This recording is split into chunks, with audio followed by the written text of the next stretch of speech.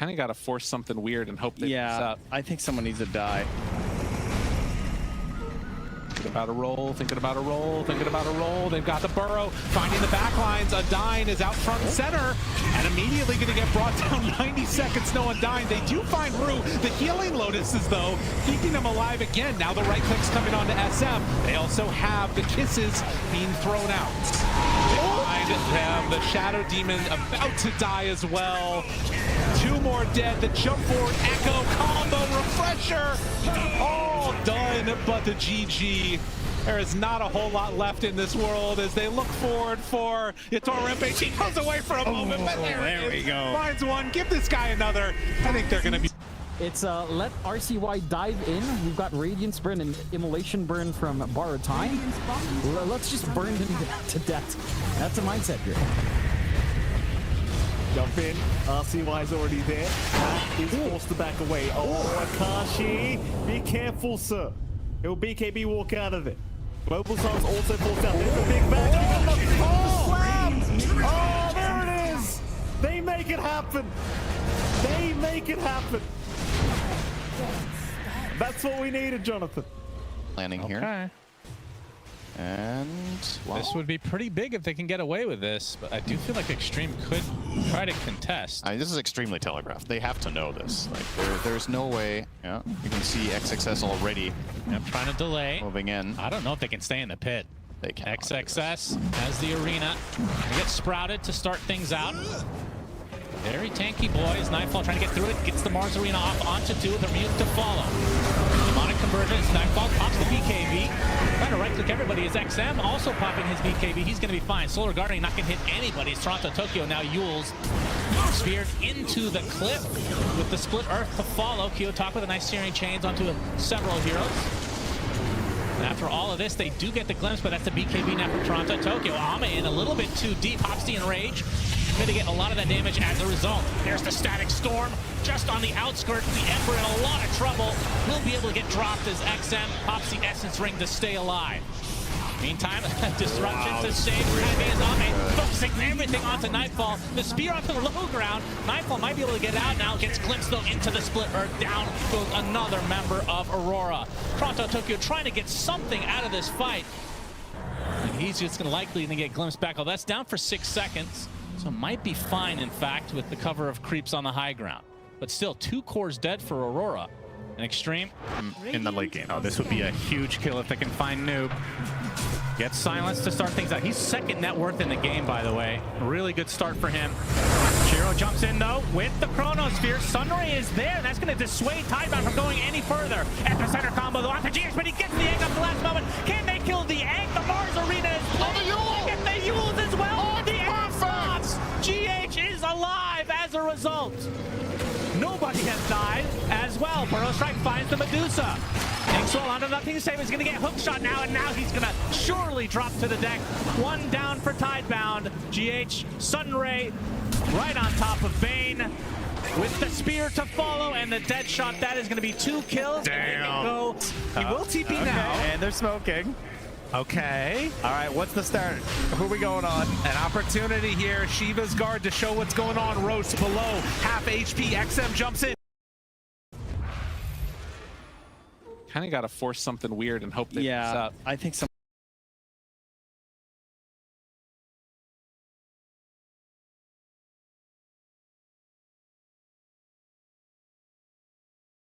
Who have won out quite a few games. In fact, they were the ones to beat out Yangon Galacticos in this current Lunar Snake Trophy. Meanwhile, Buyback Brothers, they haven't exactly had much success in the current Lunar Snake.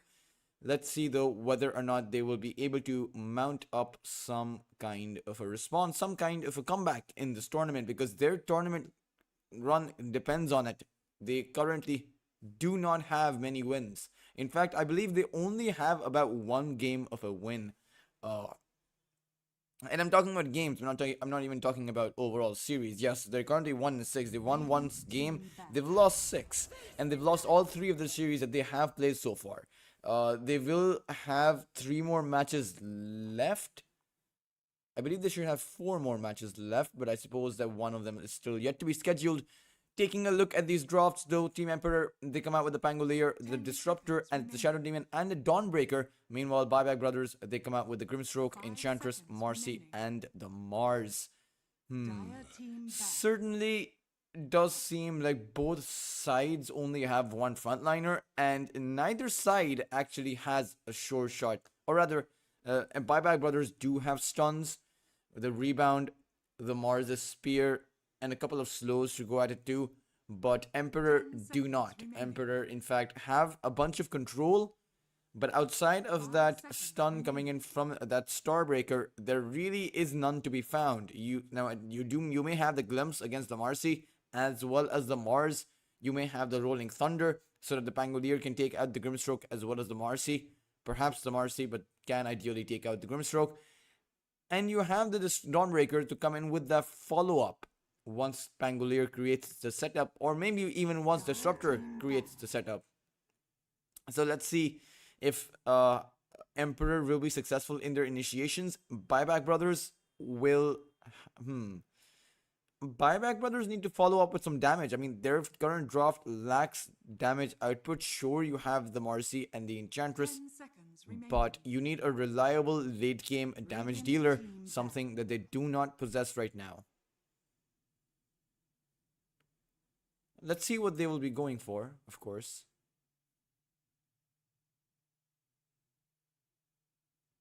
As currently... 10 seconds remaining. 5 seconds remaining. It's Emperor's turn to ban. They've took out the Ember Spirit so far. The puck is still in the pool. And Emperor should perhaps ban that one out. I mean, just the puck against... Yeah, they will go for the puck ban. And now they will have to go for a pick on their side.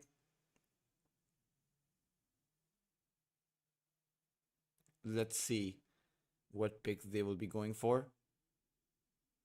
They can just go for the Templar Assassin, in my opinion. The Templar Assassin or the Terrorblade. I think the Templar Assassin is better, because even though you have that silence coming in from that Grimstroke, you can't just blink out of it, take out the Phantom very quickly. And the Marcy, the Fury, your refraction completely absorbs it. It's 5 strikes per Fury, and it's 5 refraction charges. So for Emperor, they will not be going for that. They will actually go for the Anti-Mage. And I believe they have tried this before. No, actually, I don't think they were the ones to try it before. 10 seconds. No, they did. They went for the Meepo against Interactive Philippines, and they ended up losing. And it was actually Viroja who tried the Anti-Mage in this tournament. I don't think the Anti-Mage has been picked up apart from that, but it's always a very difficult Anti-Mage game. I mean, anyone, particularly when you don't lost pick it. So Buyback Brothers, they can think about how they want to counter this out, and they have a world of options open before them. They can go for something like the Ursa, they can go for something like the Terrorblade, they can go for something like the Templar Assassin. So it's a whole host of options available for you if you want to actually take out that Anti-Mage in those team fights. At that same time, it does add in a bit of a setup for that Dawnbreaker to come in with that Solar Guardian. So it's not exactly a hero that doesn't actually offer all that much. Buyback Brothers, they will pick up the Void Spirit, and they will actually just play with the Marcy on the carry position against the Anti-Mage. The Marcy destroys the Anti-Mage. It's not even a close contest. It's simply the Marcy has a built-in button that enables her to dish out large amounts of physical damage. And this Anti-Mage, I don't know what the plan here is for Mango Rose. Perhaps take out that backline. You can go for Helmi Ibrahim or even MYN on that Enchantress. And sure enough, you should be able to take them down, particularly the Grimstroke, who should be very vulnerable to your Anti-Mage. But at the same time, I mean, you're faced up against a Mars. It does seem like it's a bit tricky, particularly because there is a pretty good setup for Buyback Brothers' offlane. You have the Grimstroke as well as the Mars, so that Inkswell into the Rebuke and then follow it up with the spear, it is going to be difficult for you to have a good time on your own safe lane if you are Emperor. So how this anti-mage is supposed to find the farm, I think it's going to come down to Kui on that Pangolier, as well as perhaps Young G. I think those two will be looking to create some space for Mango so that he can continue to, so that he can farm up. Buyback Brothers, meanwhile, they have the mid game in the bag, right? Just at the sheer number of spells they can cast. At the same time, we will have to see how their game actually ends up and whether or not they can take the game in the mid game, because that will determine how successful they are going into it in the later parts of the game.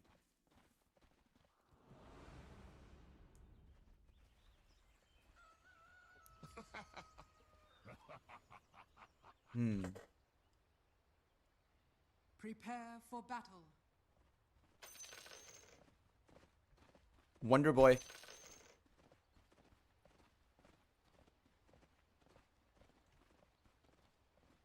Will receive a few tips here and there. I mean, it's nothing all that unusual.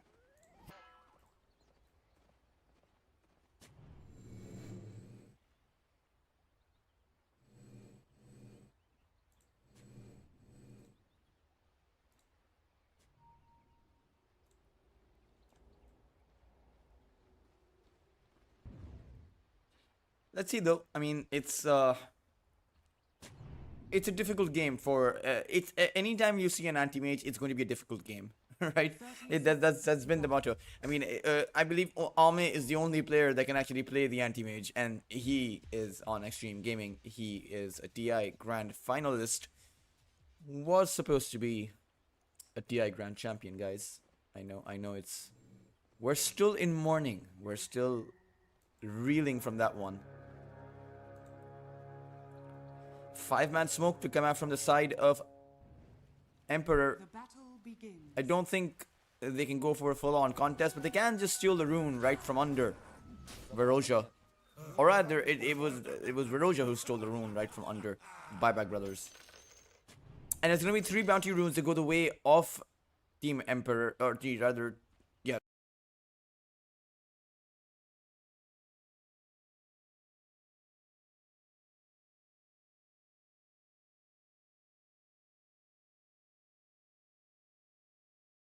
Team Emperor. There is no Veroja on the other side.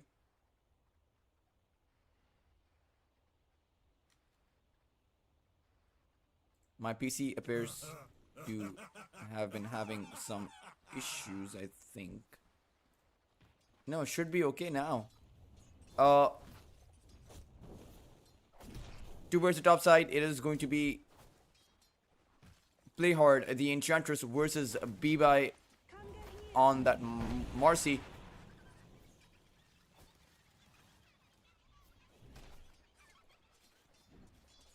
Young G should be having a great time on this offlane. I mean, it's just the fact that you should be able to break this Marcy as well. I know I was talking a lot about, oh, actually, it's towards that bot lane. Haumi Ibrahim will fall. There's that combination coming in, but it's not from the side of the ones you would expect. It's actually Mango Rolls. It's the Emperors who were just able to overrun the Grimstroke. They have no kind of a setup.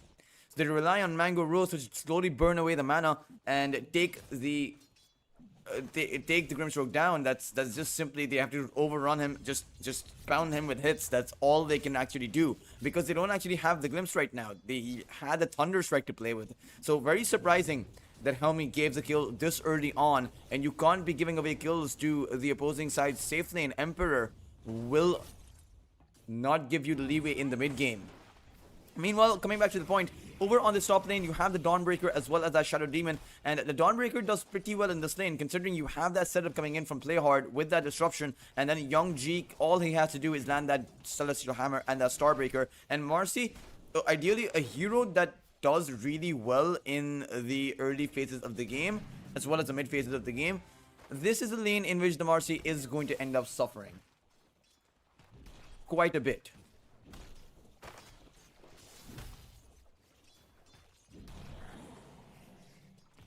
Let's see though. As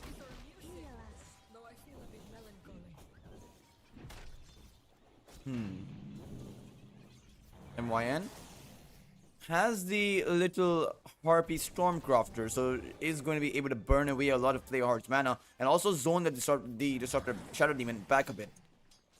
I get confused between the Shadow Demon and the Disruptor. I think it's because of the ability. It's called Disruption, so then my brain just switches that every now and then. Mid lane, Void Spirit Pangolier skill-based matchup. Really nothing to be seen here. We'll just see how, or rather who, comes out ahead in terms of lost hits. Right now it's Kui, 20 for him, as Wonder Boy doesn't have, or rather has 15 lost hits, so he is behind nearly by an entire creep wave and a half, and that will mean this Pangolier has that tempo going into it. Both of these are tempo picks. I mean, you want to be creating space for your respective carries at the back of these two heroes, and it's going to be Emperor who need to build up the greater amount of space, right? Because they're playing with an anti-mage. But you will have to see whether or not they can do just that. As it's going to be Helmi Ibrahim again brought back, but this time around he has the Inkswell. Mango may just wait this out, and he knows that there's no mana on Helmi Ibrahim, so he can actually go in on that Grimstroke if he wants to right now, but still holding his blink. Maybe he is afraid of the spear that comes out. But now he goes on in. The rebuke is going to get thrown out. So does the spear, but Helmi Ibrahim, he still will fall to this. Anti-mage waiting for that lost hit, will grab it up for himself and is going to wait. But the waiting there against Mars was not the right idea. They ended up going down for it, and that was simply a trade that may not be too worth it. I mean, sure, you do get the experience going your way, but you don't want to be giving Najjo a good start on this Mars. And even towards that top side, it is going to be Bibai who takes out Playhard, as there was a rotation coming in from that Grimstroke, but I don't really think he was too much involved with that rotation. He did manage to throw out a Stroke of Fate, but not really anything else. And now we'll be heading back towards the bot lane, where the Grimstroke belongs. Lloyd though, he plants down an Observer. Mango Rose blinks forward, but won't be able to find the Grimstroke. I think with this much mana on the Grimstroke, it is hard for the anti-mage to chip him down.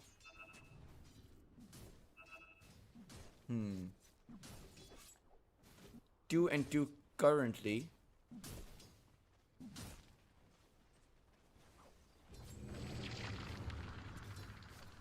Mango.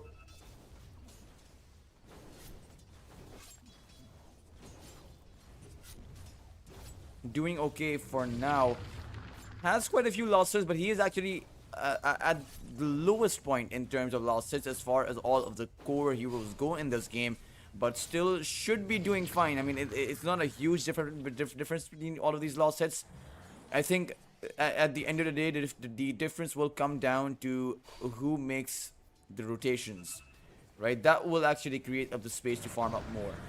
MYN caught out like a deer in the woods and will be brought down with that one swashbuckle. Playhard should look to deny himself to these neutral creeps. He has no regeneration at all. There is a salve coming in for Playhard, but I think they're going to be giving it to the Dawnbreaker.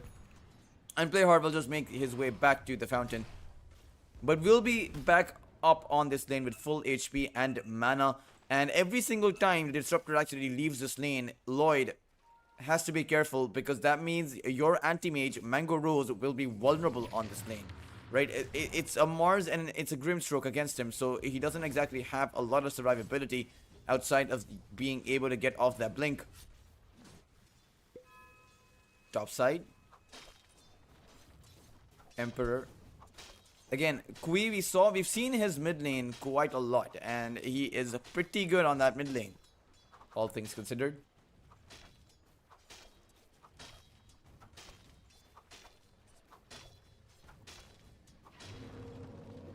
Wonder Boy has the Astral Step, but will not be able to land it in time with that Inkswell combination, and so Kui will just disengage. Very happy to do so. Bibai on that Marcy. Radiant are scanning.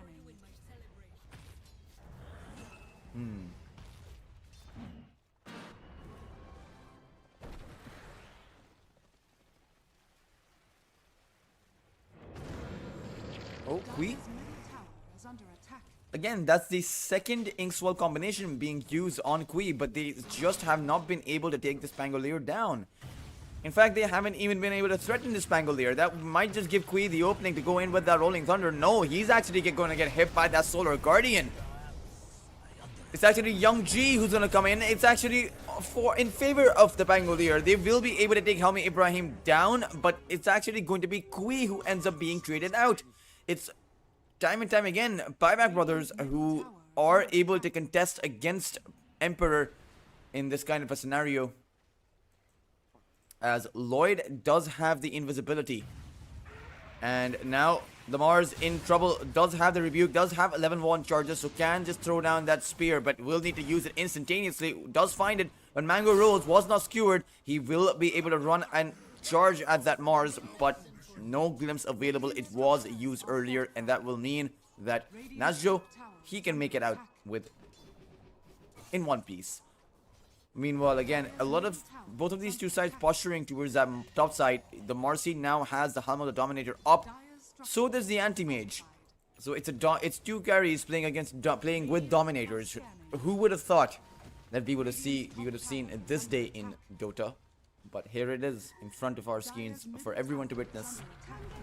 Kui, that's going to be the second time he may fall, but Playhard comes in with that save. It's not going to actually save him for long, as he will end up falling at the back of that Ether Remnant that comes out. And the Void Spirit is doing just fine for himself currently. Has the urn, will be able to make that Spirit Vessel, as Buyback Brothers, they pushed in incredibly quick. They've already been able to take the tier 1 tower towards that top side down. As we have a bit of a pause as MYN disconnects and will be looking to reconnect, and we will be back on our way for this first game. 9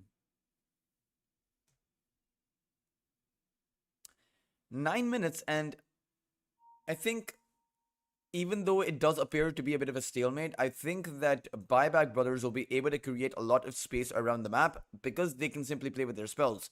I mean, B-Buy, this Unleash is a big deal in the early game, right? 50 pulse damage, 5 strikes per Fury, which means you're going to be dishing out about 250 damage instantaneously. Refreshes after 1.5 seconds, and then you can dish out another 250 damage. And with a duration of about 16 seconds, that's I think that's 10 Furies you can use. That's 2,500 damage that you can dish out, and that's simply impossible to survive against if you're anyone from the side of Viroja.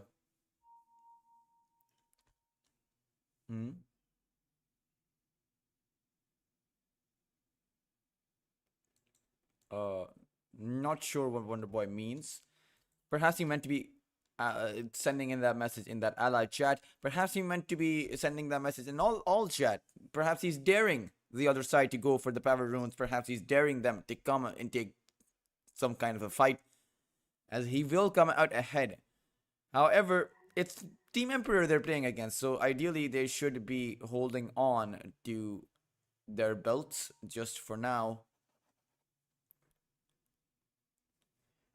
The go calls will be sounded out as these two teams will resume into the game.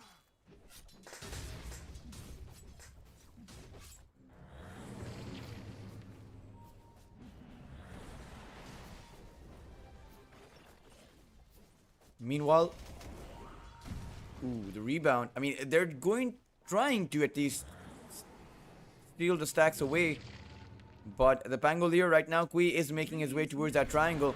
There's no easy way for Buyback Brothers to actually clear these stacks. There is an easy way for them to clear up these heroes. So Young G is going to come in with that Solar Guardian, providing a bit of buffer for Emperor in this team fight. But still, the lack of damage is astonishing.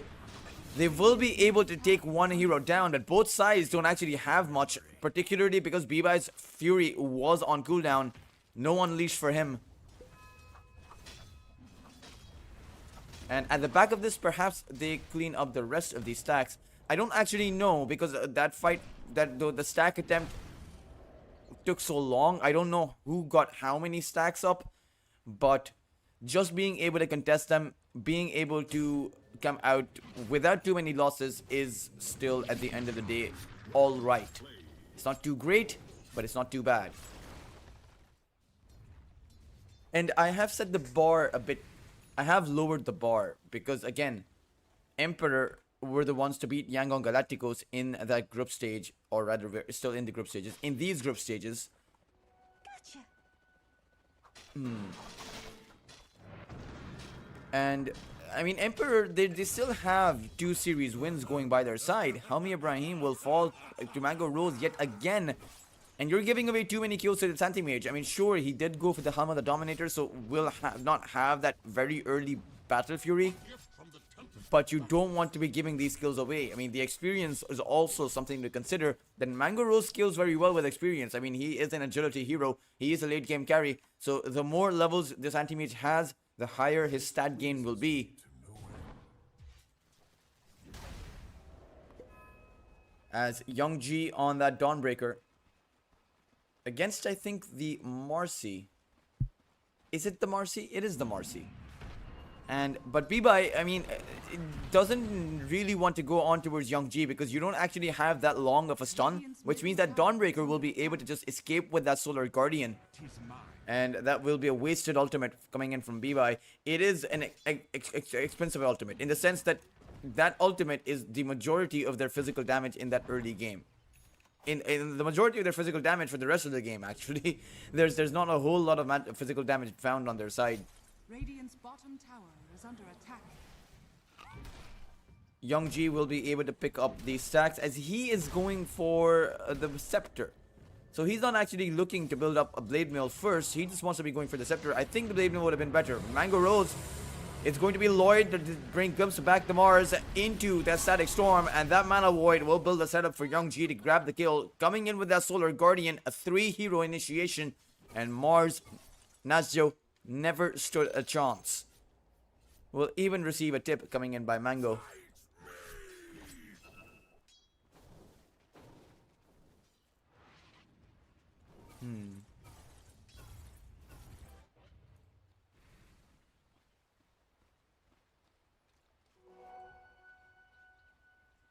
Radiant are A scanning. 2-man smoke to come out from the side of Emperor as they look to take someone down. Dire's top tower is under attack. Have not been able to find them. Oh no, they'll come out to be by.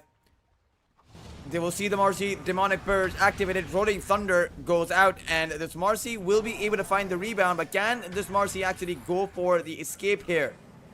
Has a shield coming in from that Marsh Mage. It does provide a bit of a buffer. 100 damage absorption. 100 magical damage absorption. Which means that you can't get that kill too easily. The Marcy can just juke extremely well against the Rolling Thunder. Because you have that rebound available. Radiant's bottom tower is under attack. Radiant's And right now it's towards that bot lane.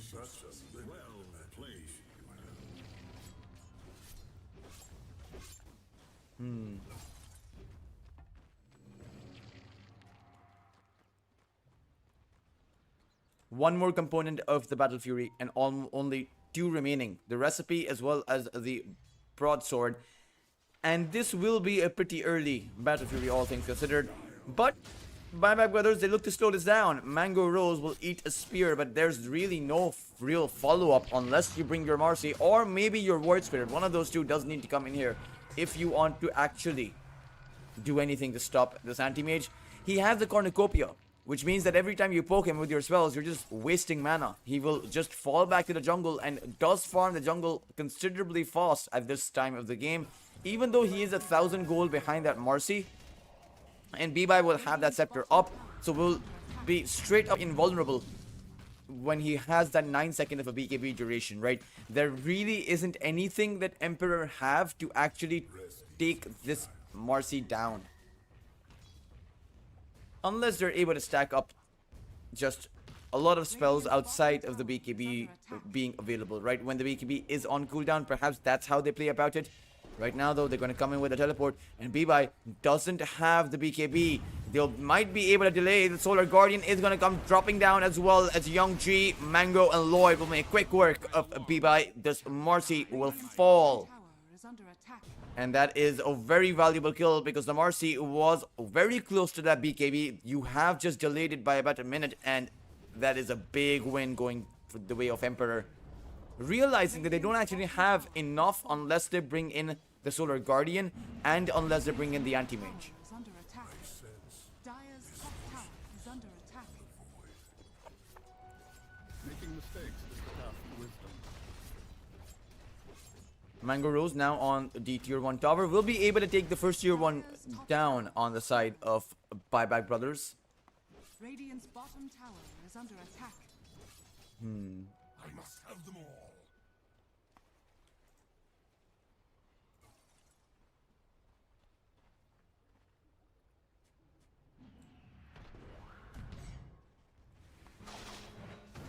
Wonderboy, Hastrune and the Vessel now built up.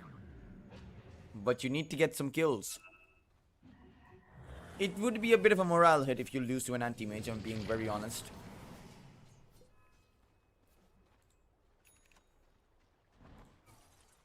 Radiant's bottom tower. But now that the BKB is online, perhaps Buyback Brothers makes some kind of a move. Wonderboy looking for someone. Lloyd will not be revealed. He's actually just gonna TP right from under B-Buy, as the Marcy didn't even know that the Disruptor was there. Otherwise, you would have just gone in on him. Just grab yourself up a solo kill with that Unleash. Or maybe not even use the Unleash, because you did go for the Fleeting Fury. So you do have a Fury combination upon landing with the rebound.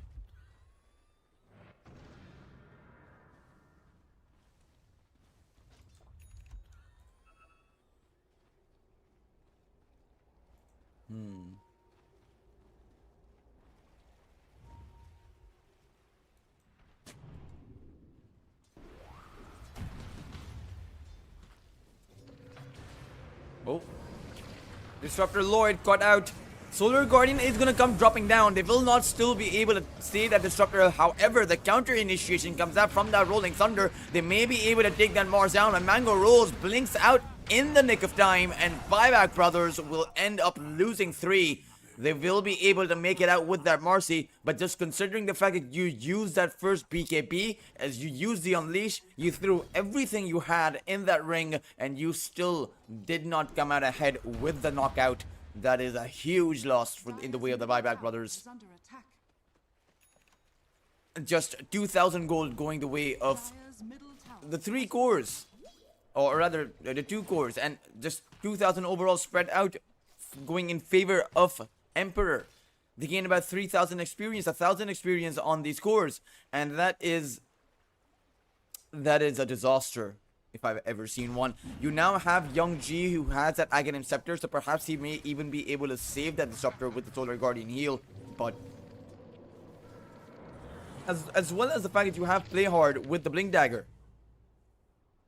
So this is quite the combination that you have coming out.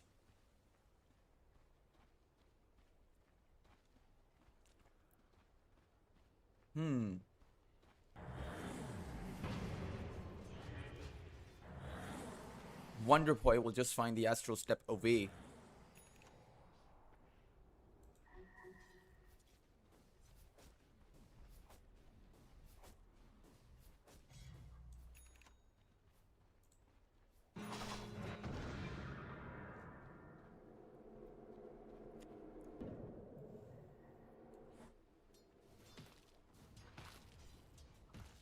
Radiant are scanning. Mango Rose, not only does he have the Battle Fury, but he also has the Yasha. He has overtaken the net worth of that Marcy. And B-Buy, I wonder how he plans on scaling up against the Anti-Mage. Diaz doesn't have that much chase. He just has one use of the rebound, but you can't continually chase after the Anti-Mage. So what exactly is going to be the game plan? Even the Void, he's not a Storm or an Ember. He can't continually chase. He just has a few Astral Steps. Emperor will be able to take down the Tormentor, and now they're making a play on that Mars. Nazjo needs to be careful. Play hard. Has the Blink Dagger available. Is just going to be going in for the disruption. As Kui is going to come in with that Rolling Thunder. There's an Arcane Rune on that Pangolier, and that means his spells come off of cooldown very quickly, and Nazjo will not be able to survive. It's going to be MYN who's going to be on next on the hit list, disrupted by the Disruptor himself. Is going to be brought back. His teleport not really going to be successful, and that's going to be Kui on a killing spree.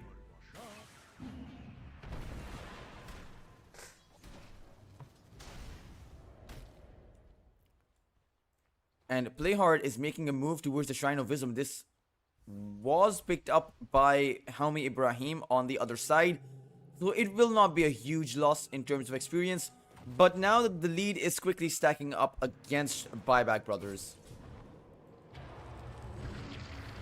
Oh, Lloyd. He may end up falling.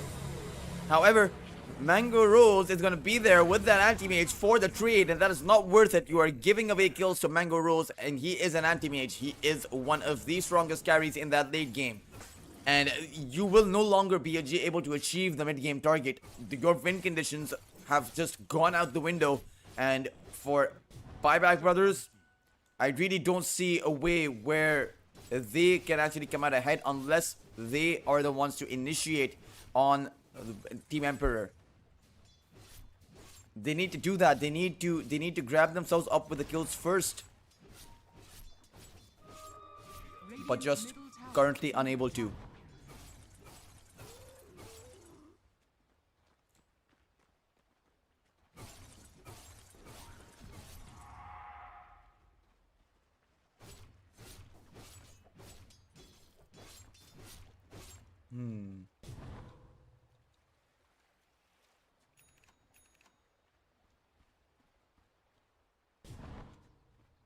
Dire's top tower is under attack.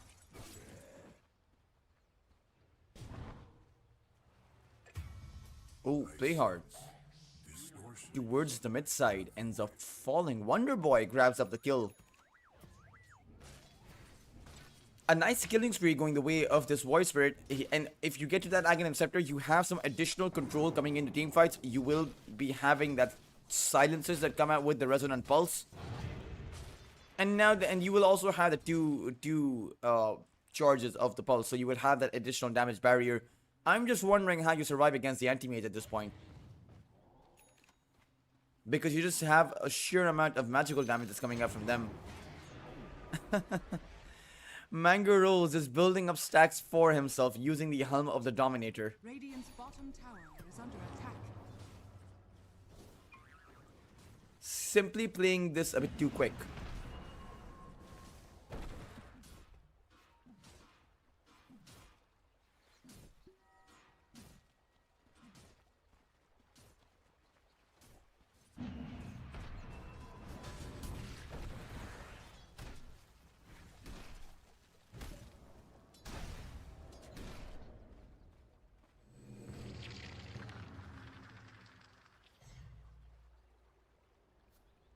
Magic is an abomination. I sense Dire's middle tower is under attack.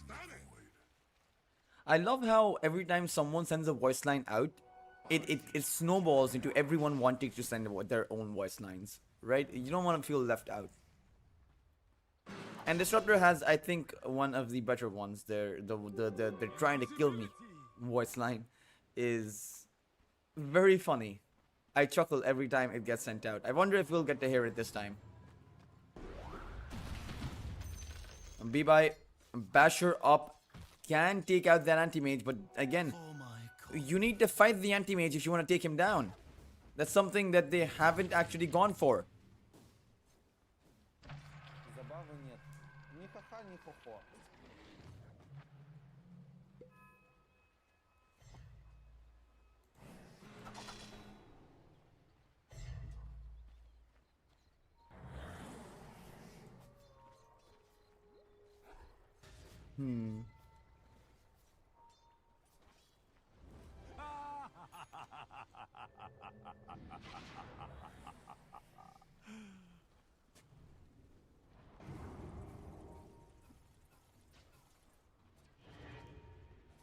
Kui, Blink Dagger up for the Spangolier.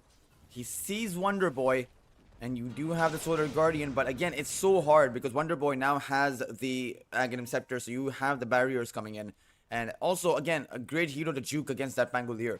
Doesn't really seem like it's a great Pangolier game outside of being able to force out that backline and just push the Grimstroke back. So I suppose it is an okay Pangolier game, nothing too great, but you're going to be happy with the way that Buyback Brothers are going to be playing with this, right? If you are Emperor. Since the other side is playing so passive, this really works out in your favor. You will be stronger in that late game and you know it. Your support skill better, your carry skills better, and your mid laner is nearly matched up to that Pangolier. Wonder Boy is going to end up disrupted, and that's going to create the setup. Lloyd is going to just drop down that Static Storm, and now within that silence, this Void Spirit, he's still doing fine though. No Solar Guardian coming out, and now it drops down. It's simply a bit too late. Young G bungled that one, and I'm not really too sure what they were thinking there. And now Buyback Brothers, they're going to be coming in with a response. It's going to be B-Buy with that double kill, and you had plenty of opportunity. A huge timing window where you could have come down with that Solar Guardian and taken out that Void Spirit while you could, but they just took their sweet time with this.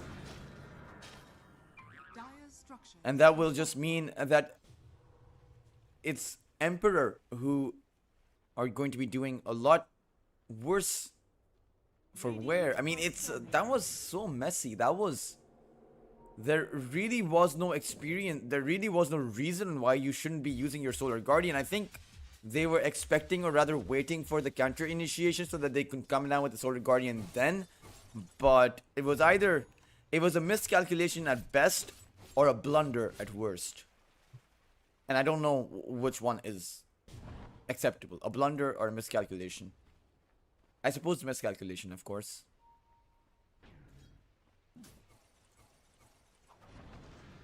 The train of creeps that Mango Rose keeps on building for himself is going to be coming in. But no, they're just going to go back. Butterfly now up for Mango, and it's only a matter of time before he has that BKB. And once you have that on the anti-mage,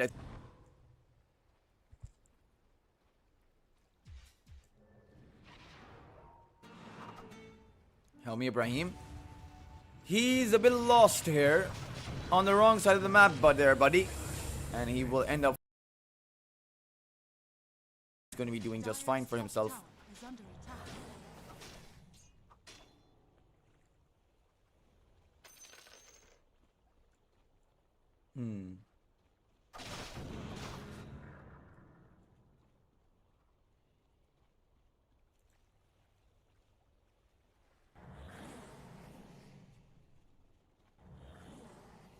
Precious bounty.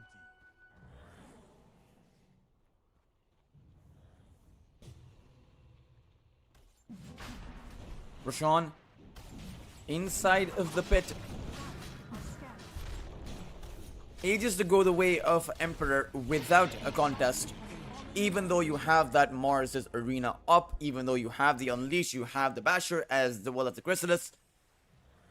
So it's I wouldn't say it's all on Buyback Brothers the way that they are playing, but it's both of these two teams, right? And I will give the leeway to the side that has the anti-mage when you're playing passive, but for the Buyback Brothers playing this passive, that is, I suppose this could end up coming back to haunt them later on.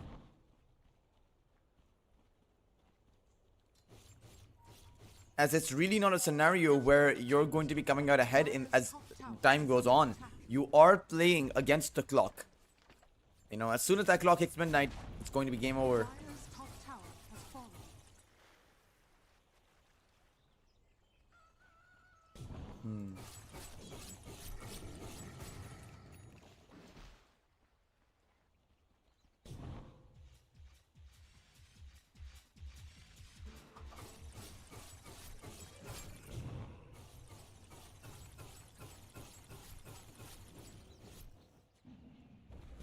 Mango Rose to go for the blink. Will still be able to continue farming up. Has the BKB now. Has about 3 minutes left on his Aegis. Radiant And right now, it's the Buyback Brothers finally making a move. It's going to be towards the tier 2 tower, towards the bot side. Should be able to find it. However, it's Young G who picks up the shard for himself. A debuff immunity kicking in for his Starbreaker. As well as the increased magical resistance during that Starbreaker.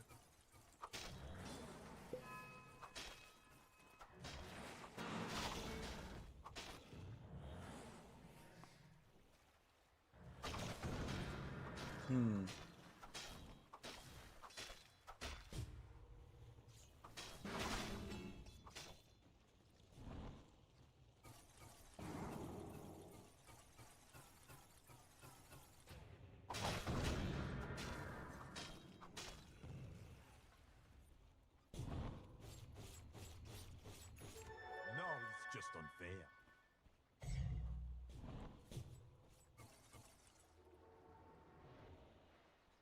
Pangolier now with the Basher and as well as the Aghanim Scepter. And the amplified damage on him, by the way. So Kui can actually go in with the Rolling Thunder. Does seem to be priming it.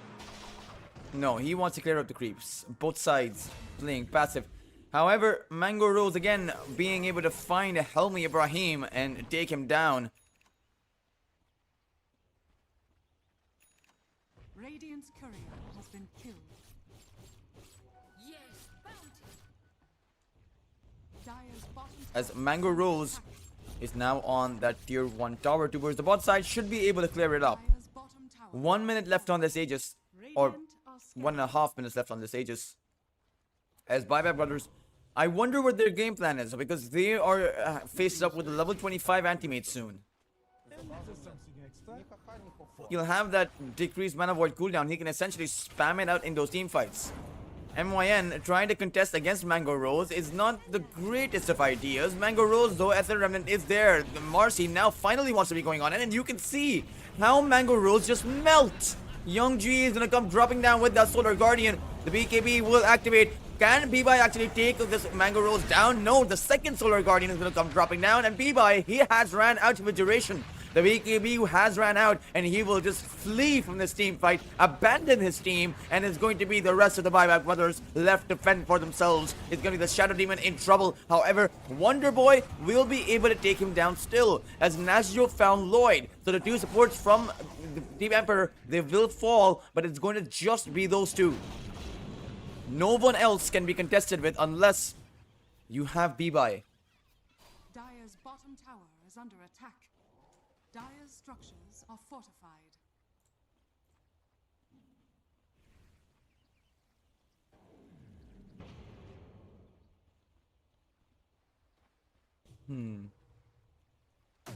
Oh, Marcy goes on in. May just end up finding Kui here. He has no escape, and B-Boy will pick up the kill. A dominating streak to go his way. A huge kill to be found on this Marcy. Dire's bottom tower is under attack.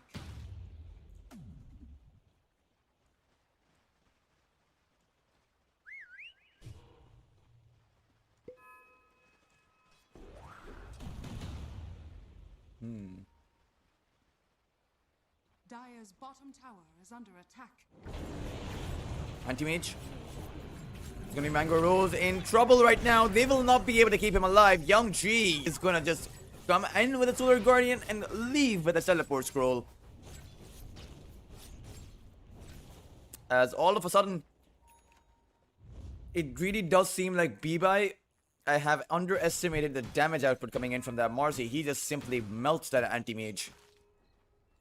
Has an MKB as well as a Daedalus. This Fury, you have to fight around it. There is no way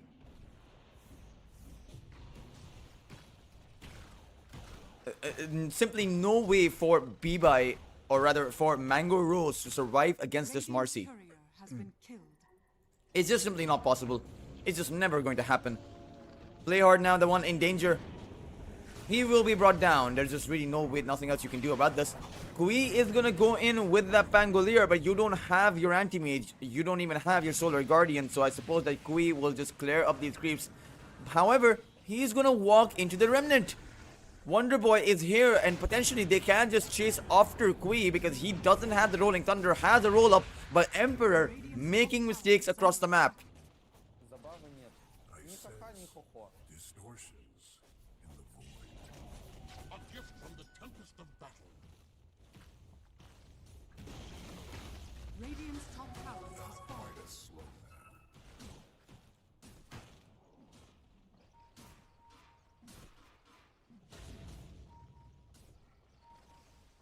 Radiant's top tower is under attack.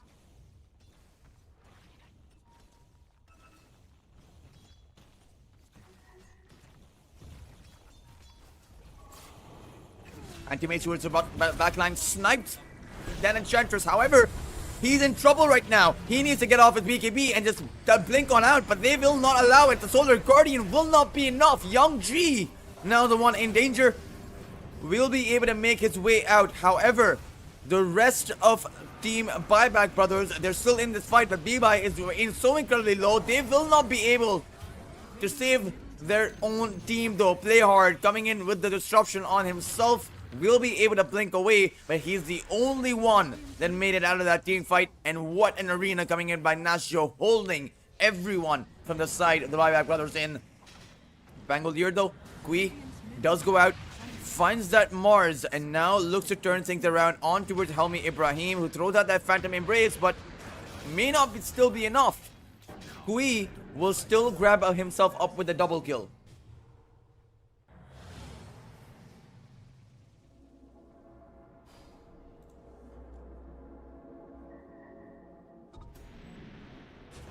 Play hard. Now, the one hero to survive in that last team fight will still survive, it seems like, as Lloyd can just throw the glimpse, but no, he decides not to, allowing the Void Spirit to escape. But I think that Void Spirit, he had the dissimulate, so he would have been able to make it out anyway.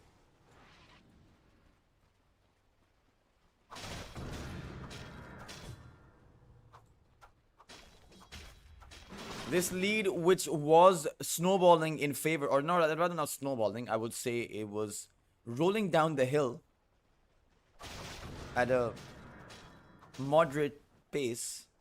It was they were building a snowman. Okay, let's put it that way, guys. They were building a snowman.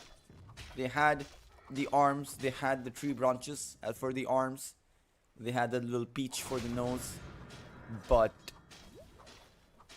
that snowman was punched through by that Marcy, right? It just really seemed like the Grinch came to ruin Christmas for the side of Emperor. And it's going to be Play Hard who will get an initiation coming in from that Void Spirit, but Wonder Boy doesn't truly want to initiate, considering you're always faced up against that Solar Guardian. Kui now trying to get this kill, but this is a bit too lackluster. Kui is in between the three heroes. They're casually waiting for him. The Rolling Thunder is going to mean that he will be able to teleport on out of here. Gotcha.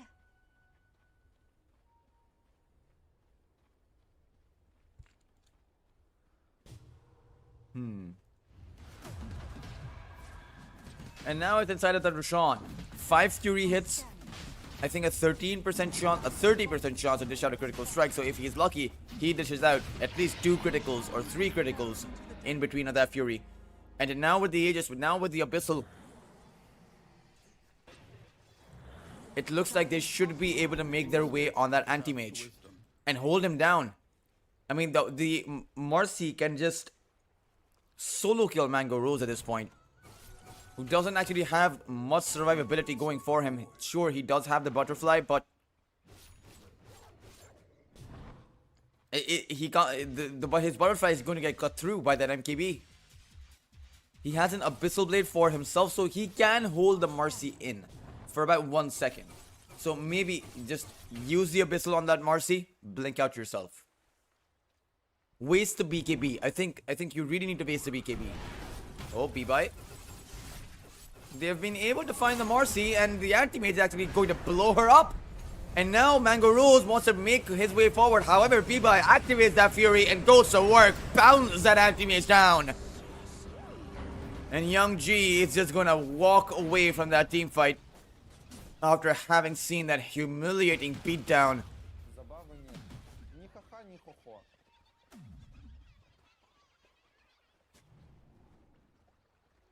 Precious bounty. Radiant's middle tower is under attack. And what do you do right now if you are the side of Emperor? Because now your high ground is going to get pushed in. You don't have a buyback on your anti-mage. Under attack. So this will at least be one lane of barracks. Radiant structures are fortified. Radiant's bottom tower is under attack. Dire's top tower is under attack. Be-bye. Radiant's bottom tower has fallen. Rolling Thunder. Going to go out as if they really want to secure this. The Marcy will just fall here. Turns out without the BKB, B-Bye doesn't really have too much going for him. As it's going to be the Enchantress up next on the menu. As she too will fall. Meanwhile, Kui was able to find Halmi Ibrahim. So, as it turns out, perhaps, okay, here's the strategy, guys. Here's the ultimate strategy for this game. Use the anti-mage as bait to force out the BKB from this Marcy. And even if the anti-mage dies, it's fine. Because you can take the Marcy out very easily when she doesn't have the BKB. Right? So your anti-mage is not the carry. Your anti-mage is the bait. You don't need this anti-mage. You need the BKB to be down on that Marcy. And you need to achieve that objective however you can. At the same time, for Team Buyback Brothers, I think they learned a very important lesson, which is the fact that even if you have Mango Rose down without a buyback, if you don't have your BKB up on your Marcy, you either have vision on that Pangolier and you can see him coming, or you just disengage.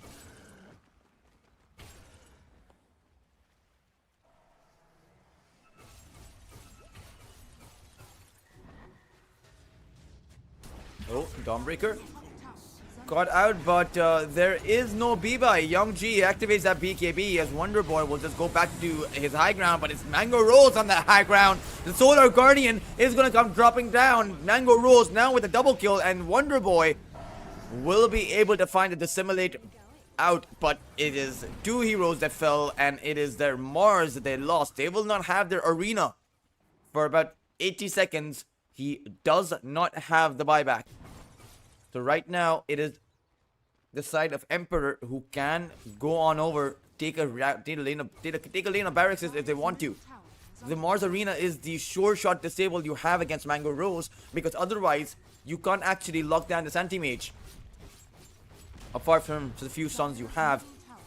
But it does seem like Emperor, they are not feeling too consolidated. They will be spread around the map and they will not push their advantage. Or maybe they push their advantage, but they need to group up together to be able to push up their advantage.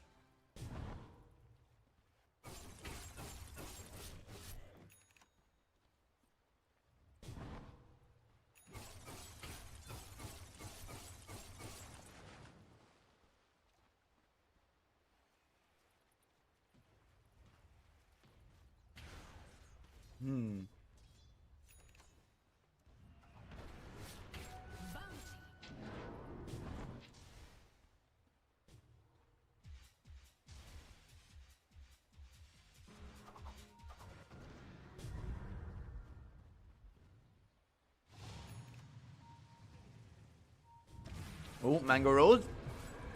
He will find the blink out. Lloyd will not be so lucky. Is under attack. There's no shame in it. Invisibility. Mango Rose. Now with the invisibility rune, there is no gem available. He will see Wonder Boy. They don't see him though. Mango Rose waiting for the right target to find, but needs to be careful because there is a double hex on the other side.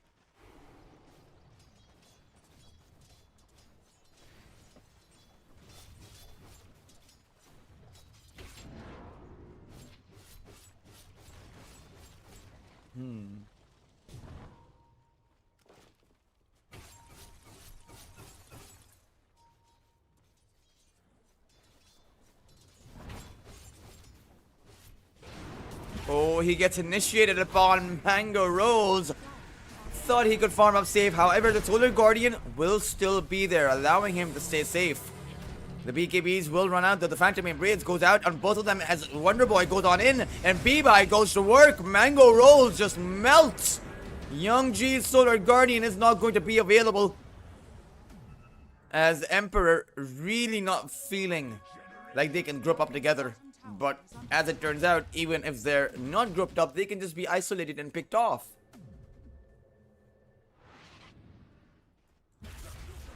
Oh, they even found Kui. They found that Pangolier, and they will expend their refresher for this because it was their third core. And even though you have an 8,000 net worth advantage on the other side, it's just too much you're giving away. Dire's top tower is under The buyback is going to come out from Radiant's middle that tower Dawnbreaker. is under attack.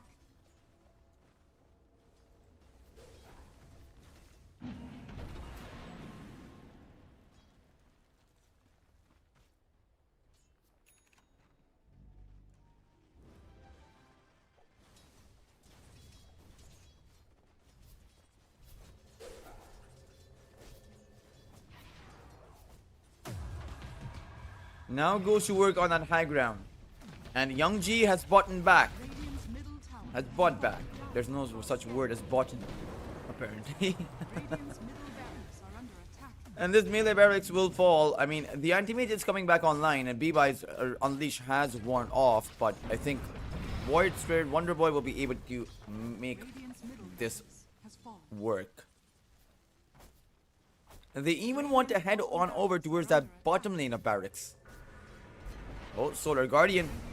They're gonna go towards the top lane. They will be able to find it, but Mango Roll does have the teleport back, so there is at least that. However, the fight's already started. It's Mango Rolls versus B-Bye. This time around, it's an anti-mage who cuts through that Marcy.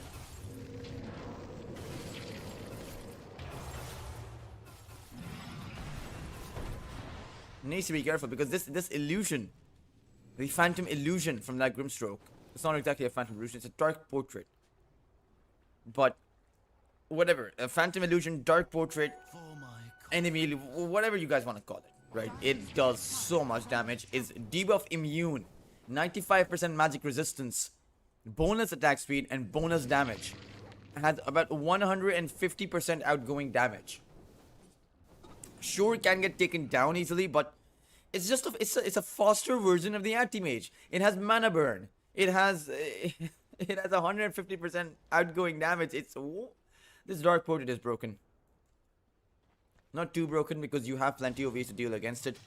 But as we saw there, the anti-mage tried to go 1-to-1 with the illusion and was actually losing that fight.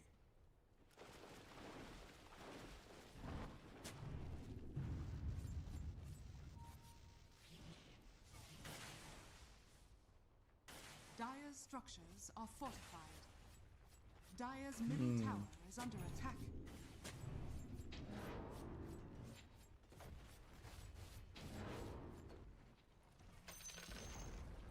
Dire's middle tower has fallen.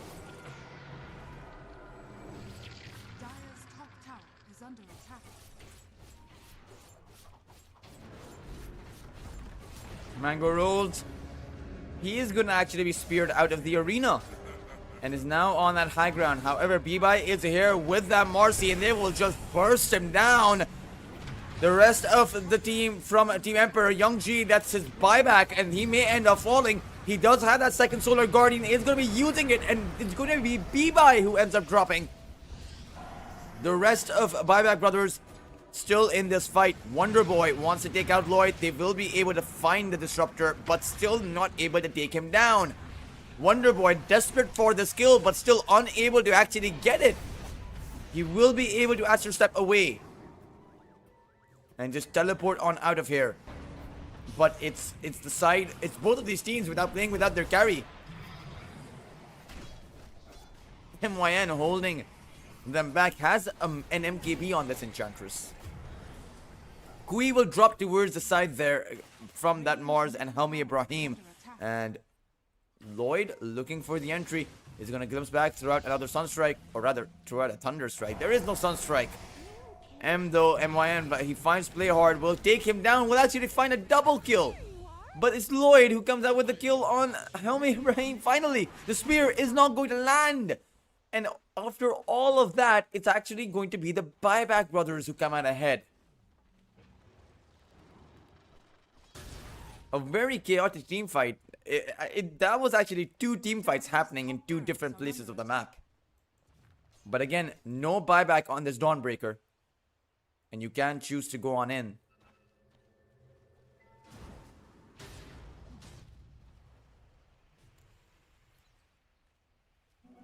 This will hasten my footfalls.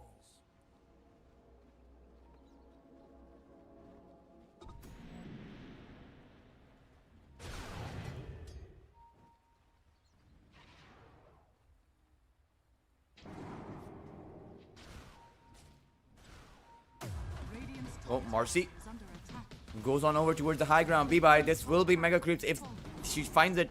And has plenty of duration left on that Fury. These barracks, as they melt. They even found Mango Rose. This will be the end for Emperor if they lose him. And they do. He does have the buyback though, but against Mega Creeps, it does seem like it's going to be all over. Because you simply can't push out. You can't even defend. Still no Dawnbreaker for about 40 seconds. As Buyback Brothers, they really want to force out the buyback. Gui wants to be going on in. They're losing their tier 4s. Mango Rose now goes into the buyback. Gui goes on and forward with that Rolling Thunder. They find the 2 heroes. It's going to be that Mars who falls first. Meanwhile, the Enchantress is also going to die.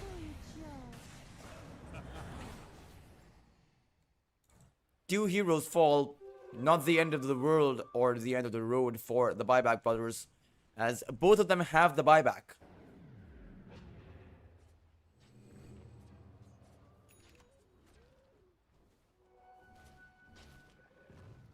As this Marcy has a double Unleash available, a double BKB as well, and a double Swift Blink, mind you.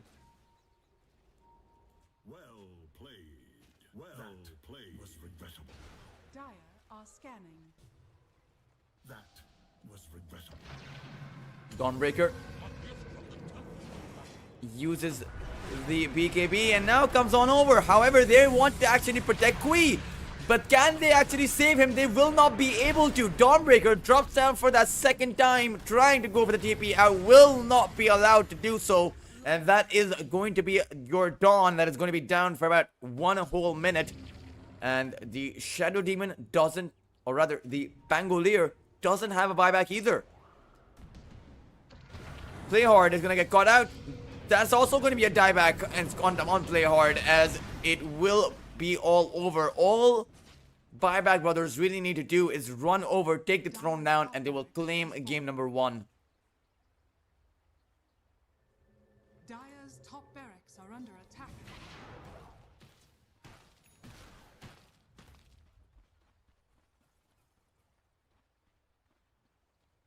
What weathermancery is this?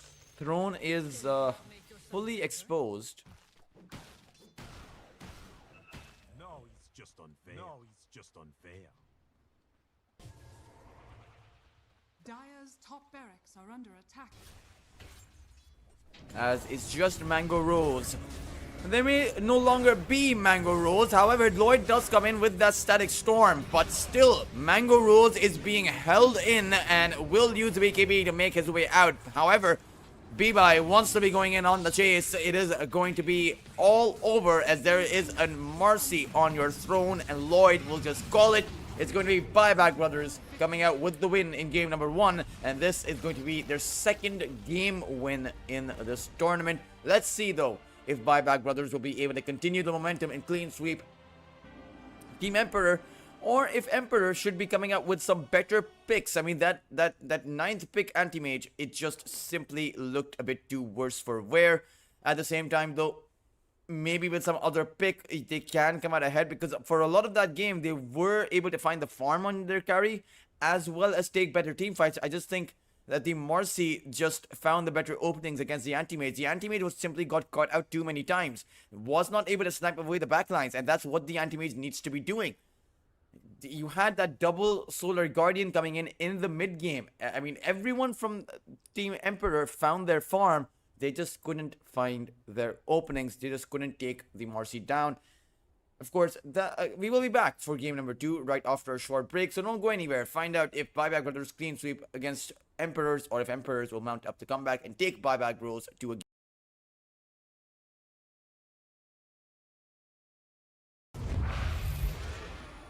Kind of got to force something weird and hope that. Yeah, I think someone needs to die.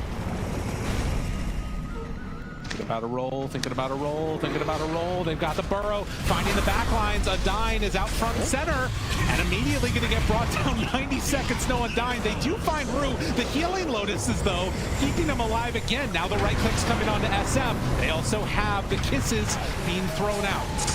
Behind them, the Shadow Demon about to die as well. 2 more dead. The jump forward echo combo refresher. All done, but the GG. There is not a whole lot left in this world as they look forward for Yatorempe. She goes away for a moment, but there we go. Finds one. Give this guy another. I think they're going to be. It's let RCY dive in. We've got Radiance Burn and Immolation Burn from Borrowed Time. Let's just burn them to death. That's a mindset here. Jump in. RCY's already there. Is forced to back away. Oh, Akashi. Be careful, sir. He'll BKB walk out of it. Global Sun's also forced out. There's a big bang. Oh, there it is. They make it happen. They make it happen. That's what we needed, Jonathan. Landing here. Okay. And well, This would be pretty big if they can get away with this, but I do feel like Extreme could try to contest. this is extremely telegraphed. They have to know this. Like there's no way. Yeah, you can see XXS already. I'm trying to delay. Moving in. I don't know if they can stay in the pit. They can. XXS has the arena. They get sprouted to start things out. Very tanky boys. Nightfall trying to get through it. Gets the Mars arena off onto 2 with a mute to follow. Demonic convergence. Nightfall pops the BKB. Trying to right click everybody is XM also popping his BKB. He's going to be fine. Solar Guardian not going to hit anybody. It's Toronto Tokyo now Yules speared into the cliff with the split earth to follow. Kiyotaka with a nice searing chains onto several heroes. And after all of this, they do get the glimpse, but that's a BKB now from Toronto Tokyo. Ama in a little bit too deep. Hopsty and Rage mitigate a lot of that damage as a result. There's the Static Storm just on the outskirts. The Emperor in a lot of trouble. Will be able to get dropped as XM pops the Essence Ring to stay alive. Meantime, disruption to save Ame, focusing everything onto Nightfall. The spear onto the low ground. Nightfall might be able to get out now. Gets glimpsed though into the split earth. Down goes another member of Aurora. Toronto Tokyo trying to get something out of this fight. And he's just likely going to get glimpsed back. Oh, that's down for 6 seconds. So might be fine, in fact, with the cover of creeps on the high ground. But still, 2 cores dead for Aurora. An Extreme In the late game. This would be a huge kill if they can find Noob. Gets silenced to start things out. He's 2nd net worth in the game, by the way. Really good start for him. Shiro jumps in, though, with the Chronosphere. Sunray is there, and that's going to dissuade Tidebound from going any further. Epicenter combo, though, onto GX, but he gets the egg up the last moment. Can they kill the egg? The Mars Arena is playing. Get the Yules as well. The egg stops. GH is alive as a result. Nobody has died as well. Burrow Strike finds the Medusa. Inkswell under nothing to save. He's going to get hook shot now, and now he's going to surely drop to the deck. 1 down for Tidebound. GH, Sunray right on top of Bane with the spear to follow and the dead shot. That is going to be 2 kills. Damn. Go. He will TP now. And they're smoking.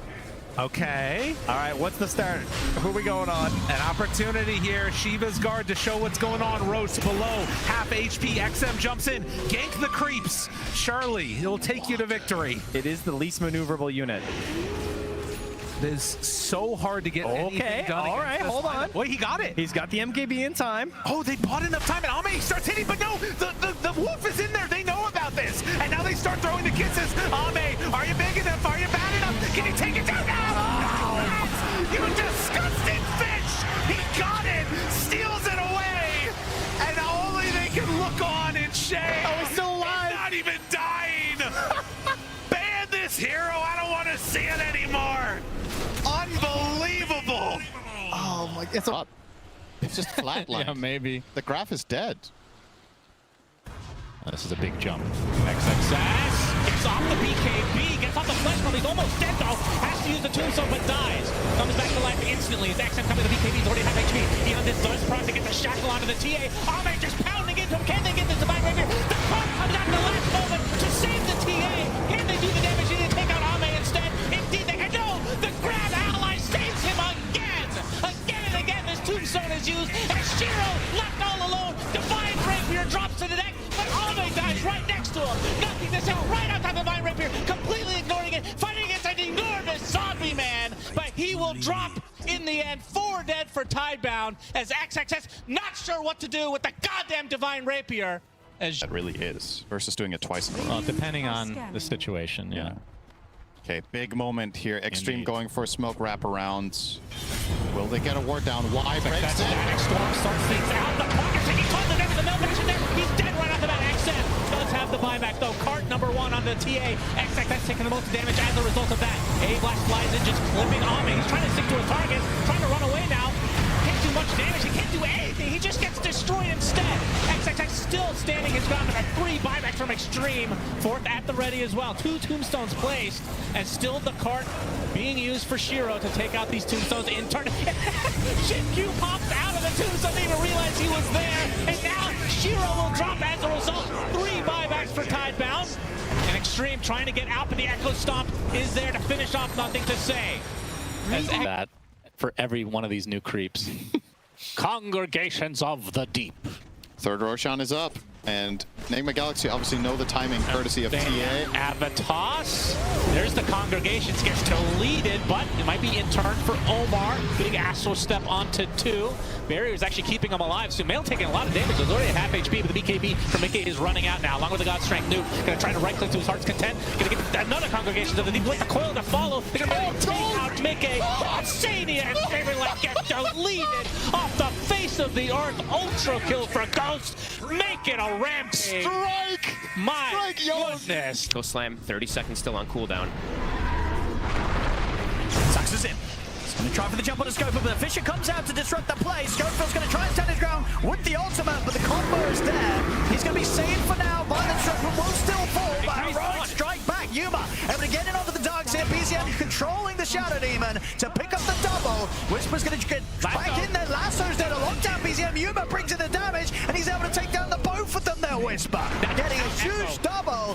Saxon attempts to get back in with the Emerald toss back. They'll be able to at least take the Aegis out of the hands of this bear, but the casualties are rising. Share damage. It is pretty insane how much this can actually dish out. Also just to protect allies and makes them that much tankier. Tundra. It's just, can they ever really try and go on this Pudge? They're gonna try. Dispel. Schofield. He's gonna make the jump in, closes in, they get the burst striker on the Whisper. Whisper, is he able to survive? BKB's gonna be there in time, and he's able to get the supernova off. They're gonna turn straight towards the egg. They'll kill it off successfully. On the back lines, though, King Jungles and Anna chase down BZM. The buybacks coming in from both Whisper and BZM. The fight locking down Crystallis. He's gonna start to try to heal up, but they're holding back with the disruption.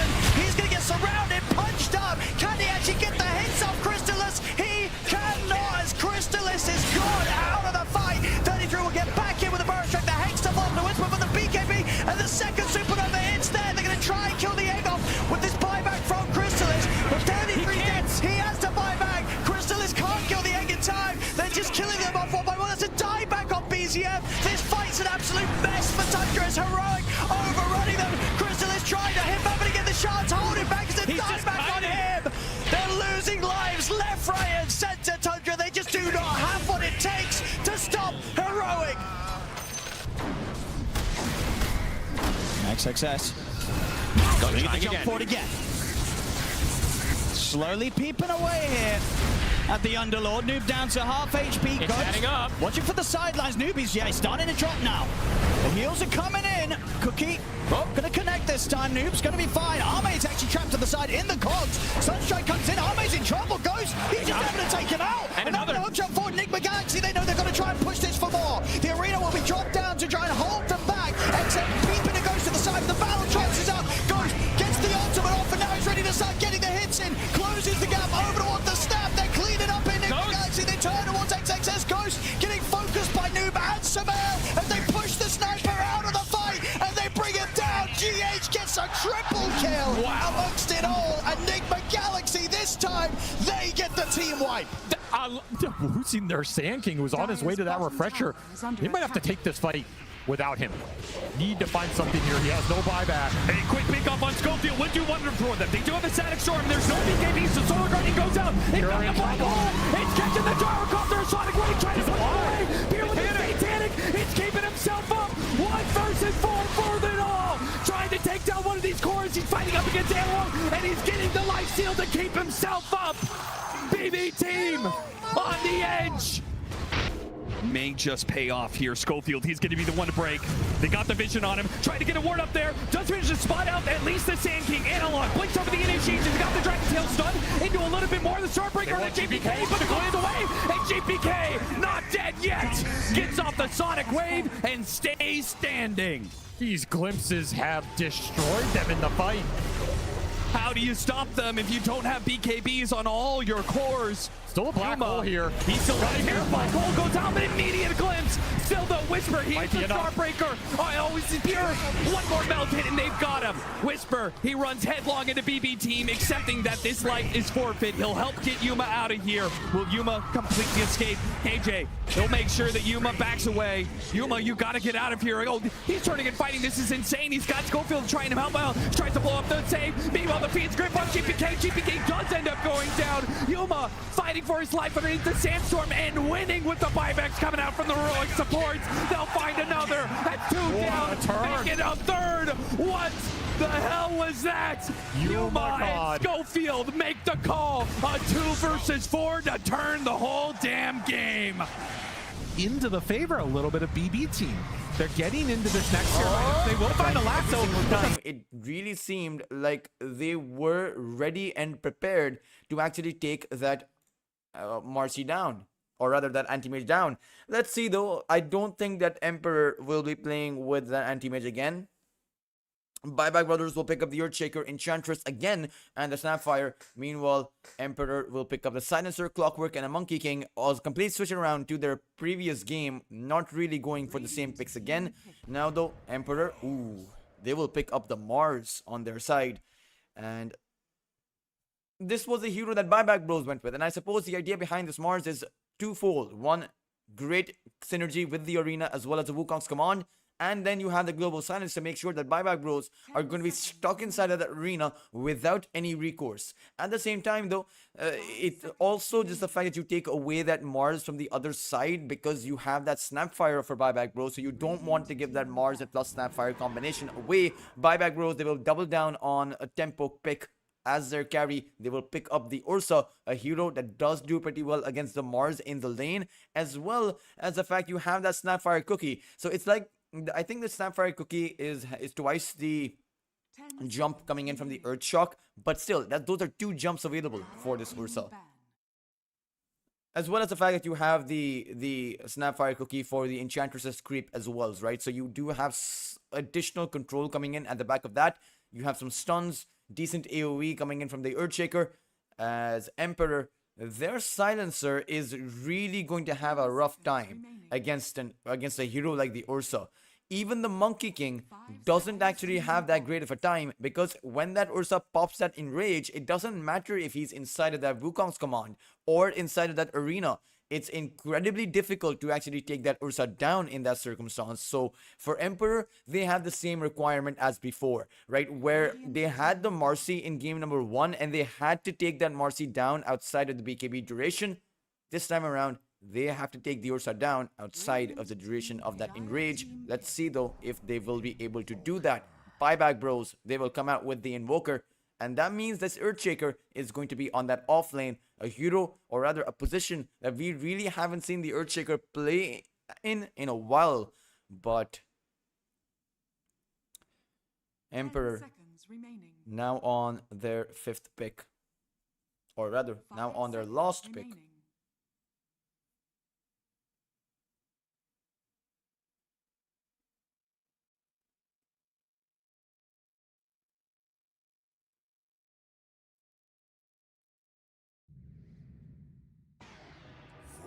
Choose your hero.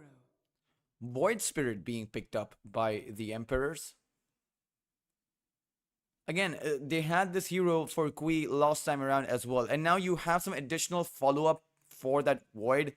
Play hard on that Clockwork. The Global Silence. Mango Rose's ultimate. Mars' ultimate. So it's quite a lot going their way. So we will actually have to take a look to see what this Void Spirit will be able to do.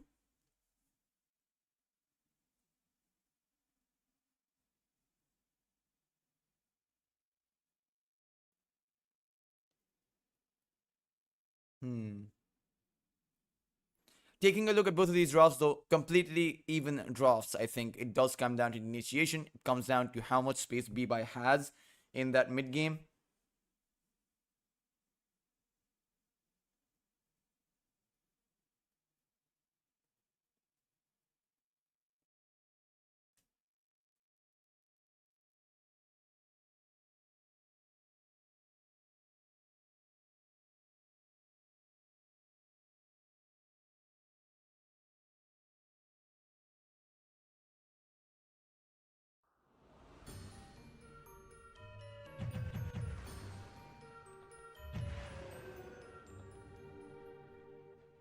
So let's see what becomes of all of these scenarios.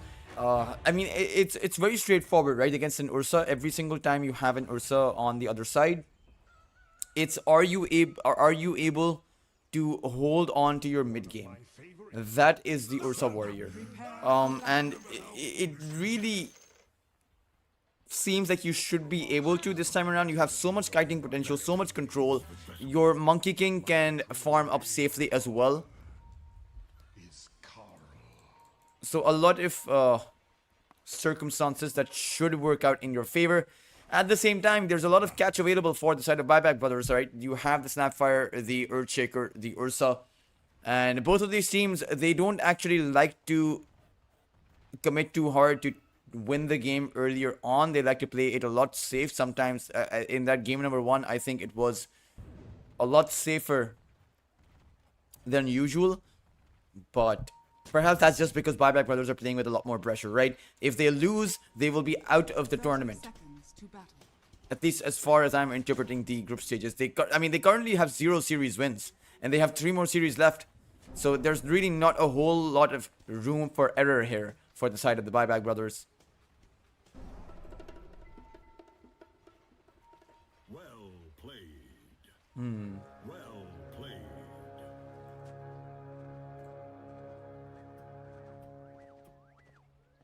The battle begins. Let's see. Sentry ward plays down. Is going to take away the observer ward.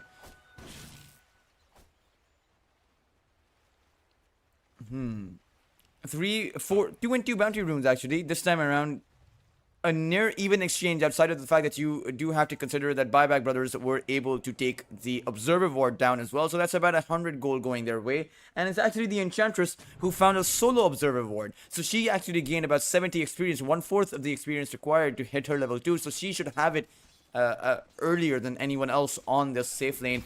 And speaking about the safe lane, this is going to be a lane where the Ursa has a pretty rough time. He is just going to get constantly pushed and prodded around, not only by those cogs, but also by the rebuke, by the spears coming in.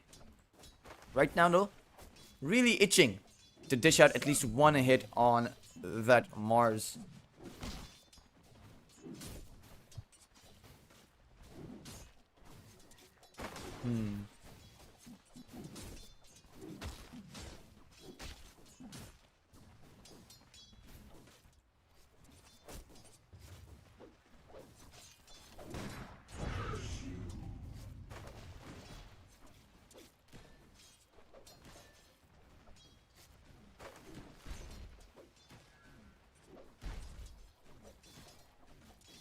Let's see.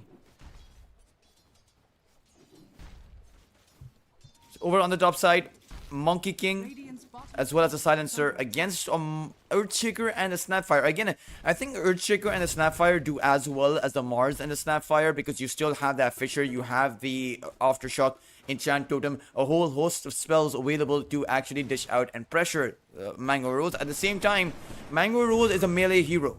So the Monkey King loves melee matchups. Just activate your Jingu and you will be able to have that lifesteal for yourself, which means that the trades are not going to be as favorable for the Earthshaker, but perhaps they can get a kill or two on Lloyd because the Silencer is going to be extremely vulnerable in this lane. You have multiple stuns available on the side of Buyback Brothers, and Helmi Ibrahim, we have seen him on that position for role. He does do very well. Oh, I feel better already.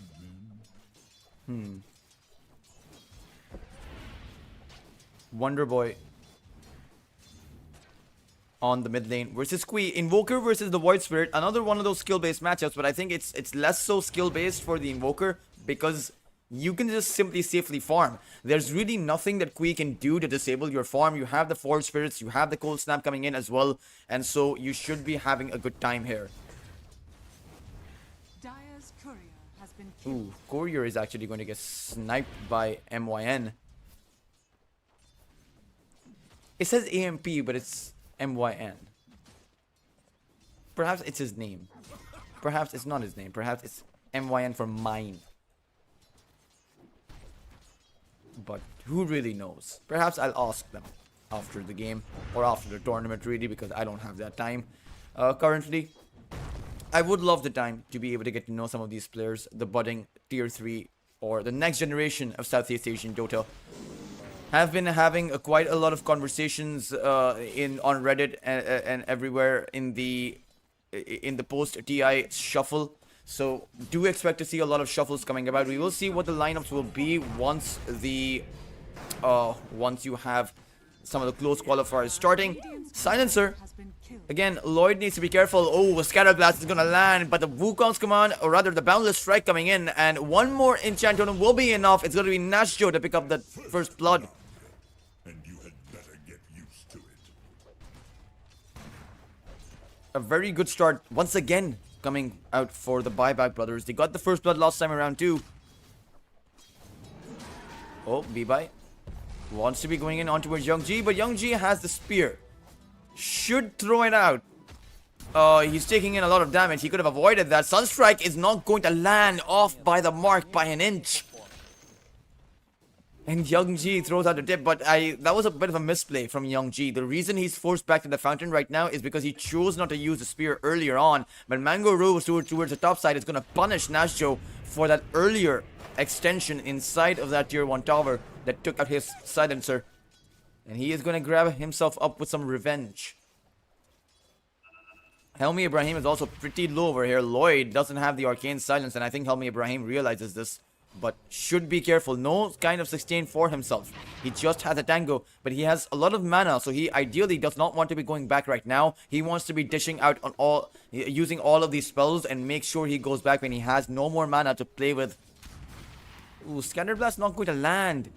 You ideally want to nuke some of these heroes before, or rather nuke some of these heroes with your spells before you go back. But he may not end up going back. He's just going to pull the creeps here. Radiant's bottom tower is under attack. 1-1 right now.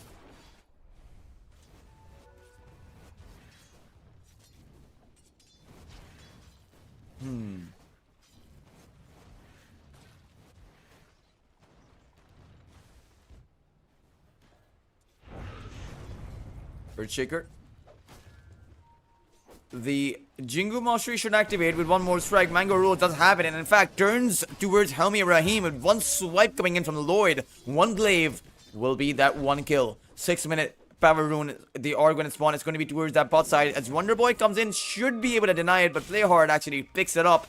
Instead, nothing too significant, but it will mean that he perhaps gets the cogs on MYN. With the Ether Remnant actually landing a long-range Remnant, it's going to be MYN to fall, as it's going to be 3 kills being found by the side of the Emperors over on this early game, and they are doing pretty well for themselves. Sunstrike this time around will land on Lloyd. Wonder Boy will be able to grab that second Sunstrike, and Lloyd will throw the tip out this time around. It's going to be a bit of respect being shown to his Invoker.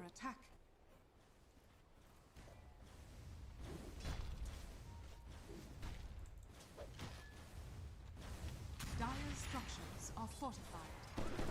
Mango Rose Snapfire Cookie is going to land. Earthshaker is here. Sunstrike is going to go out. Wonder Boy will get the Sunstrike. So Wonder and Mango Rose, he did not see that one coming. But it was the side of Buyback Brothers who played it, who executed it, calculated it. And they will come out ahead. As if you're Emperor right now, you really do need to give the respect. You really do need to think about these moves and think about the fact that perhaps you may be getting baited in.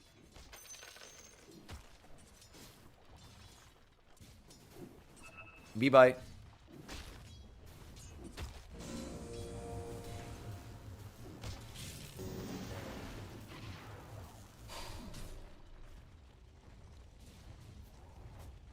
Pretty low right now. Youngji.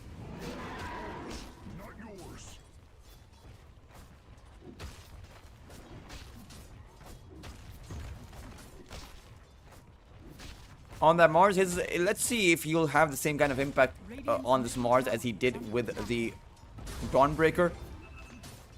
Should expect him to do well. B-Bye though, he's constantly looking for the entry.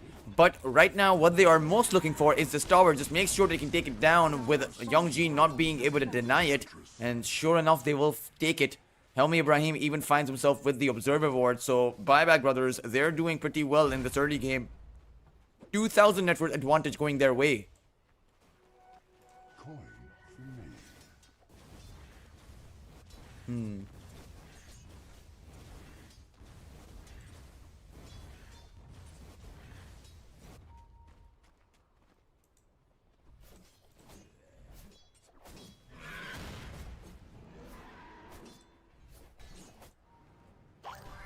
Mango Rose is going to be brought down from the tree, but it's not really going to do much with it. Kui was able to get the kill on MYN for the second time. Enchantress trying to contest that triangle. Really not working out for them. Oh, Earthshaker.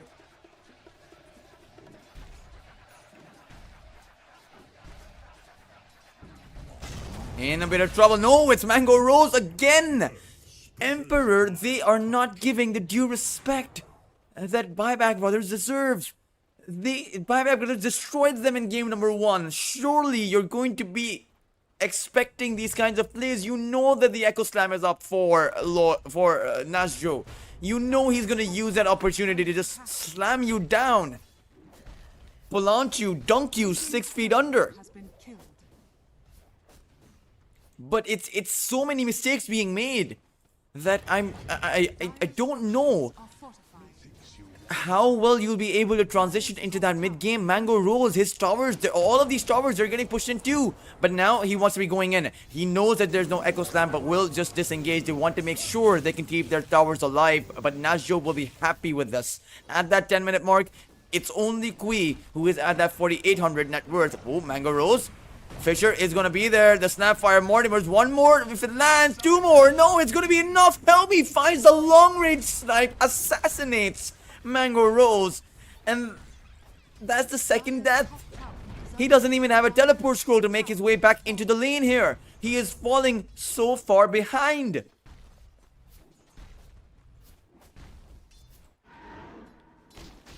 It's seeming like a disaster.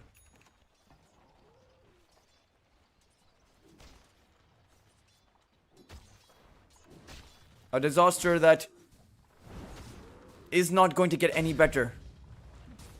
Radiant's bottom tower is under attack. Dire's middle tower is under attack. Wonder Boy is going to be dragged in by that Ether Remnant. Spear is going to catch him out too. So at the very least, it's going to be Emperor who do find a good game on Kui. Warrior Spirit. Oh no, he's gonna end up falling, shredded down by Helmi.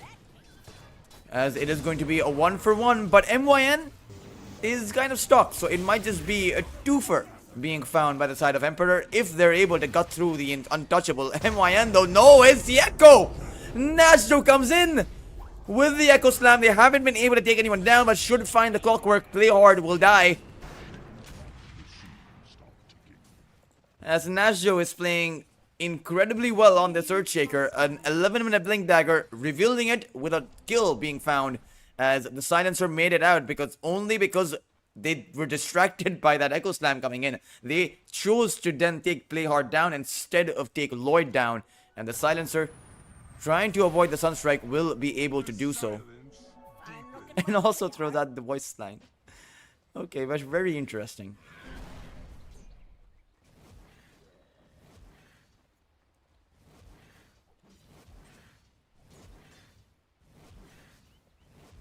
Dire's bottom tower. They'll be able to get the kill. They're able to get kills across the map. Oh, Nazio feeling so confident on this top side. He wants to be playing against the Monkey King all by himself and making aggressive moves. And now the Monkey King needs to be careful because Invoker is here inside of that Ghost Walk. And the Monkey King has even used his Boundless Strike.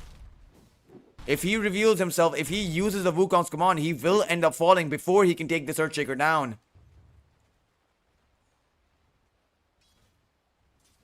As Nazio is just waiting for the Monkey King, who's just waiting in the trees, not really farming. But I suppose this is better, because as soon as he starts to farm, he will fall. Mango Rose throws out another Boundless Strike, and now Wonder Boy goes in on it, but the Forge Spirits, they were there. They gave the information to Mango that there is an Invoker here. The Mortimers are going to come flying out again, trying to actually catch out that Monkey King. They will not be able to do so this time around. And it's constant tips coming out from the side of the from the side of Emperor. Radiant's middle tower is under attack.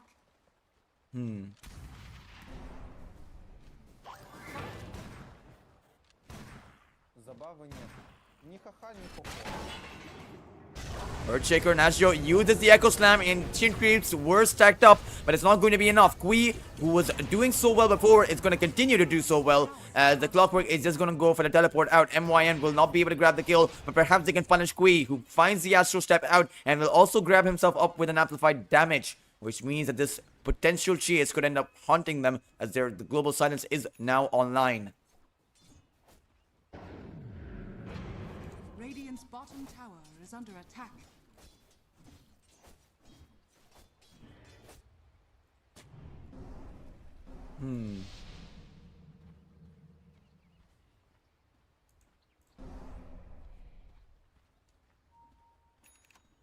Wonder Boy still has not been able to find much. Now, he is pretty farmed up.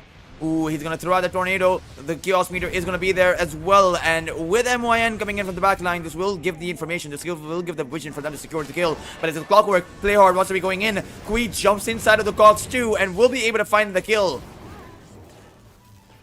Easy cleanup on that Invoker. This time around, it's going to be Emperor who punished the mid laner, who will punish Wonder Boy.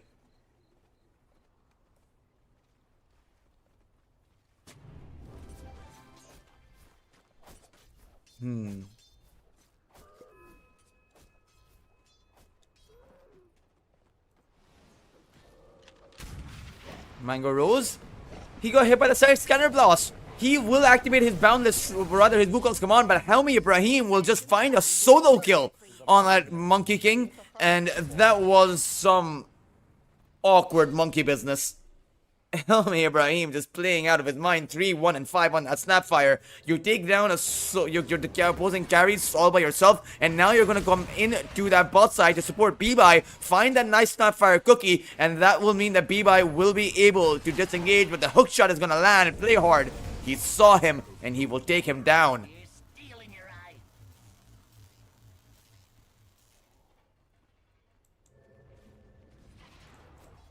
And towards the mid lane, Lloyd, Cold Snap uses the Global Silence though, and Mango Rose is going to come in. There is no Wukong's command, but they might be able to keep Lloyd alive. No, he's going to be sent up into the air. The Tornado doesn't do enough damage. Wonder Boy able to dodge out that Ether Remnant, as it's going to be Courier's dead for now. The Earthshaker Nazio actually found the Mars over on the side, but it's going to be Kui who finds Wonder Boy yet again.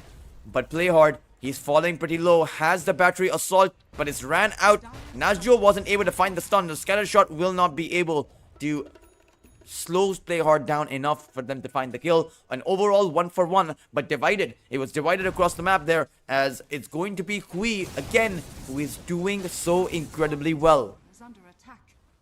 Radiant's middle tower is under attack.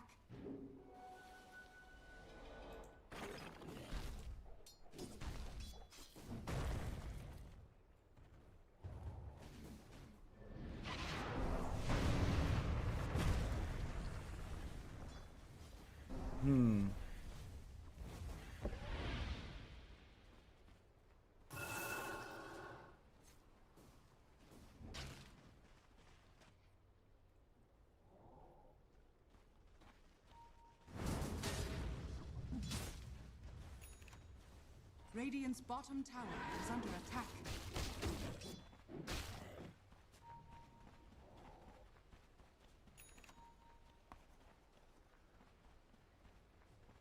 A 2,000 net worth advantage. Radiant's bottom tower is under attack. Dire's middle tower is under attack. Invisibility.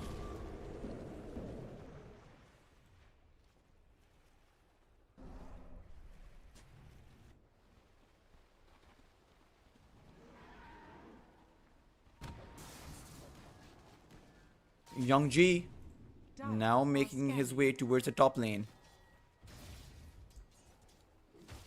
B-Boy, he's gonna get caught out, stuck inside of the arena, but he was able to activate that Enrage. Nazjo has the Echo Slam. The Snapfire is gonna use the Mortimers, but instantly gets cancelled out by that Global Silence, and now it's Nazjo stuck inside of the cogs. They will bring in their Invoker, though the Spear isn't going to land. The Scatter Shot is actually buying so much control, but Kui is going to jump in towards that backline. It's Nazjo who's going to be using that Echo Slam, but it's not enough damage. It's going to be Buyback Brothers who will lose this team fight and will give up all three of their cores, and even Helmi Ibrahim, who was doing so well for himself, is going to be giving up his streak. It's going to be Young G that comes out with that double kill. And everyone from the side of Emperor is going to teleport towards that bot side. They want this Enchantress, they want this Deer, as MYN will just sprink her way out from this position, just merrily hopping away. Oh man, this is the most casual escape of an Enchantress that I've ever seen. Bambi, as someone just said in the chat. Yeah, Bambi, this is... We're going to call MYN. Every time I refer to the hero and not MYN by his name, I'm going to say Bambi. Mango Rose has the Boundless Strike, so he will be able to lifesteal and potentially just turn things around. But the Solar Crest is going to, or rather the Pavis is going to kick in. And MYN has the drums as well. Mango Rose, surely he doesn't go for the second kill.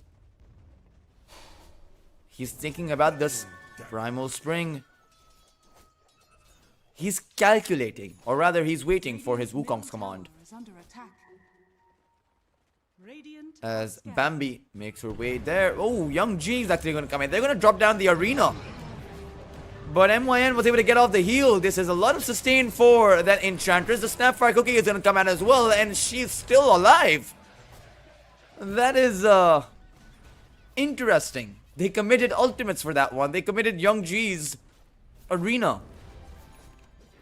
But he wasn't able to get the kill.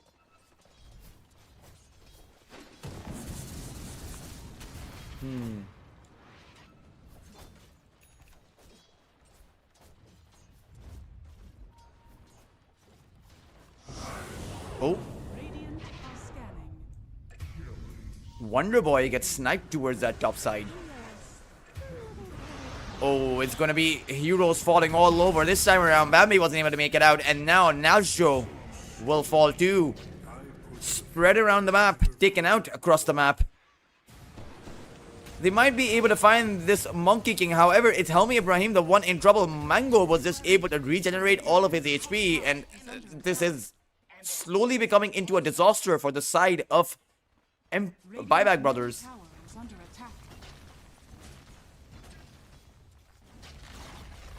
Radiant's middle tower has fallen.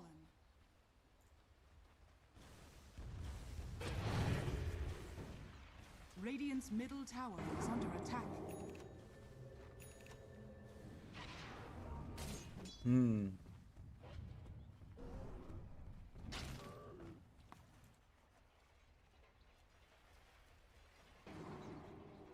Bounty.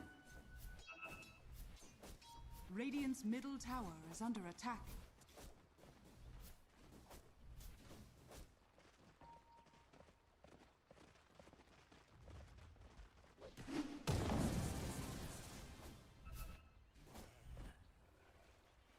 Radiant's top tower. Four-man smoke that comes out. Oh, Nazjo, as well as Helmi, caught out inside of that arena. It was easy pickings for Emperor as they are looking determined to take Buyback Brothers to a game number 3. As it's a 3,000 net worth advantage. Monkey King now farming up nicely. Has a Mjolnir, will have his BKB up soon. And this Ursa, who has held that Battle Fury, has had the Blink Dagger, does not have a single kill or a single assist. He has not been involved with a single one of these 10 kills that Buyback Brothers have found. Will be able to dodge out that hook shot though. And now runs on back. Blinks himself away. And he will be safe, but he's going to be a bit sorry for the fact that he hasn't been able to do as much as he has wanted around the map. It's just looking awkward. But now the Earthshaker Nazjo, he wants to be the difference maker. He will find Mango with that Echo Slam. And it's great and all, but I wonder how much you can play with when it's only your 2 heroes that are doing so well. Wonder Boy will be taken out. Right, this entire game has hinged on the Earthshaker and that Snapfire. Nazjo and Helmi. Those are the 2 players that have been doing so much. Even when you take a look at the kills, it's 6 kills for the Earthshaker and it's 3 kills for Helmi. 80% or rather 90% of their kills have just been on those 2. But now perhaps with by having the Aegis, perhaps with him having that BKB, he now joins in these team fights. He goes for some kills.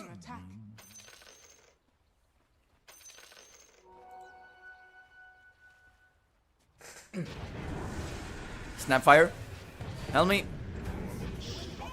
Yeah, there's... when you have the scepter up, it's going to be impossible to survive on these supports. Unless you're Bambi. Unless you're MYN. You're near invulnerable. Let's test out his invulnerability as Kui makes his way on in.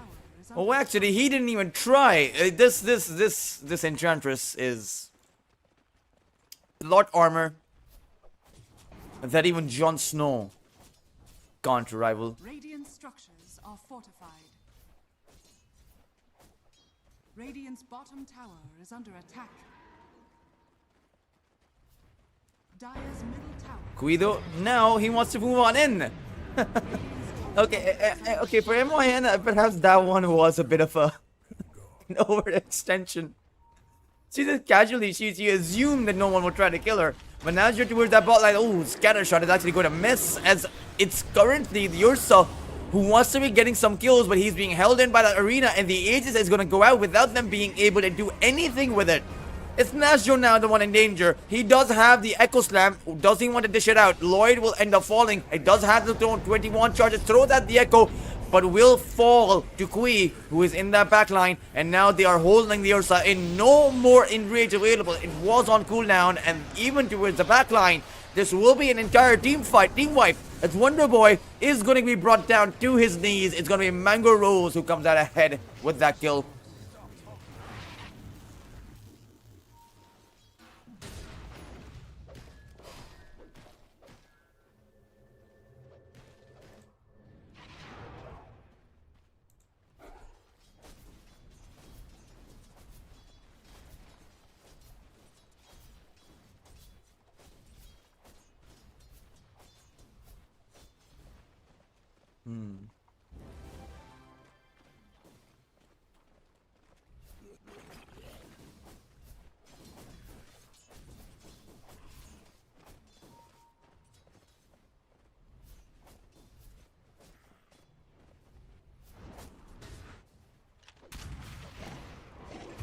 Snapfire ultimate goes out.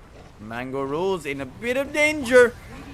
But he just uses the BKB, turns it around. Boundless Strike is not going to land, but that will mean he has to disengage. But it's Nazjo who ended up falling towards the mid lane. And now is that Enchantress once again caught in. MYN trying to run towards the cogs. Just trying to headbutt the cogs through, but will not be able to do so. Wonder Boy. Oh, this is it is so messy. It is Emperor who will make subjects out of the other side.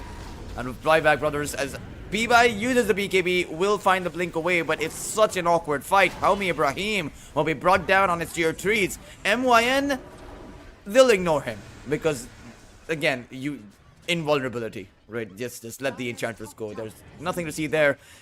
Meanwhile, the tier 2s, they're going to get pummeled to the ground as you don't have your Invoker, you don't have your Snapfire.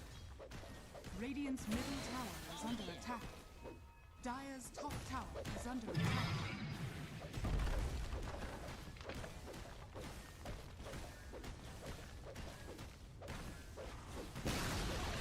Radiant's middle tower has fallen.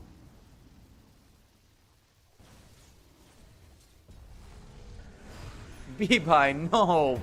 No BKB, which means no kind of hope. Kui really has been the one player that has done so much for his team in this game. 20,000 net worth on that Void Spirit. He has been uncontested. 16, 1, and 8.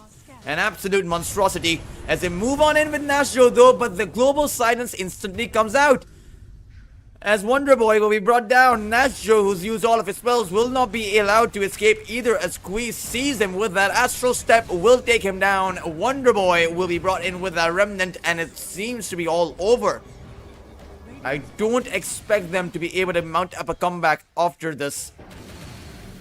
Helmi Ibrahim will get swatted out. Hookshot is not going to land, but Kui is there. Helmi Ibrahim is slowed down, wrestled up, as there will be that Dissimulate coming about. Play Hard will get that kill. A lot of streaks going the way of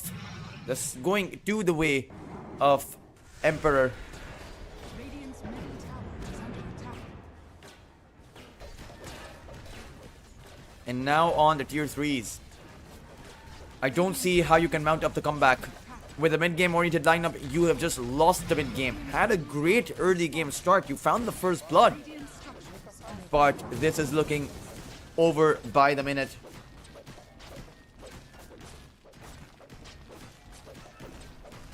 Radiant's middle barracks are under attack.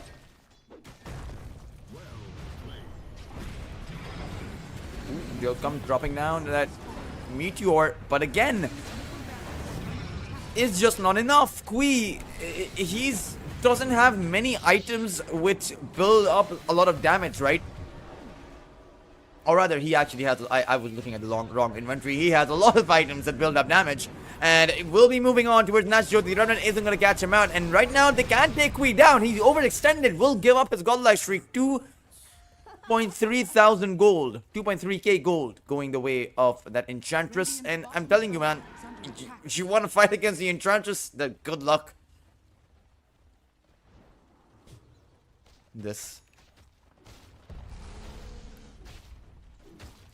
is even if you take down Roshan, there's no real way to actually take these team fights.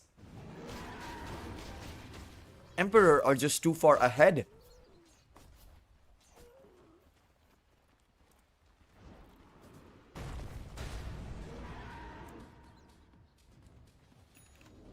Oh, Mango rules, he sees them right on the mark.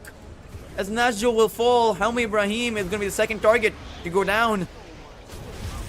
One rebuke will be enough. The global silence comes out though. Bibai uses the BKB, but still cannot find the target.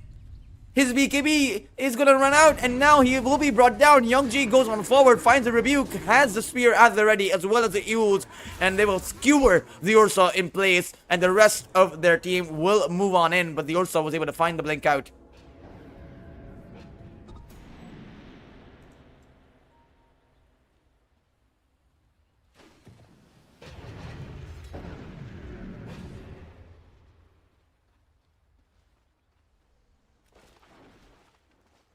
Radiant's middle barracks are under attack. It Radiant's is. middle barracks has fallen. It is looking a bit awkward for the side of Buyback Brothers. Dire are scanning. For everyone but the Enchantress.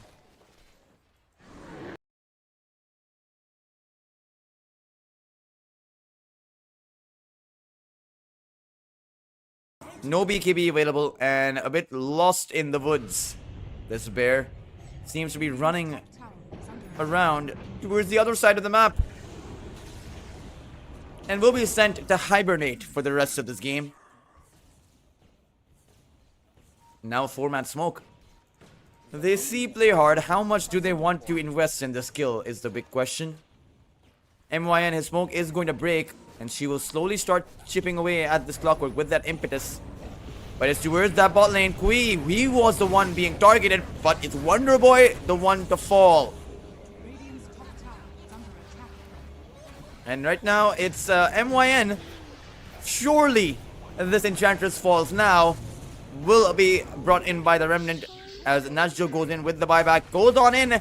Doesn't have the Echo Slam. So really that's just never going to do anything. This is going to be a dieback for the Earthshaker. 6 kills being found by the side of Emperor. As this time around, they will move on over to that high ground and will be able to find the 2 barracks. But no, Najjo will just simply call good game as they give up and surrender game number 2 to Emperors. As we will be heading on over for that 3rd and final game in this best of 3 as Emperors, they destroyed Buyback Brothers. Even though the early game was going so bad for them. Mango was just getting cut out left, right, and center. He died twice in a row at one point, being solo killed by the Snapfire at one point. But still, it really seemed like the Buyback Brothers couldn't continue with the momentum. And I think a lot of it had to do with the fact that they didn't bring in their Ursa earlier on. They had the items, they just didn't.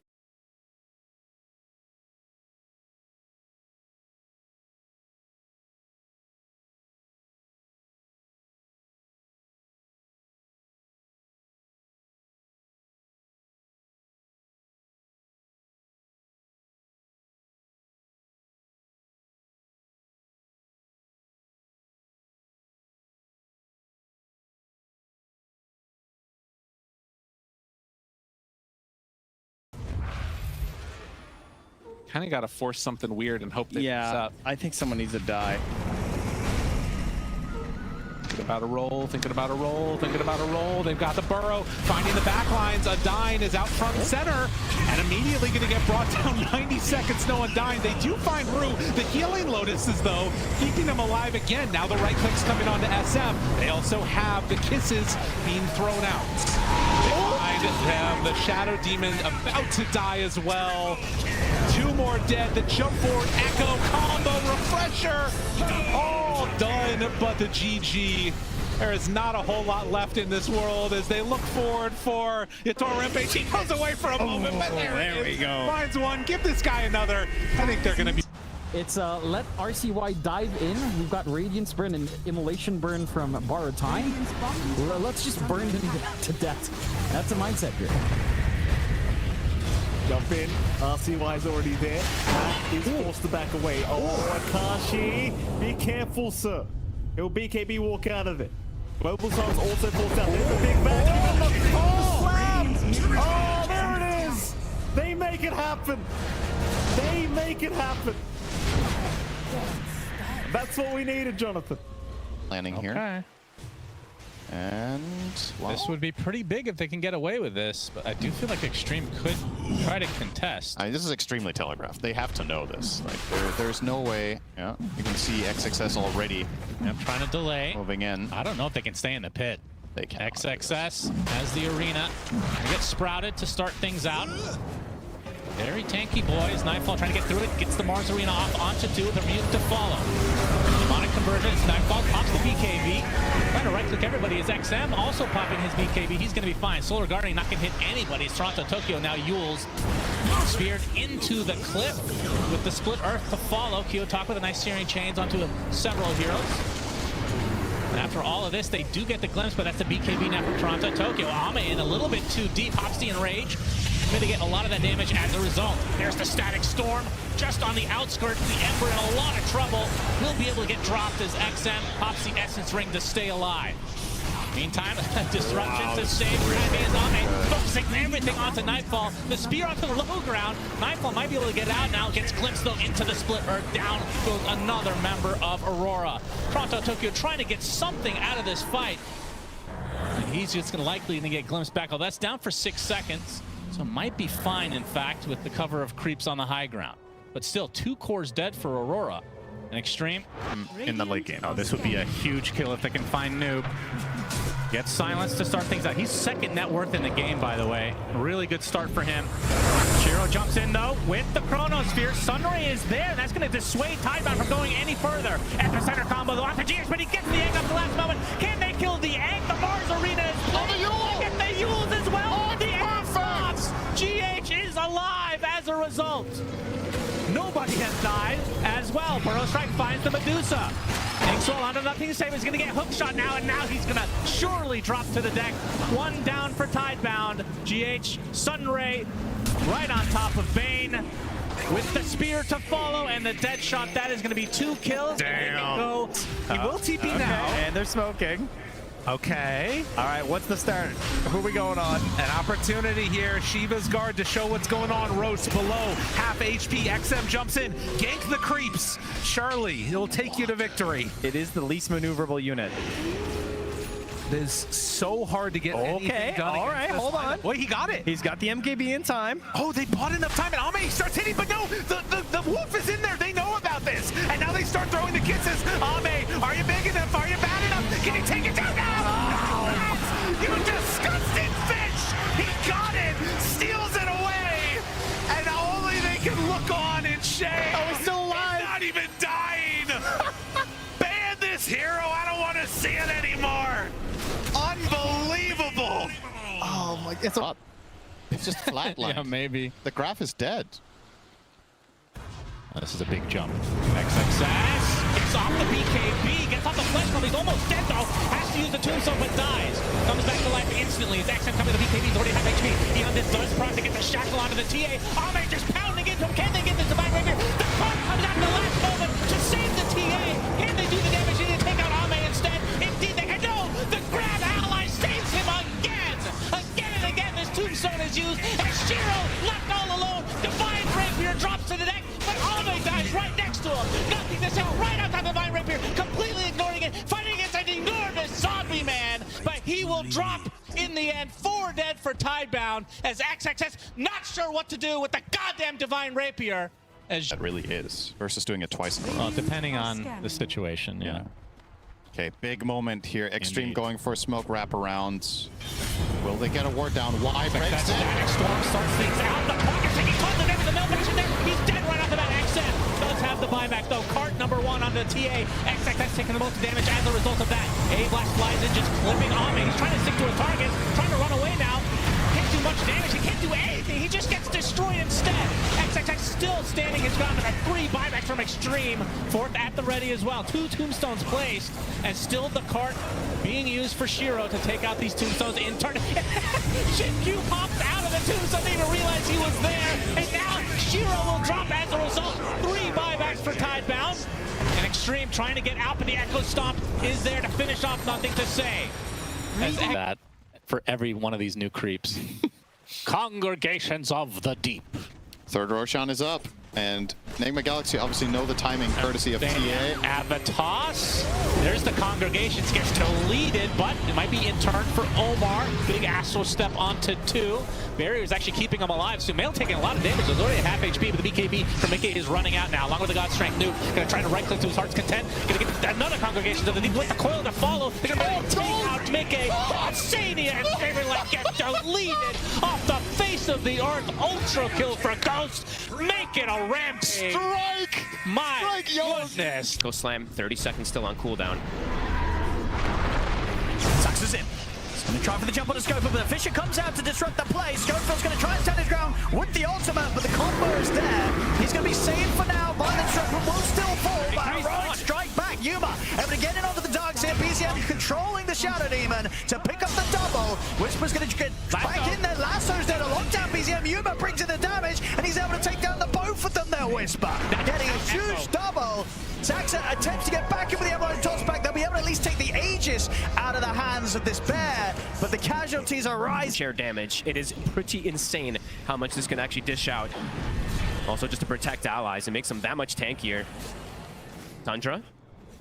It's just, can they ever really try and go on this Pudge? They're gonna try. Dispel. Schofield, he's gonna make the jump in, close in, they get the burst cracking on a Whisper. Whisper, is he able to survive? BKB's gonna be there in time, and he's able to get the supernova off. They're gonna turn straight towards the egg, kill it off successfully. Around, they will be picking up the Marcy, the hero that Buyback Brothers pummeled them with. They want to come out with it. They will play it as a core, and they want to show Buyback Brothers how it's done. And Mango Rose with the Marcy. Let's see what he can do. Ideally, it's going to be Mango Rose on the Marcy. Don't exactly know quite just yet.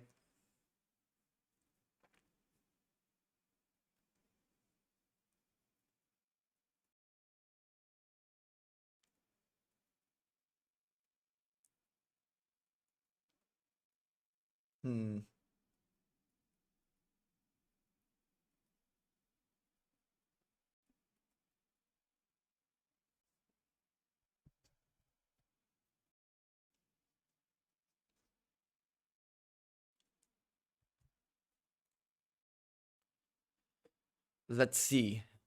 Snapfire Bane, I mean, you have a setup, right? The Fiend's Grip plus the Marcy's Unleashed, that's just so much. That is the devastating combination, now that I'm thinking about this. Meanwhile, Buyback Brothers, they have the Hoodwink and they have the Pangolier. Meanwhile, Dragon Knight comes out from the Buyback Brothers, and I don't think the Dragon Knight has enough armor. I really think that they will need some really strong team fight if they want to take the Marcy down. And ideally, you pick up a BKB Piercing Disable against that Marcy. And Emperor were so good at this, they actually banned out the Troll, one of the only heroes that can actually stack up against that Marcy. And maybe you should have picked up the Medusa. You still can go for the Medusa if you play this Pangolier on the offlane. I do think that the Southeast Asian scene loves to play that offlane Pangolier. Meanwhile, there you will have a Dragon Knight for yourself, so you can flex the Dragon Knight on any kind of position you want, on the mid lane, on the off lane. Meanwhile, they will go for the Disruptor as their position 5. I presume it's going to be the position 5. It should be. It should be Helmi Ibrahim playing the Hoodwink. And I have been very impressed by Helmi Ibrahim on that position 4 role. Even though Buyback Brothers haven't exactly won a single series, his performance on the position 4 has been pretty impressive. And I think he is one of those young stars out there in the Southeast Asian circuit.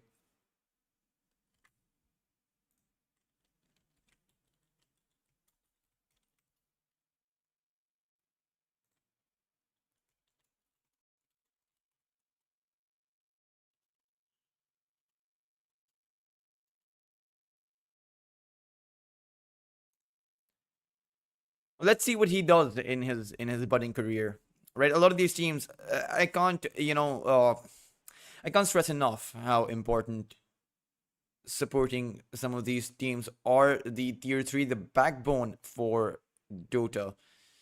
You know how they say, or how they used to say, I don't exactly know, I haven't exactly heard it anymore, how children are the backbone of a country.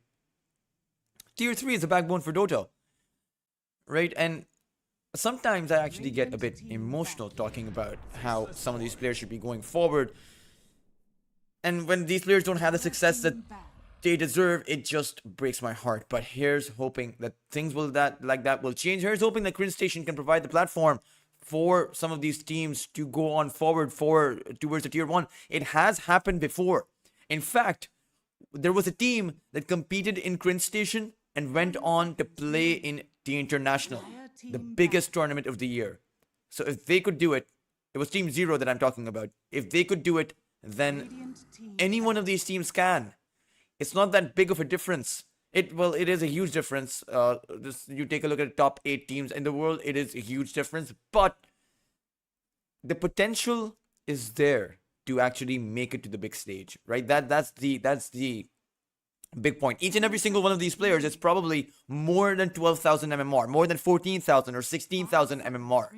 And so when you take that into account, there is no lack of potential. Maybe there's a lack of grooming, of being able to improve, or rather have that strong support system, something that is a bit missing in the Southeast Asian scene, but hopefully that also develops alongside of it.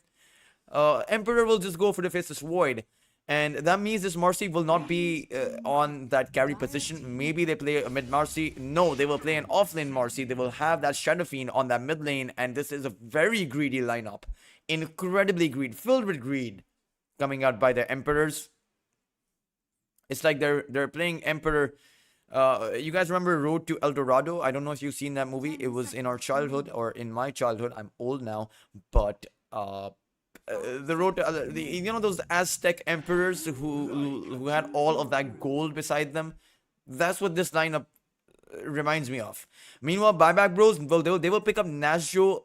They will pick up the Lycan for Nasjo, and we have seen Nasjo's Lycan before in the tournament. He has been successful, and in this game, I am not too sure about that Lycan, because you have that Fiercest Void coming in. So that Chronosphere can actually hold in the Lycan, pummel him down, and then you also have the Requiem on top, the Bane's Fiend's Grip, the Marcy's Unleash. There is so much damage that I don't think the Shapeshift is going to be that reliable ability to actually move on over towards the backline. It does really seem like Emperor have outdrafted Buyback Brothers, despite of the amount of greed coming out from them. And I'd say that because even if you punish Kui, even if you were to disable that Shadow Fiend, disabling Young G and disabling Mango Rose is going to be pretty difficult, because there are only so many resources. You're 5 heroes, you're not 50. So you have to prioritize which target you want to be disabling, and even in the best case scenario, you disable 2 out of 3 cores. Still though, any one of these cores has the potential to find solo kills.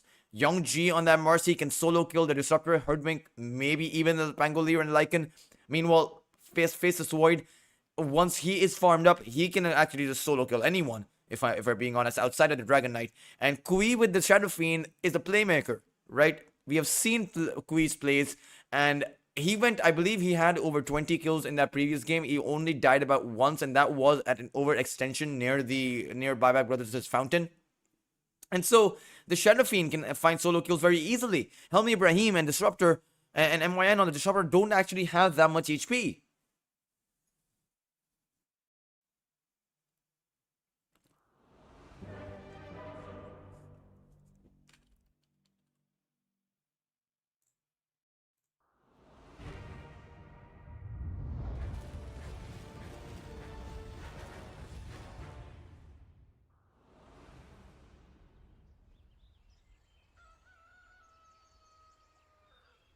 Try a bit harder next time.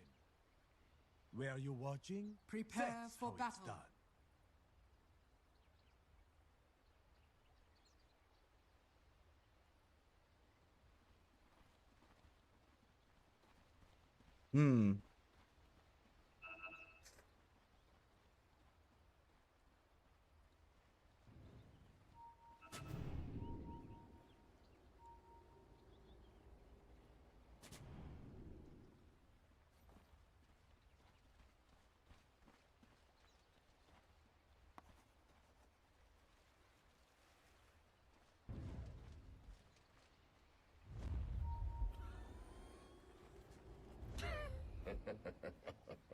A 5-man smoke coming about from the side of Emperors as they want to be going on over towards the Dire Jungle. And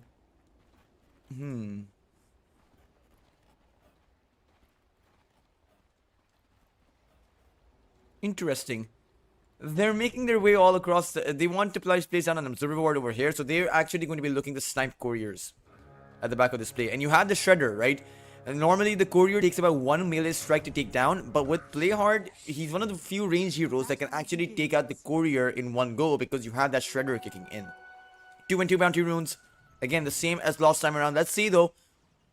Buyback Brothers have planted down 2 aggressive observer wards over on this over on the Radiant high ground near the jungle, and they will in fact get another first blood. 3rd game in a row where they have gotten the first blood. Helmi Ibrahim just seems to be making plays out of thin air, pulling first bloods out of his hat. But coming back to these wards, it's a bit unlucky because this sentry is right on the edge. It's not actually catching out that observer. So they will not realize that that's there, and Kui will be at a disadvantage. Still though, it is, you know, at the end of the day, it is a Pangolier versus a Shadow Fiend, and this Pangolier is going to suffer despite of the information advantage that he has, just because the raises are perhaps the biggest sources of magical damage in the early game. Also scale incredibly well into that mid game. They fall off in that late game, but by that point you have refreshers, you have hexes, you have eels, you have a lot of control coming in from the Shadow Fiend. I think Shadow Fiend transitions from an all-out damage dealer, an all-out magical damage dealer, to a late game controller. And the control mechanism coming in from the Shadow Fiend is an aspect less talked about in Dota. But the Requiem Aghanim Scepter, the Aghanim Scepter upgrade Requiem, right? The double Requiem, the one whose wave actually comes back into you, that added fear, it is just so much of a fear duration that it's very difficult to play against. Over on the top side, Young G and the Snapfire.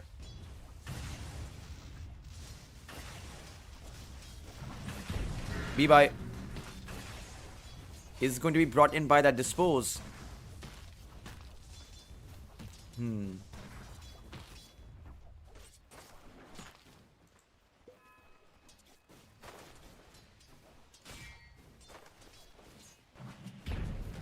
Oh, we'll actually use the Dispose again on B-Bye as they look to shred this Dragon Knight's armor. But again, Playhard needs to be careful because MYN, he does have the glimpse available and is going to glimpse this Snapfire back.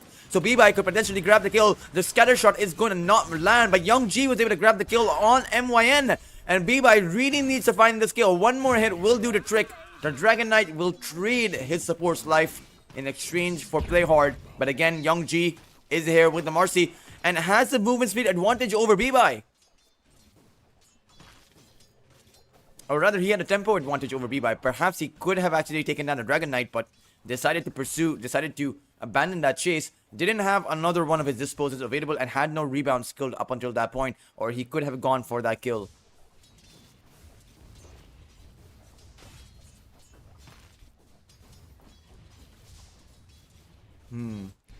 Towards the bot lane again.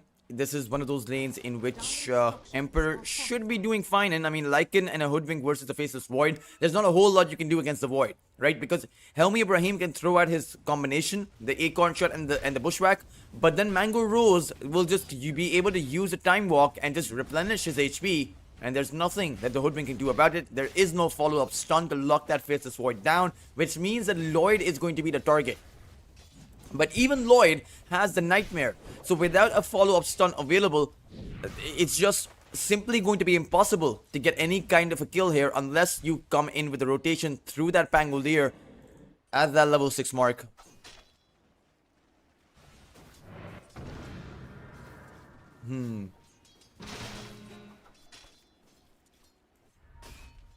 Snapfire, play hard.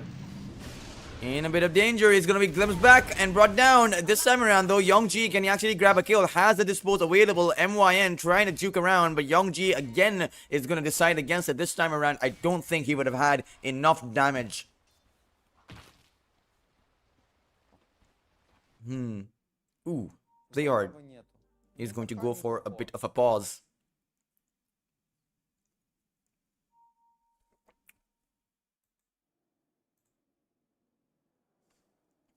The go call will be sounded out.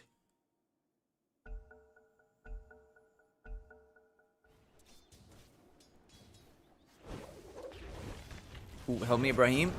Kui unable to land a single raise as Wonder Boy has the swashbuckle and will take down the Shadow Fiend, disabling Kui so far in this early game. And this time around, it's at the back of Helmi Ibrahim. I'm telling you guys, this position 4 player will be a big deal in Southeast Asia from the way that he's playing. Right? It's not just one game that I'm talking about. I'm talking about the whole tournament that I've seen him.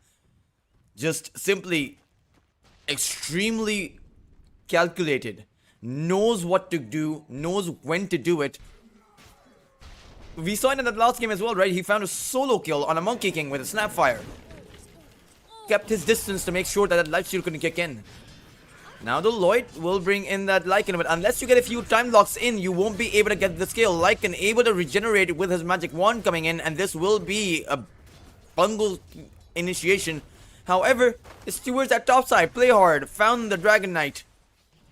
The Marcy will be the trade, but again, disabling the carry is more important.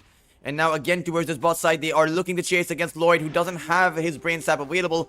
As the Lycan is going to back away, but the time dilation is on him. Mango Rule just needs about one time lock, will not be able to actually stack up the hits. As Helmi Ibrahim was the one who found the kill on that Bane. And now it is kills all over. Who do I actually look at? Play hard will fall. Kui with the Shadow Fiend. And again, Mango against Lycan. Time dilation applied. Lloyd throws out the blood grenade, uses the nightmare on play on Helmi Ibrahim. They don't want the Hoodwing to actually disable the skill as Mango Rhodes goes to work with a bushwhack coming in by Ibrahim, and Mango will end up being traded out. The Lycan will fall thanks to Playhard, who came in through the gate there, or maybe it was through the TP, of course. But very impressive set, a very impressive performance coming up by this young position 4 player.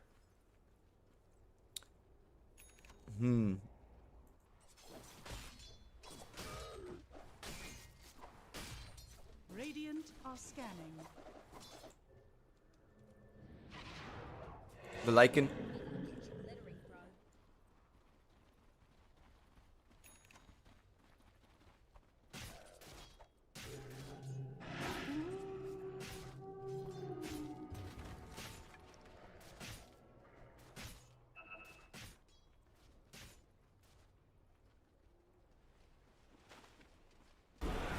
Both sides forming up.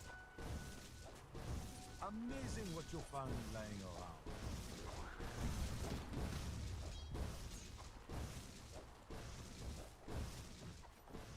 Dire's middle tower is under attack. Young G.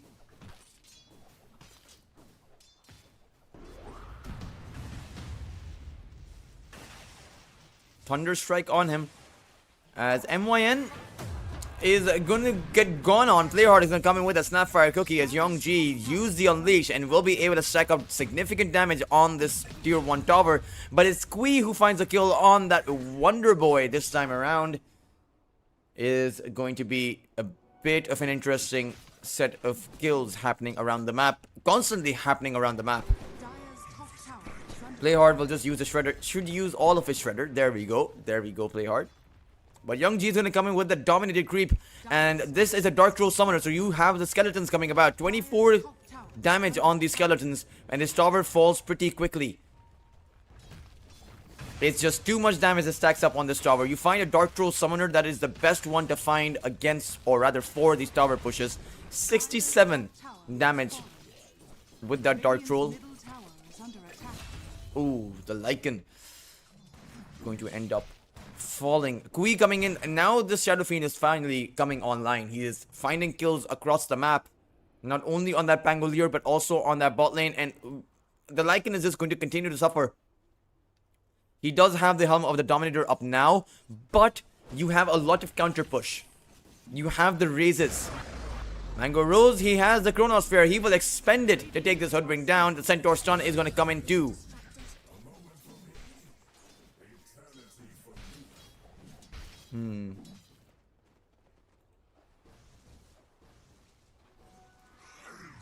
MYN.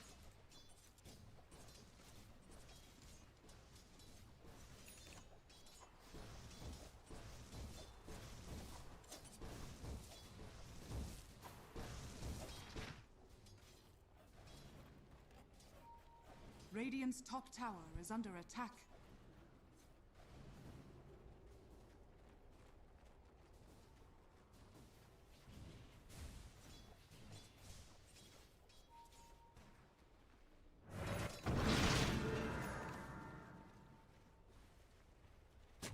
Radiant's middle tower is under attack.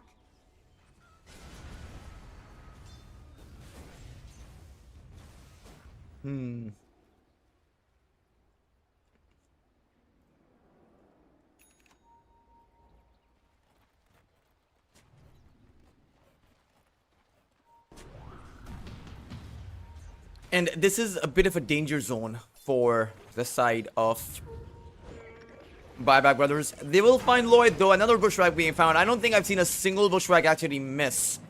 Wonder Boy is going to go in with that Rolling Thunder. They'll be able to find themselves with the skill. The shield crash will be the Bane's end.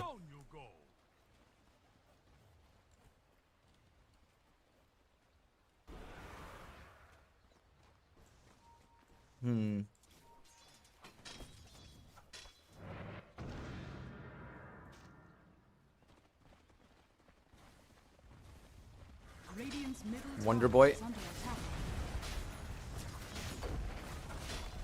is taking in damage. Or rather, is able to dish out damage. Not taking in damage. He's not taking in any damage. Not even from the tower. My bad. Topside, Youngji.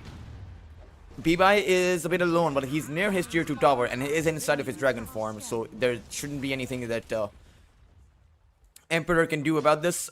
And they will, on the side of Buyback Brothers, they were able to take down the tier 1 tower. So at the very least, they will be doing...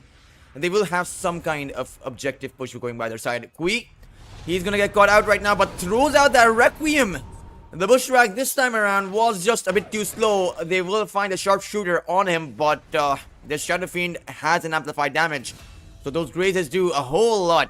Meanwhile, towards the bot side again, Mango Rose not hesitating to use these Chronospheres even if they find only one kill. These are valuable kills to get because you are also disabling the push from the other side.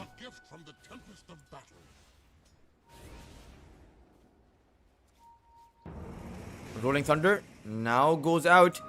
Disruptor is here as well, but the Fiend's Grip is actually going to hold the Rolling Thunder in place. A few raises will be what it takes with another bushwhack being found, and Helmi Ibrahim will score the kill against Kui. And now it's going to be Buyback Bros who find one return, but Youngji wants to come in, wants to find Helmi, but he is just too quick. Will just scurry away and has another bushwhack to keep himself safe against Youngji, but that bushwhack will miss. Turns out when he is not pressured to actually land those bushwhacks, he misses them. Right? That's the problem here for Buyback Brothers. They're not pressured enough. They need to feel the heat in order to come out on top.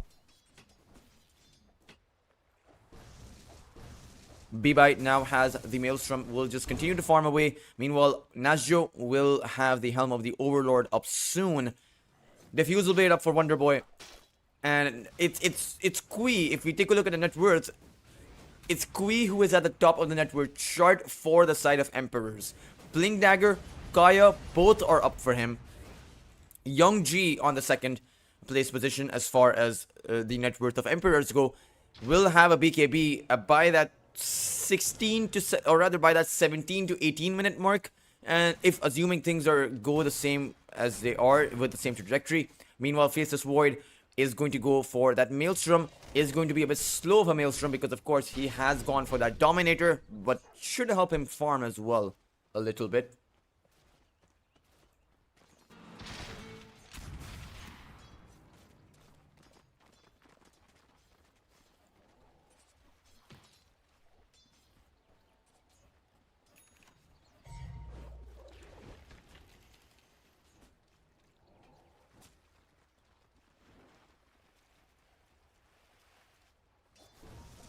Lloyd has the Fiend's Grip available as Kui is going to go in with a full Requiem Blast and will take B-Bai down.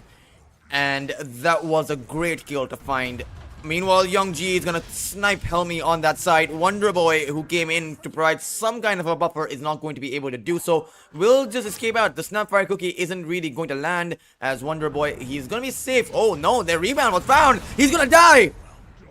Playhard found the kill. Wonder Boy thought he had the safety net of that Rolling Thunder, but was just unable to use it. He should have used the shield crash. He should have just created a distance rather than assuming that he would have been safe.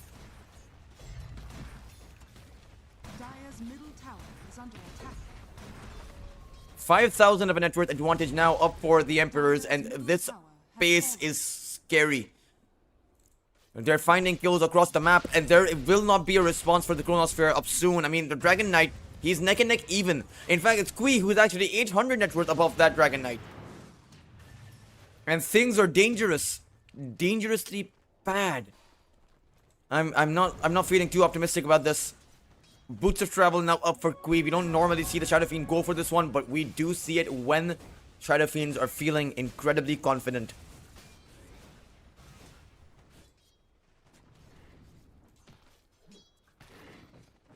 Dire are scanning. Young G on that Marcy.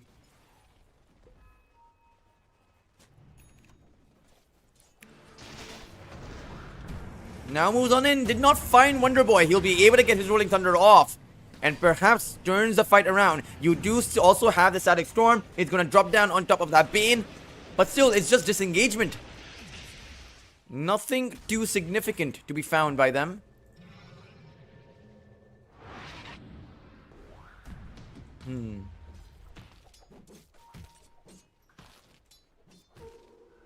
Helmi Ibrahim.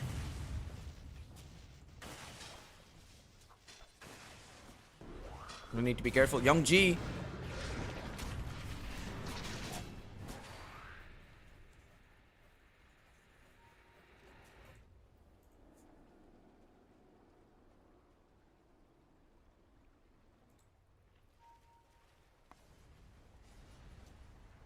Hunting bounties.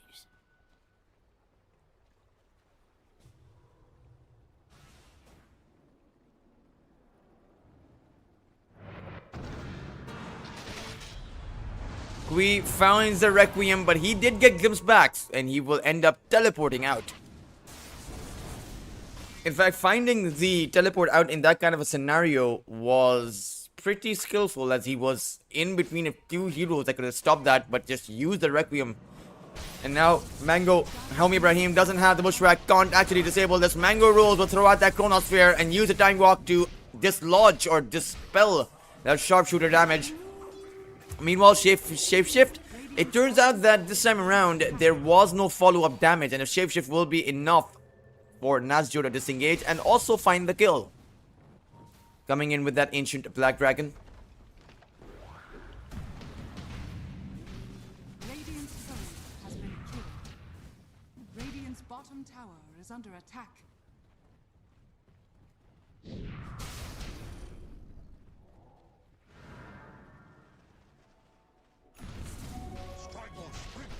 Radiant's middle tower is under attack.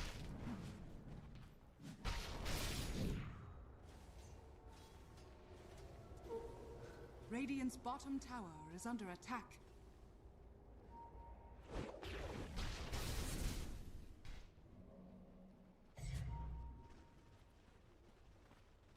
Bye-bye. Doesn't have the Blink Dagger, but it won't even be needed.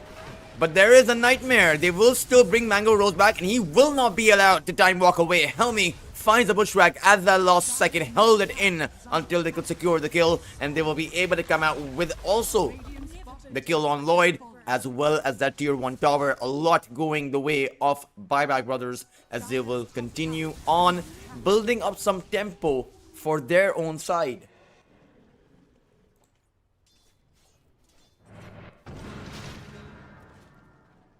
Radiant's bottom tower is under attack. Radiant are scanning.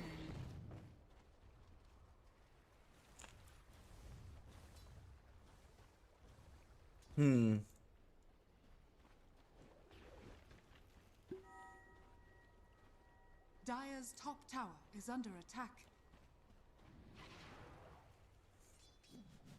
Radiant's bottom tower is under attack.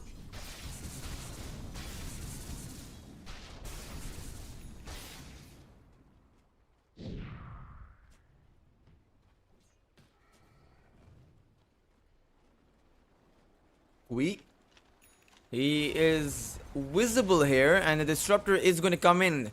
He does have Play Hard behind him to provide him with a bit of a buffer. Throws out that Requiem and will make his way out. The Glimpse is not going to have enough range, but it's coming in now. And they might even find the Glimpse. But turns out they don't even need the Glimpse. They will just use B-Bye to take him down. And again, a set of 2 kills that Buyback Brothers were able to find. It is going to be a bit of a lackluster set of movements coming in by the side of Emperors. They are really not playing with their team. And in fact, I haven't seen Youngji for so long in some of these front lines.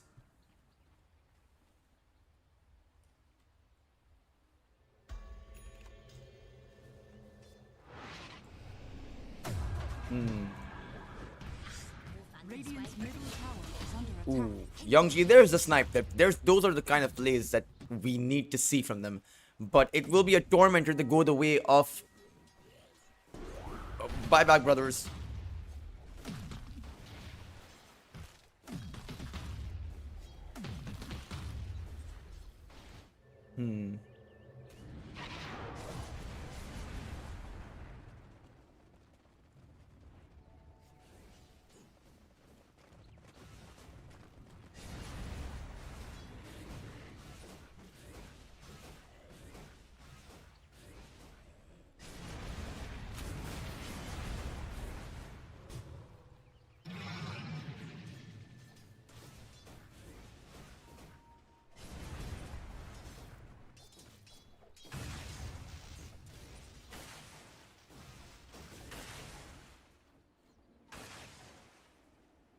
H1N1.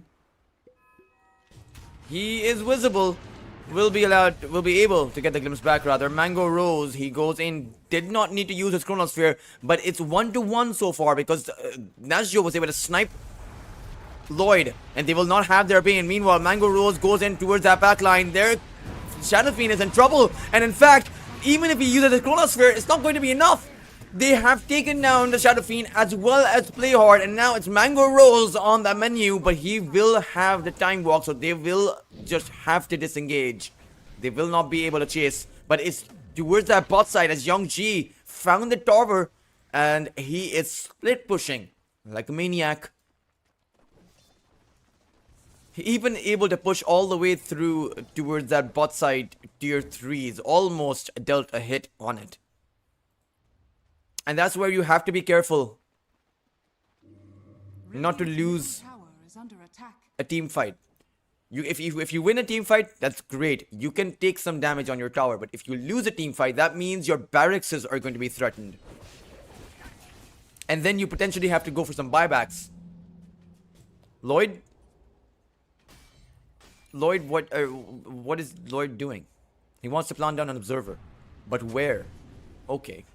Okay, that's a nice observer found by him.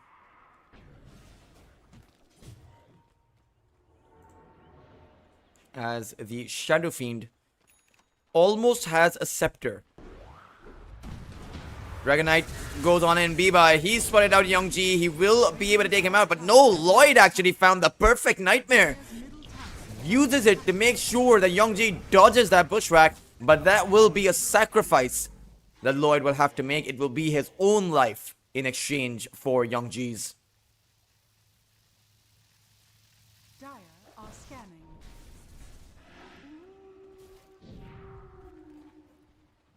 Mango Rose. Oh, Play Hard. He has this. He has the Mortimers. Mango Rose needs to be going in for the Chronosphere. Has not used it, has the time dilation. There is a glimpse available, but can he dodge it with the Manta style? Does do so, and now they go in for the kill. However, this Vince's Void, he just got hit by that Static Storm, and B-Bye was here. They will be able to take him down as well as Play Hard. Kui will be able to take the Lycan out at the back of that Requiem. Clean Thrift still available. But it's Emperor who are making some slight sloppy plays. Or rather, I would say that both teams are able to punish over extensions really well. I think that would be a more apt description of what we're seeing before us.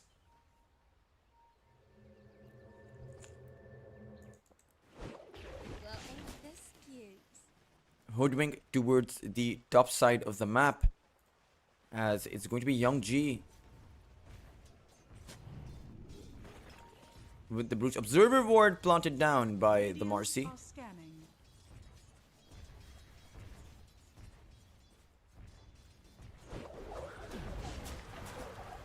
My vigor was never in question.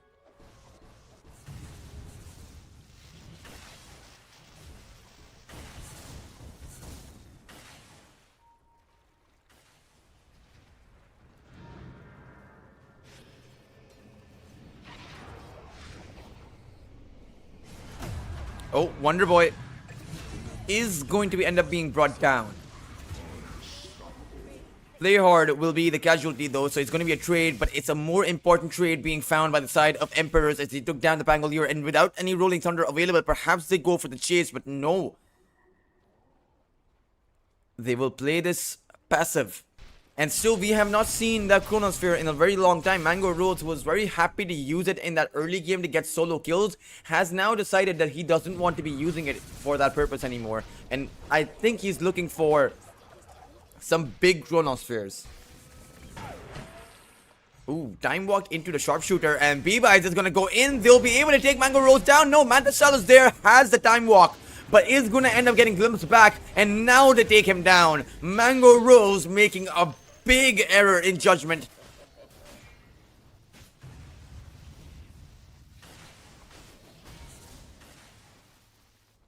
As they're looking quite shaky here.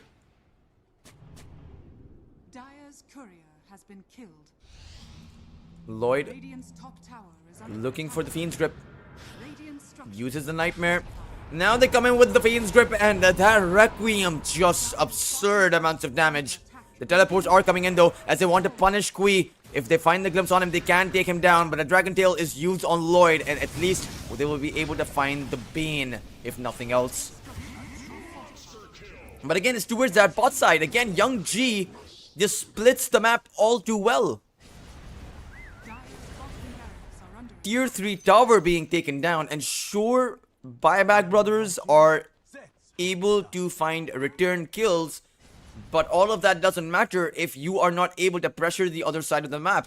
Buyback Brothers have not been able to push against Emperor in a really long time, have not even gone close to some of these tier 2 towers, and with the Faceless Void on the other side, your ability to actually push the other side ends up fading as time goes on.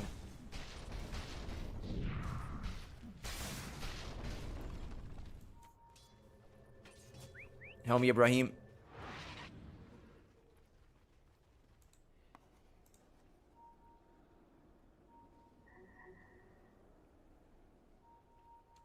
Dire are scanning.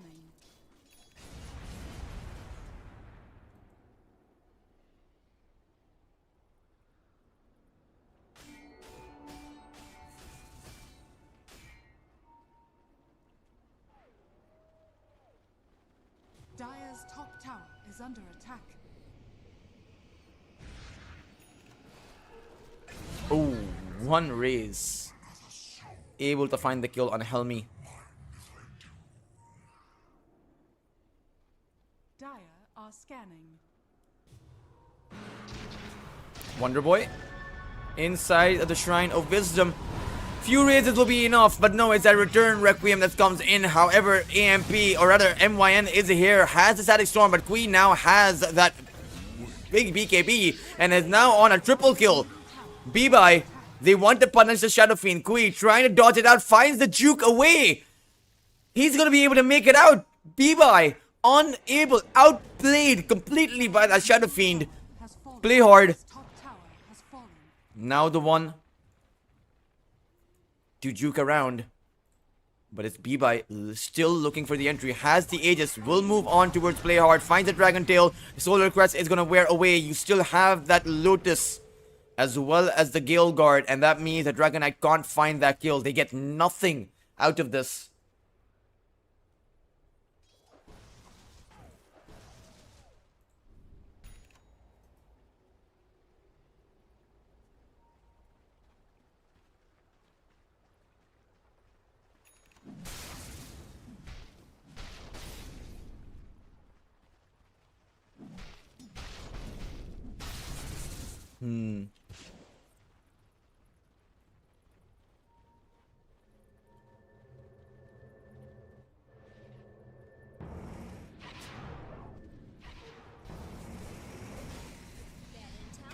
Lloyd, he's gonna get glimpsed back.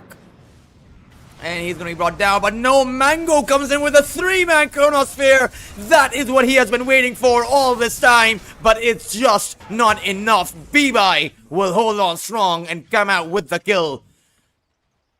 They simply had no follow-up. Kui was not there, Playhard was not there, and Mango Rose does not have enough damage. He went for the Monta style and doesn't even have the Mjolnir. He's holding on to 4,000 gold. Why does he have so much gold? What is he waiting for? Is he saving up a bit of a treasure? Is he playing his own version of Treasure Island with a game of Dota?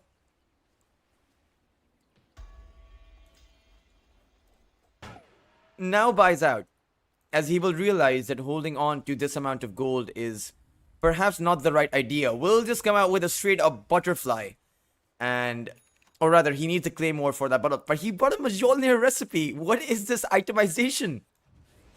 Radiant's top tower is under attack. I think it's a switch around. I think he realizes that he wants to I think he's prioritizing his survivability over his damage output. I don't know how effective that will be. All I know is that it is a bit it's a bit shaky, right? It does seem like his thought process isn't going in one direction, that he is trying to make split decisions and trying to make them work.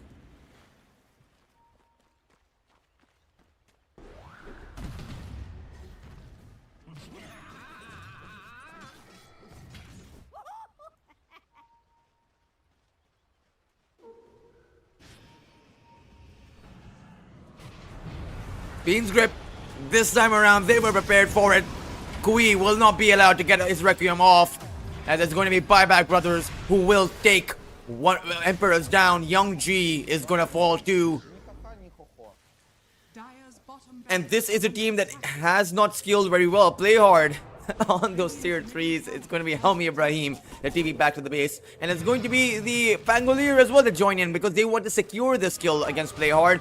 Wonder Boy will be able to find the skill. There really is no hope. There is no teleport available for Play Hard, as he will end up falling momentarily. Still has some survivability, but there is just no escape.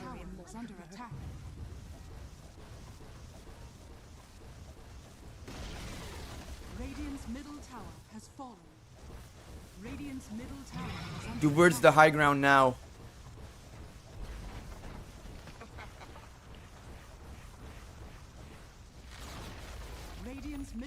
And they will fall back.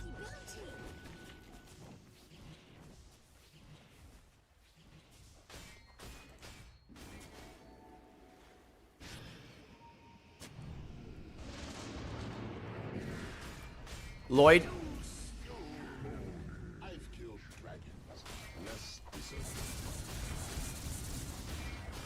Radiant's bottom tower is under attack. Radiant's bottom We'll take the tower down.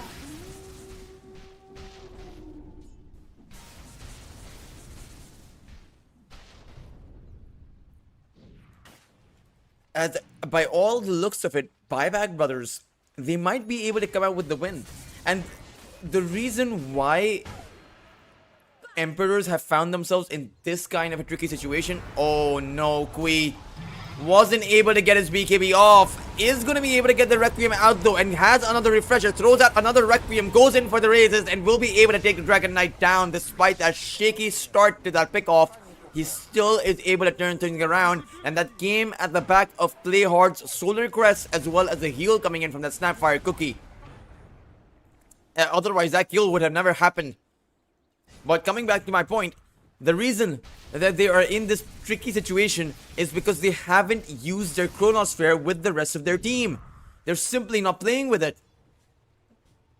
As right now, Mango Rose doesn't even have a BKB. The Disruptor has a gem on his side, which means he can find the D-wards pretty easily.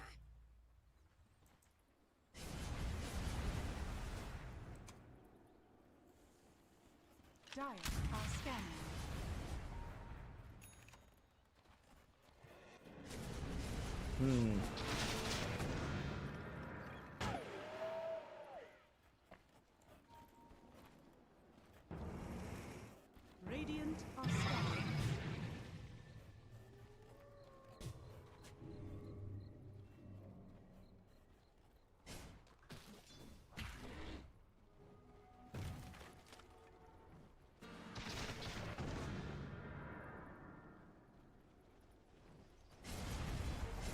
Kui blinks out, but his BKB is on cooldown, which means he's gonna get glimpsed back here. Shift is not used though, as they are probably thinking he had the BKB, but now he has it truly. We'll just be able to use the Requiem as they lose their Lycan. And towards the top lane, it is Youngji who is split pushing alongside Mango Rose. This tier 3 tower taking in damage. The Pangolier goes in with the Rolling Thunder, but Mango Rose, he has a Chronosphere. Can he use it? No, Helby will just snipe him down with the Sharpshooter.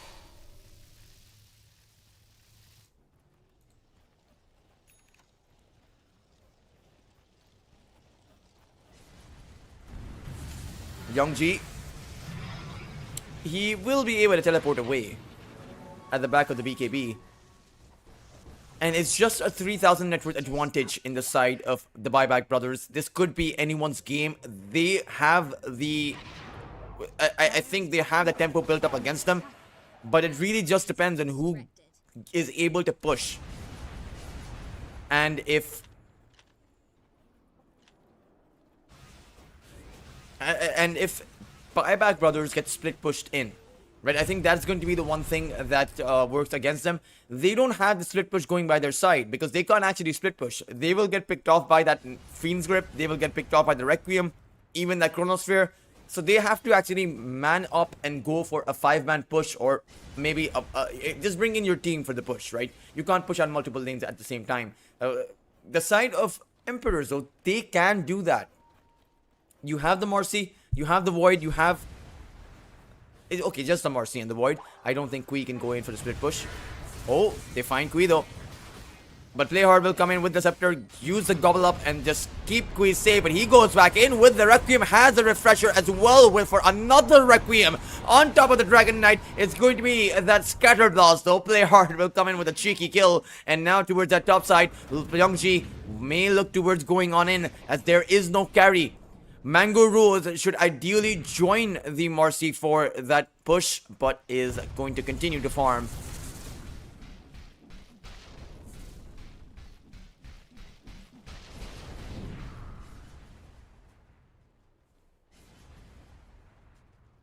"70 seconds, no Dragon Knight." He doesn't even have a buyback. And this is the time to go in. Youngji was even able to take a Lycan down. Even he doesn't have a buyback. It is 2 cores down right now for the side of Buyback Brothers, as this barracks is theirs for the taking if they decide to go for it. Right now they're farming. Mango Rose continuing to farm. This would be embarrassing if this comes back to haunt them, and if they end up losing this game.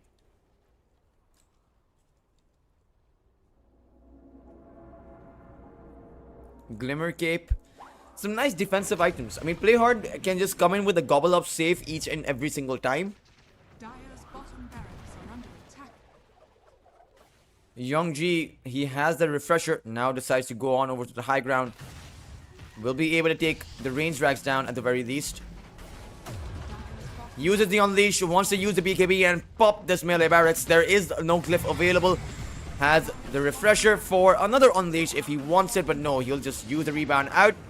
He will get glimpsed back though, as Youngji, he's gonna get stunned down. The Dragon Tail is now used. The Nightmare is going to be there, as he was able to activate the BKB. And now Mango Rose goes in with the Chronosphere, trying to take down a Pangolier, but it just has no damage.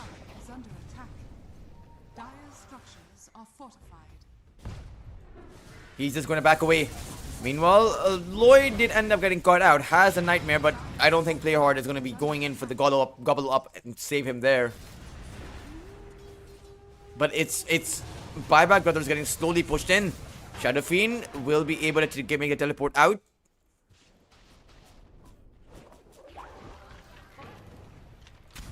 As they should be able to close out the rest of the game, because Buyback Brothers don't have a solid way to push. It's going to be a slow burn for sure, as Mango Rose is now on that high ground. The Bushwhack is going to end up coming in, as Mango Rose will just has a time walk. but is going to end up getting glimpsed back, and this is an awkward position. Has another time walk, trying to go for the teleport out. Bushwhack is not going to land in time, as B-Buy's Dragon Tail was also on cooldown. Play hard though. Ooh. Will blink out.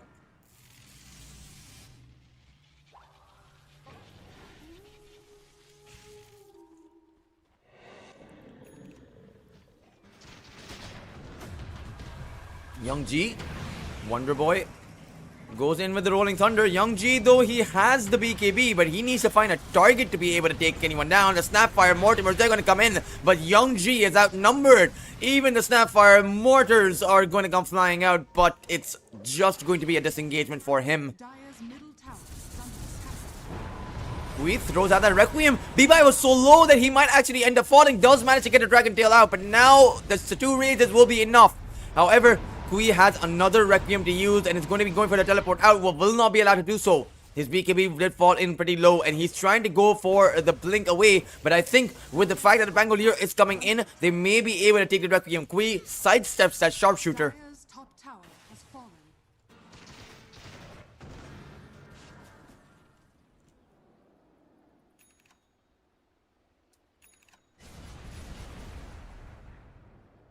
As the game again on a bit of a stalemate.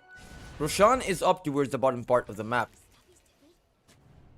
So if Buyback Bros are able to take the Aegis, perhaps they're able to go for this straight up 5-man push.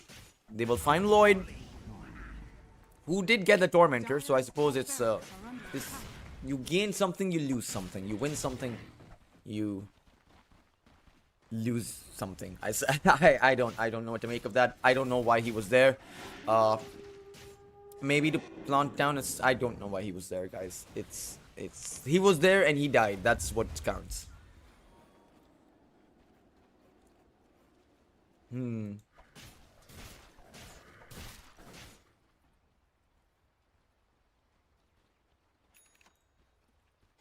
Gleipnir available for this Hoodwink.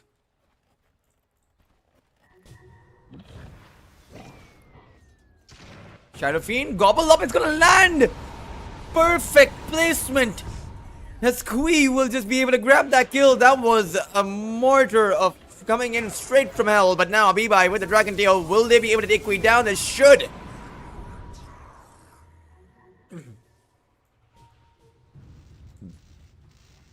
Looking for the Snapfire, who came in with that cheeky play. He will end up getting them back, and Playhard should just end up dying. There's really nothing to be found here. Mango Rose still continuing to farm.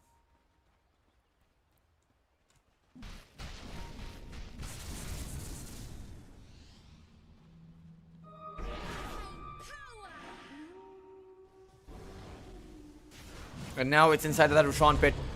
He is going to end up roaring. Mango Rose, does he want to be going for the Chronosphere? But he doesn't even have a BKB. This is straight up impossible. You can still come out with the steal though.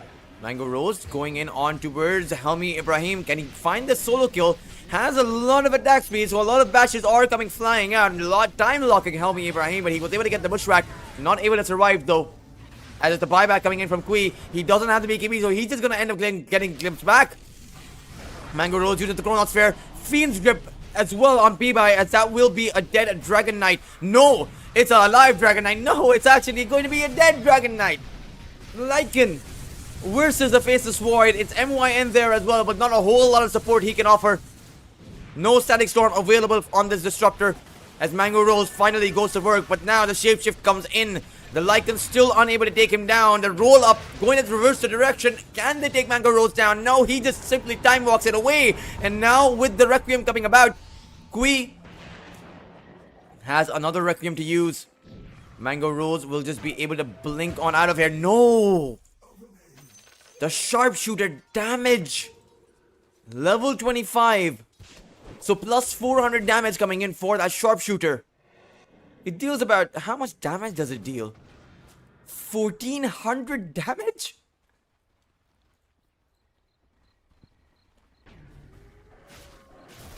A third of the HP of that Faceless Void?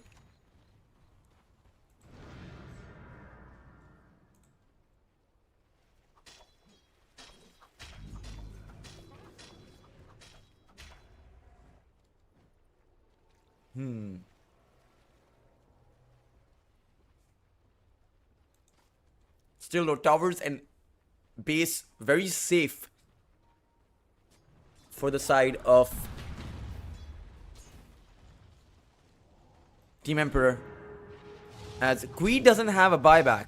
He will be able to get his Requiem up in a second. Uses the BKB. He needs to actually dish out the Requiem. No, he actually refreshes. Throws out the Requiem. He doesn't have a second Requiem to use. Just find the overwhelming blink away to the other side and finds the teleport out.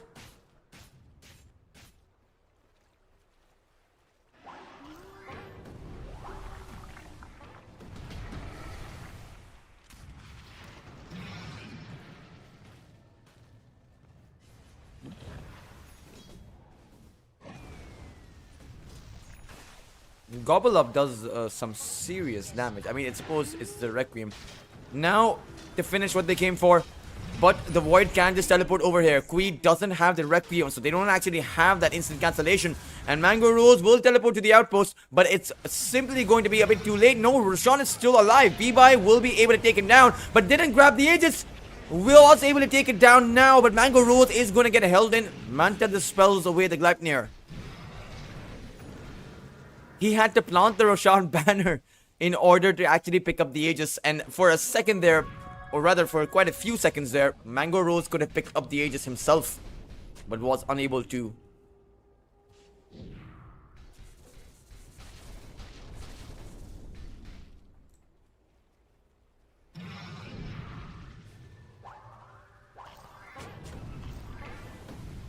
Two Snapfire cookies coming in.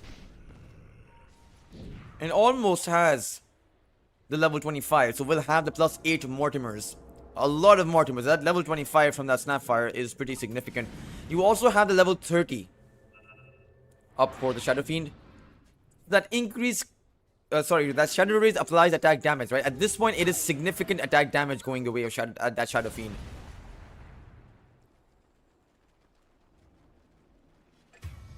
Oh, Young G gets taken down.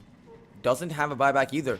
And with the Aegis in the hands of this Dragon Knight, perhaps they go for a kill.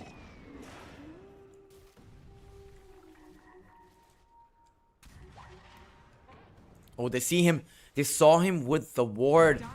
Mango, though, goes with a two-man Chronosphere. Can he take these heroes down? The Disruptor will be the first one to fall. Hami Ibrahim finds the Bushwhack, though, has the Sharpshooter at the ready. Will throw it out to buy himself some space. The Bane is in trouble, but it's Mango who is at that backline, has that BKB as well. Time walks forward, finds the Helmi, takes him down. The two heroes have fallen. Shapeshift is going to go forward. They take down Lloyd. Kui has no refresher for about 20 seconds. 15 now has the BKB, so he can buy enough time. Uses the BKB, throws out the Requiem, but the Shapeshift is going to... The Lycan is going to use the BKB himself. As the Shadow Fiend will just make it to the other side.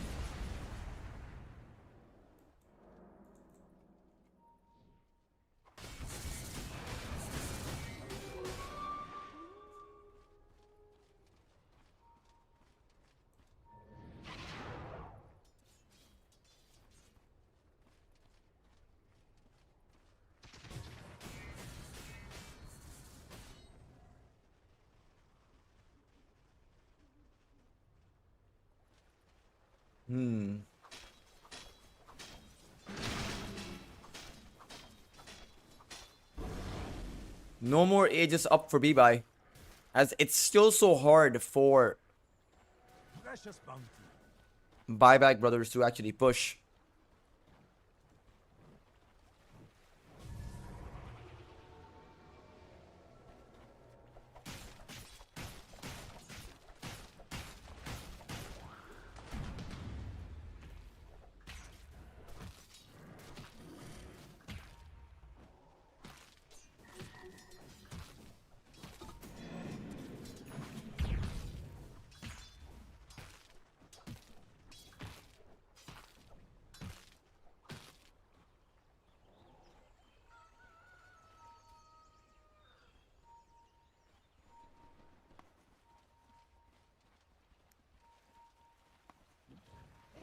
Bane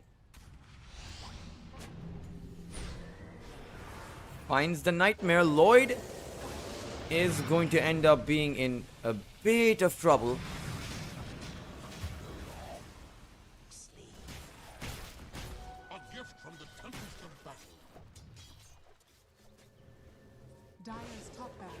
Oh, the top barracks was taken down, but Kui, he is going to get sniped down. I think he has the buyback by this point. No, he doesn't. His buyback is actually on cooldown for about an entire minute. So right now, it's the buyback brothers who can just go for just one solid push. And they are going to be going for it. They see their opening.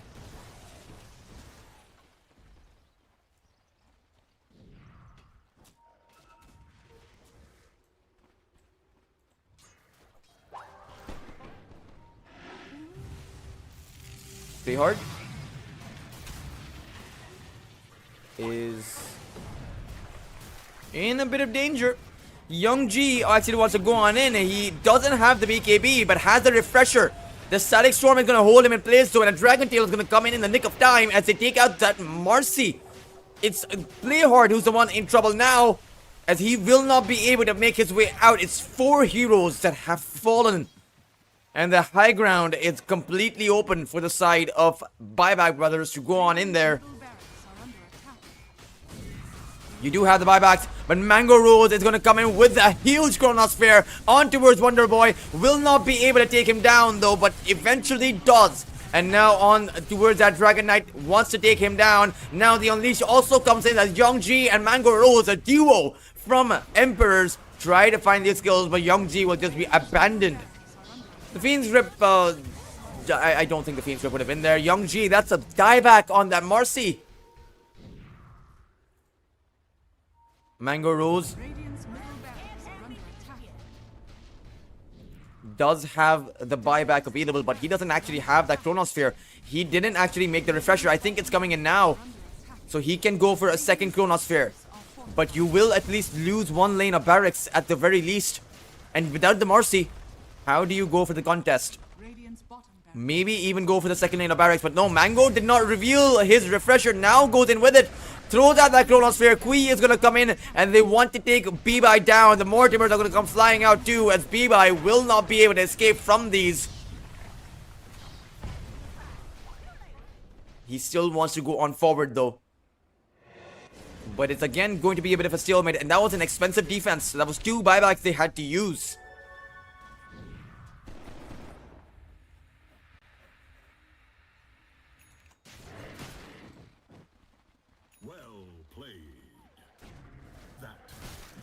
Подвигаемся, пацаны.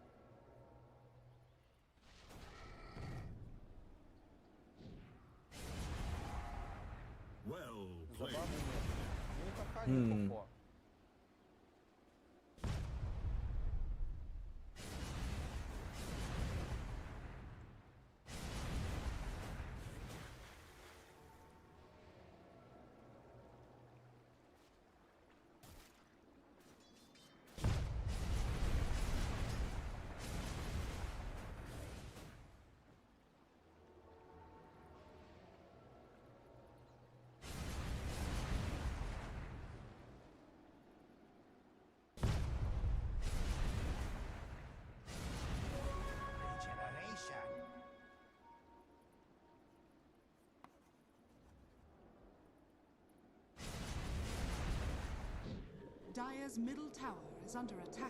Twin Gate. They're making a play across though, but it's Mango Rose on the high ground. Only 1 melee barracks, and these 2 barracks towards the mid side stand between Emperor and Mega Creeps. Mango Rose doesn't have the Chronosphere. He's gonna get gone on. Static Storm is gonna come dropping down as well, and that will be the end of that Faceless Void. Requiem goes out from Kui as he goes on in. BKB activated. Refresher has another Requiem to play with, but isn't able to find the entry. Throws out the Requiem from that backline. It's not going to do as much damage, as Bibai will be feeling fine from this. The Mortimers will come flying out though as Young G goes on in, but another Dragon Tail found on that Marcy as Emperors. They will not be able to survive as the Shadow Fiend Kui bought back for this. Play hard will allow him to be safe for now. But the Snapfire, even he's on a buyback right now as the Dragon Knight is dishing out so much damage. The Thunder Strike is going to give them the vision. The Dragon Tail is not going to land in time. But it's that Shadow Fiend. Queen needs to find the exit, has the blink, and should be able to use it. No, he's going to get back and brought down. Marcy, no buyback. Bean does have it. In fact, I think the rest of their heroes, the Faceless Void has it as well.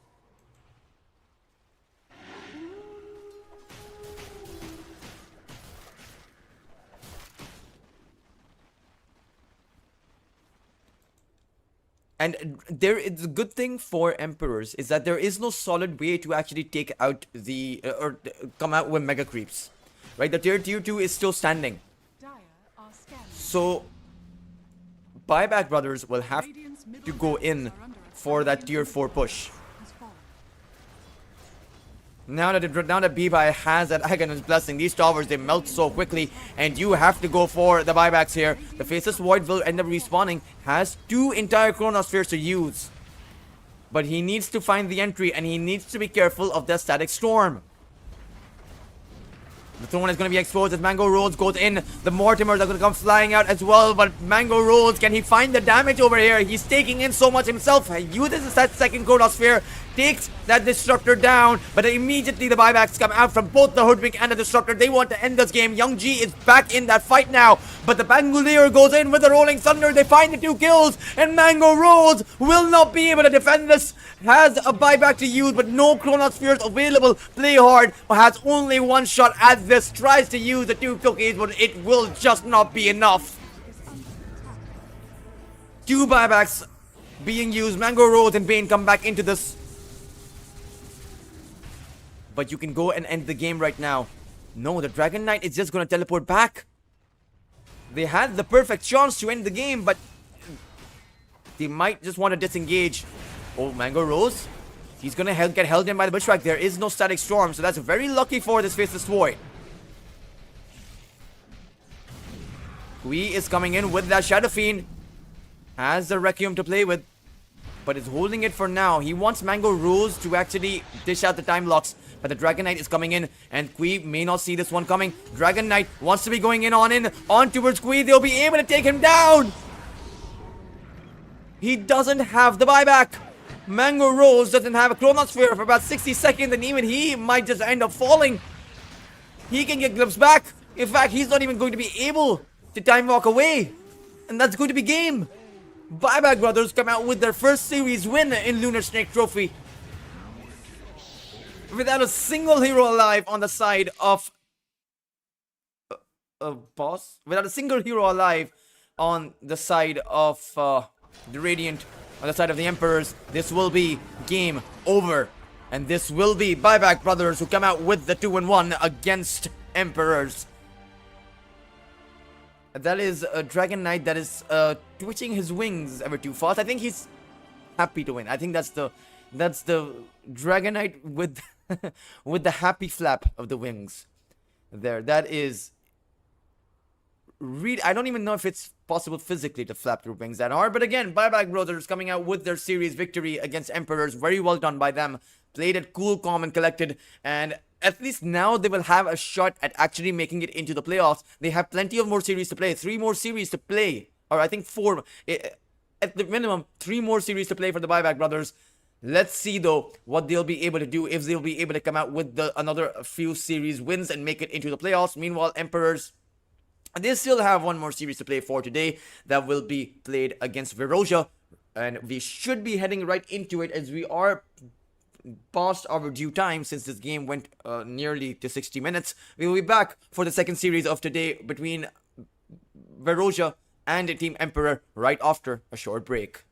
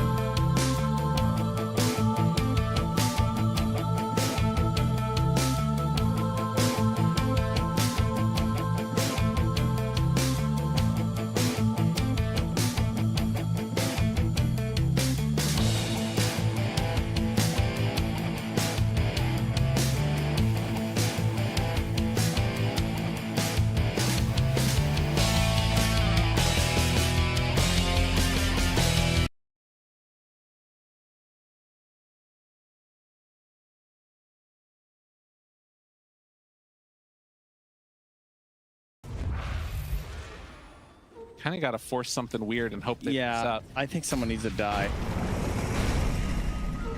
Thinking about a roll, thinking about a roll, thinking about a roll. They've got the burrow, finding the backlines. Undyne is out front and center, and immediately going to get brought down 90 seconds, no Undyne. They do find Rue. The healing Lotuses, though, keeping them alive again. Now the right click's coming on to SM. They also have the kisses being thrown out.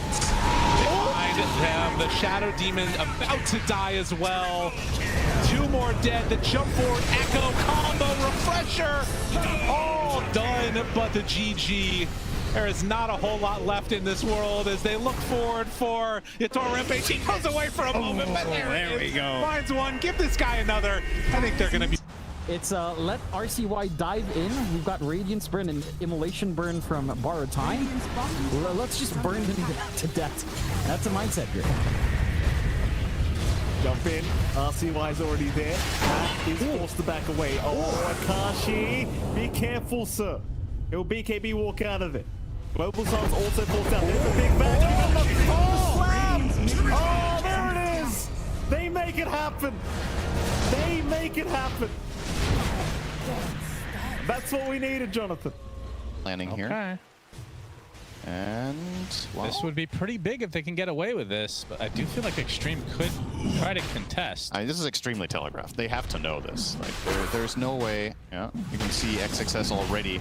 Yep, trying to delay. Moving in. I don't know if they can stay in the pit. They can. XXS has the arena. They get sprouted to start things out. Very tanky boys. Nightfall trying to get through it. Gets the Mars arena off onto 2 with a mute to follow. Demonic convergence. Nightfall pops the BKB. Trying to right click everybody is XM also popping his BKB. He's going to be fine. Solar Guardian not going to hit anybody. Toronto Tokyo now Yules speared into the cliff with the split earth to follow. Kiyotaka with a nice searing chains onto several heroes. And after all of this, they do get the glimpse, but that's the BKB now from Toronto Tokyo. Ama in a little bit too deep. Hopsy and Rage mitigate a lot of that damage as a result. There's the Static Storm just on the outskirts. The Emperor in a lot of trouble. He'll be able to get dropped as XM pops the Essence Ring to stay alive. Meantime, disruption to save Ame, focusing everything onto Nightfall. The spear onto the low ground. Nightfall might be able to get out now. Gets glimpsed though into the split earth. Down goes another member of Aurora. Toronto Tokyo trying to get something out of this fight. And he's just likely going to get glimpsed back. Oh, that's down for 6 seconds. So might be fine, in fact, with the cover of creeps on the high ground. But still, 2 cores dead for Aurora. An Extreme in the late game. Oh, this would be a huge kill if they can find Noob. Gets silenced to start things out. He's 2nd net worth in the game, by the way. Really good start for him. Shiro jumps in, though, with the Chronosphere. Sunray is there, and that's going to dissuade Tidebound from going any further. Epicenter combo, though, onto GX, but he gets the egg up the last moment. Can they kill the egg? The Mars Arena is playing. They get the Yules as well. The egg stops. GH is alive as a result. Nobody has died as well. Burrow Strike finds the Medusa. Inkswell under nothing to save. He's going to get hook shot now, and now he's going to surely drop to the deck. 1 down for Tidebound. GH, Sunray right on top of Bane with the spear to follow, and the dead shot. That is going to be 2 kills. Damn. He will TP now. And they're smoking. Okay. All right, what's the start? Who are we going on? An opportunity here. Shiva's guard to show what's going on. Roast below. Half HP. XM jumps in. Gank the creeps. Charlie, it'll take you to victory. It is the least maneuverable unit. It is so hard to get anything done. All right, hold on. Wait, he got it. He's got the MKB in time. Oh, they bought enough time, and Ame starts hitting, but no, the wolf is in there. They know about this, and now they start throwing the kisses. Ame, are you big enough? Are you bad enough? Can you take it down? No! You disgusting fish! He got it, steals it away, and only they can look on in shame. Oh, he's still alive. He's not even dying. Ban this hero. I don't want to see it anymore. Unbelievable. oh my! It's just flatlined. Yeah, maybe. The graph is dead. This is a big jump. XXS gets off the BKB, gets off the flesh, but he's almost dead though. Has to use the tombstone, but dies. Comes back to life instantly as XM coming to the BKB. He's already half HP. Beyond this, does Prox to get the shackle onto the TA. Ame just pounding into him. Can they get this divine rapier? The Prox comes out in the last moment to save the TA. Can they do the damage? They need to take out Ame instead. Indeed, they can. No, the grab ally saves him again. Again and again, this tombstone is used. And Shiro left all alone. Divine rapier drops to the deck, but Ame dies right next to him, knocking this out right on top of Divine Rapier, completely ignoring it, fighting against an enormous zombie man, but he will drop in the end. 4 dead for Tidebound, as XXS not sure what to do with the goddamn Divine Rapier. That really is, versus doing it twice in a row. Well, depending on the situation, yeah. Okay, big moment here. Extreme Indeed. going for a smoke wraparound. Will they get a ward down? Why? That static storm starts things out. The pocket taking tons of damage. The mill dash in there. He's dead right off the bat. XF does have the buyback though. Cart number 1 on the TA. XXX taking the most damage as a result of that. A-Blast flies in, just clipping Ame. He's trying to stick to a target, trying to run away now. Can't do much damage. He can't do anything. He just gets destroyed instead. XXX still standing his ground. There are 3 buybacks from Extreme. 4th at the ready as well. 2 tombstones placed, and still the cart being used for Shiro to take out these tombstones in turn. Shinju popped out of the tombstone, didn't even realize he was there, and now Shiro will drop as a result. 3 buybacks for Tidebound. And Extreme trying to get out, but the Echo Stomp is there to finish off. Nothing to say. As that for every one of these new creeps. Congregations of the Deep. 3rd Roshan is up, and Enigma Galaxy obviously know the timing, courtesy of TA. Avatos. There's the Congregations, gets deleted, but it might be in turn for Omar. Big Astral Step onto 2. Barrier is actually keeping him alive. Sumail taking a lot of damage. There's already at half HP, but the BKB from Mickey is running out now, along with the God Strength Noob. Gonna try to right click to his heart's content. Gonna get another Congregation to the deep with the coil to follow. They're gonna take out Mickey. Sania and Favorite Light get deleted off the face of the earth. Ultra kill for Ghost. Make it a rampage. Strike! My goodness. Go slam, 30 seconds still on cooldown. Sucks is in. He's gonna try for the jump on the Scoper, but the Fisher comes out to disrupt the play. Scofield's gonna try and stand his ground with the ultimate, but the combo is there. He's gonna be saved for now. Violent Disruption will still fall, but heroic strike back. Yuma able to get in onto the darks here. BZM controlling the Shadow Demon to pick up the double. Whisper's gonna get back in there. Lasso's there to lock down BZM. Yuma brings in the damage, and he's able to take down the both of them there, Whisper. Getting a huge double. Saxon attempts to get back in with the Emerald toss back. They'll be able to at least take the Aegis out of the hands of this bear, but the casualties are rising. Share damage. It is pretty insane how much this can actually dish out. Also just to protect allies and makes them that much tankier. Tundra. It's just, can they ever really try and go on this Pudge? They're gonna try. Dispel. Schofield! He's gonna make the jump in, closes in, they get the burst breaker on the Whisper. Whisper, is he able to survive? BKB's gonna be there in time, and he's able to get the Supernova off. They're gonna turn straight towards the egg, they'll kill it off successfully. On the back lines, though, King Jungles and Alan chase down BZM. The buybacks coming in from both Whisper and BZM. The fight locking down Crystallis. He's gonna start to try and heal up, but they're holding back with the disruption. He's gonna get surrounded, punched up. Can he actually get the hits off Crystallis? He cannot, as Crystallis is gone out of the fight. 33 will get back in with the burst strike. The Hex to fall to Whisper, but the BKB and the second Supernova hits there. They're going to try and kill the egg off with this buyback from Crystallis. But 33 dead. He has to buy back. Crystallis can't kill the egg in time. They're just killing them off one by one. That's a dieback on BZM. This fight's an absolute mess for Tundra. It's heroic, overrunning them. Crystallis trying to hit back, but he gets the shots, holding back. It's a dieback on him. They're losing lives left, right, and center. Tundra, they just do not have what it takes to stop heroic. XXS. Going to jump forward again. Slowly peeping away here at the Underlord. Noob down to half HP. Setting up. Watching for the sidelines. Noobies, yeah, he's starting to drop now. The heals are coming in. Cookie, gonna connect this time. Noob's gonna be fine. Arme's actually trapped to the side in the cogs. Sunstrike comes in. Arme's in trouble. Ghost, he's just able to take him out. And another hook shot for Enigma Galaxy. They know they're gonna try and push this for more. The arena will be dropped down to try and hold them back. Except peeping and goes to the side. The battle chances up. Ghost gets the ultimate off, and now he's ready to start getting the hits in. Closes the gap over towards the snap. They're cleaning up in Enigma Galaxy. They turn towards XXS. Ghost getting focused by Noob and Sumail as they push the sniper out of the fight and they bring him down. GH gets a triple kill amongst it all. Enigma Galaxy this time, they get the team wipe. Losing their Sand King, who was on his way to that refresher. They might have to take this fight without him. Need to find something here. He has no buyback. A quick pick up on Schofield would do wonder for them. They do have a static storm. There's no BKB, so Solar Guardian goes out. It's got the black hole. It's catching the gyrocopter. Sonic Wave trying to push away. Here with the Satanic. It's keeping himself up. 1 versus 4 for it all. Trying to take down one of these cores. He's fighting up against Analog, and he's getting the life steal to keep himself up. BB team on the edge. May just pay off here. Schofield, he's going to be the one to break. They got the vision on him. Trying to get a ward up there. Does manage to spot out at least the Sand King. Analog blinks over the initiation. He got the Dragon Tail stun into a little bit more of the Starbreaker and JPK, but it goes away. And JPK, not dead yet, gets off the Sonic Wave and stays standing. These glimpses have destroyed them in the fight. How do you stop them if you don't have BKBs on all your cores? Still a black hole here. He's still got a hair. Black hole goes out, but immediate glimpse. Still the Whisper. He's the Starbreaker. Oh, he's here. One more melt hit, and they've got him. Whisper, he runs headlong into BB team, accepting that this life is forfeit. He'll help get Yuma out of here. Will Yuma completely escape? AJ, he'll make sure that Yuma backs away. Yuma, you gotta get out of here. Oh, he's turning and fighting. This is insane. He's got Schofield trying to help out. Tries to blow up the save. Meanwhile, the Fiend's grip on GPK. GPK does end up going down. Yuma fighting for his life underneath the sandstorm and winning with the buybacks coming out from the heroic supports. They'll find another. That's two down. Make it a third. What the hell was that? Yuma and Schofield make the call. A 2 versus 4 to turn the whole damn game. Into the favor a little bit of BB team.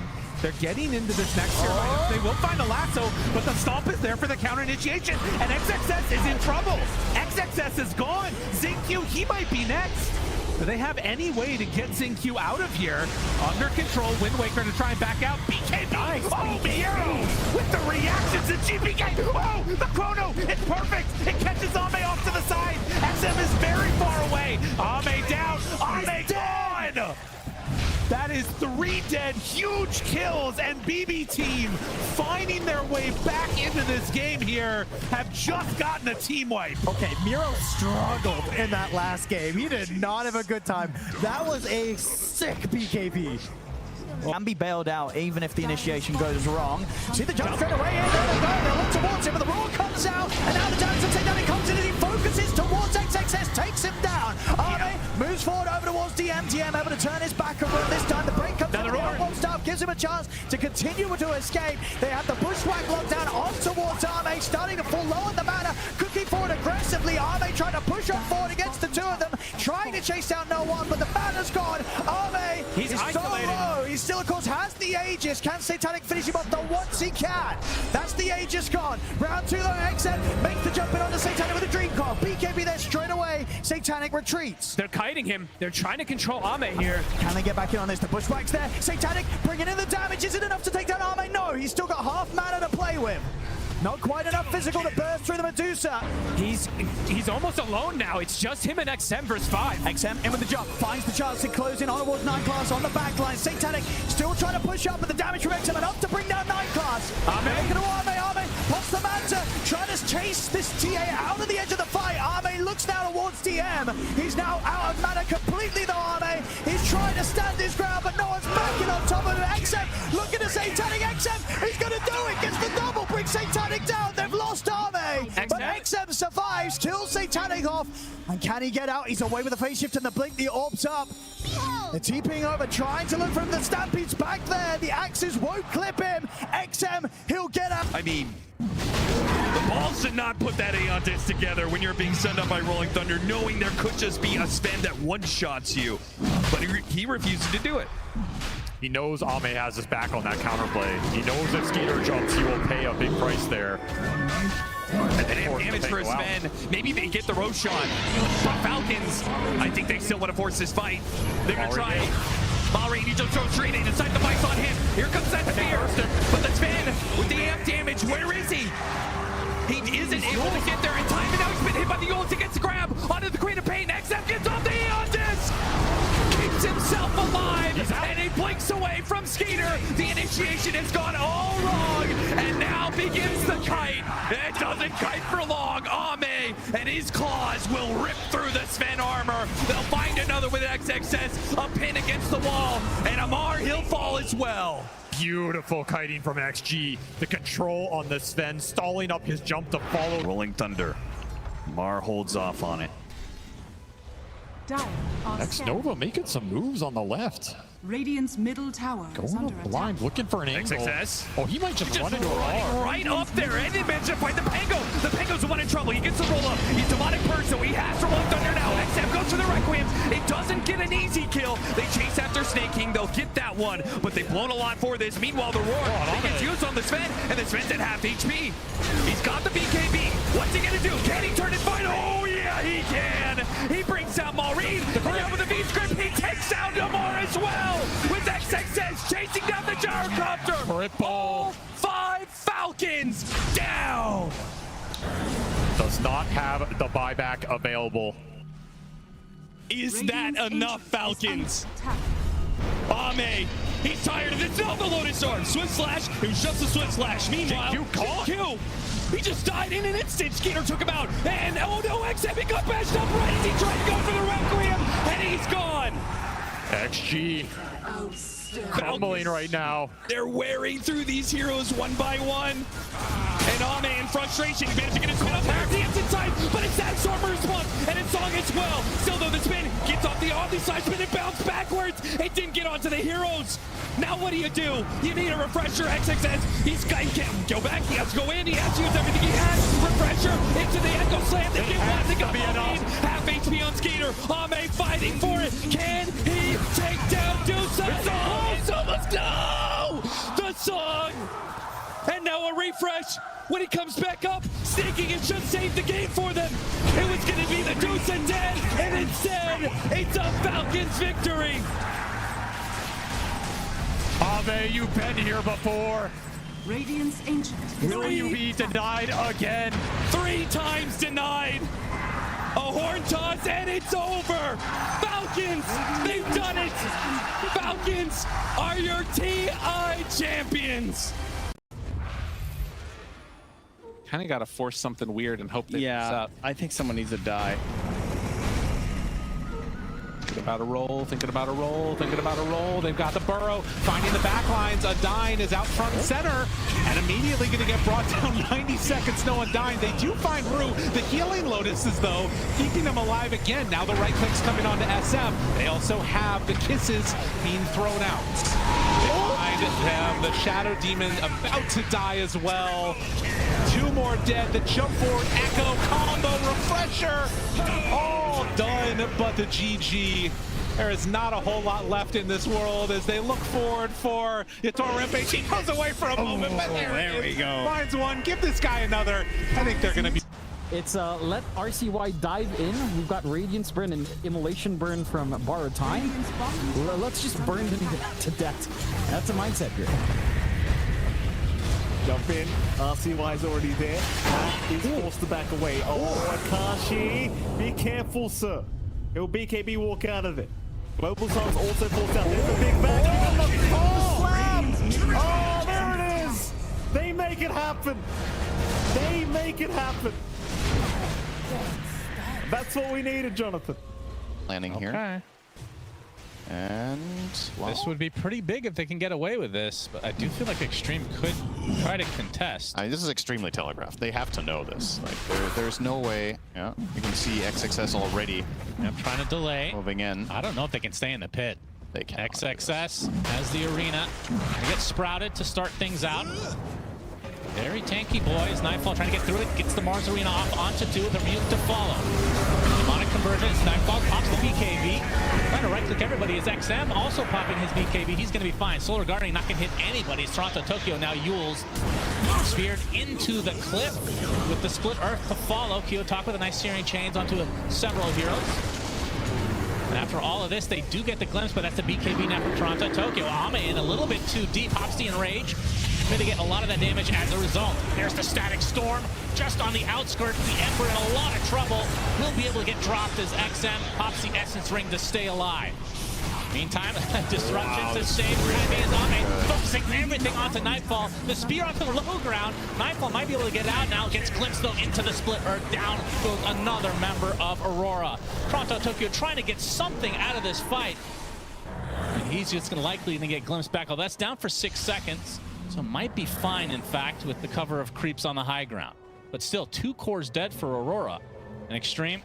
In the late game. Oh, this would be a huge kill if they can find Noob. Gets Silence to start things out. He's second net worth in the game, by the way. Really good start for him.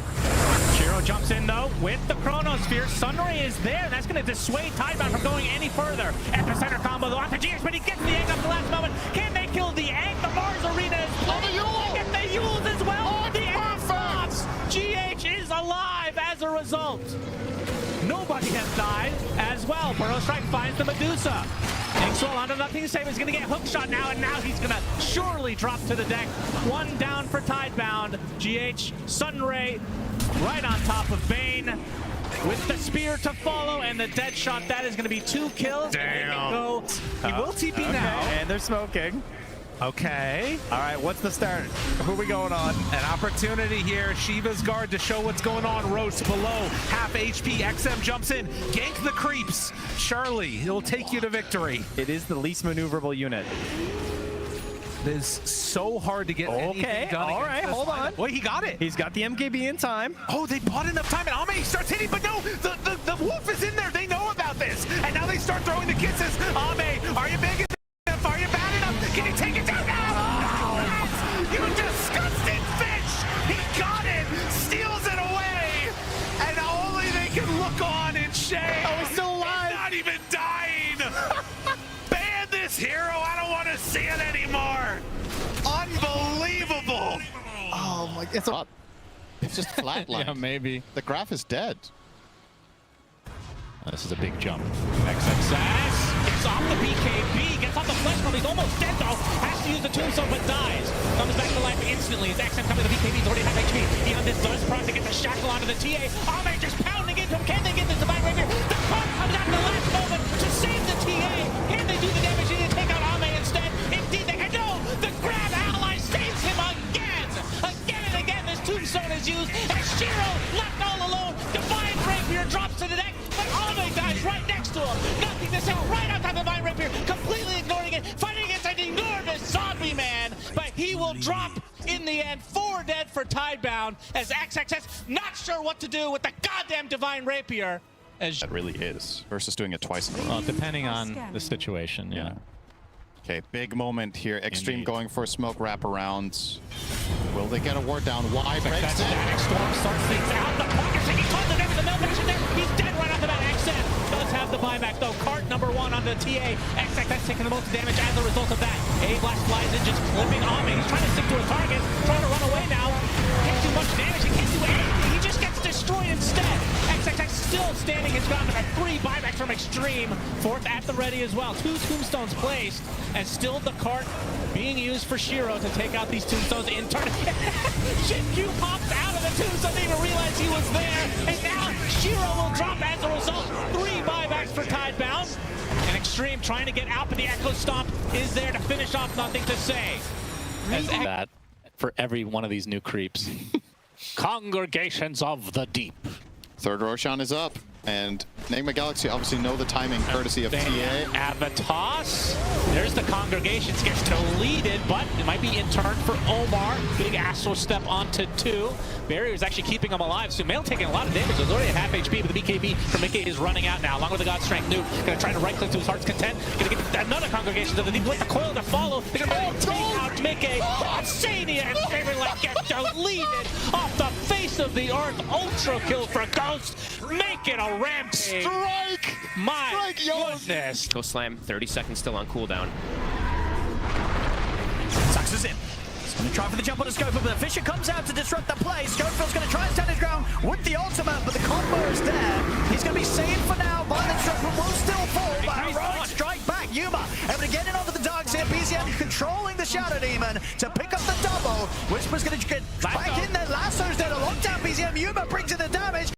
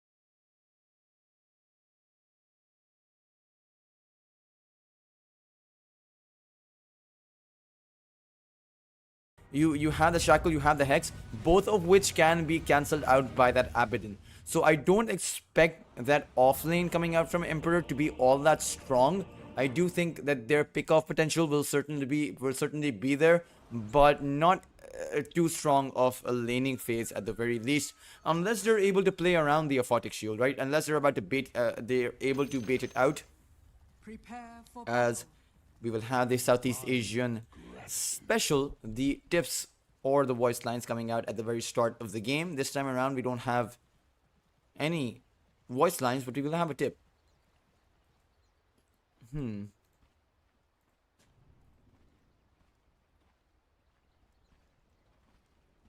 Okay.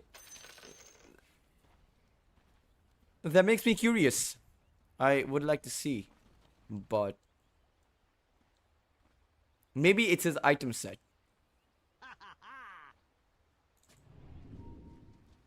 Thanks. Oh, it is a nice item set actually, now that I'm looking at it. 30 seconds to battle.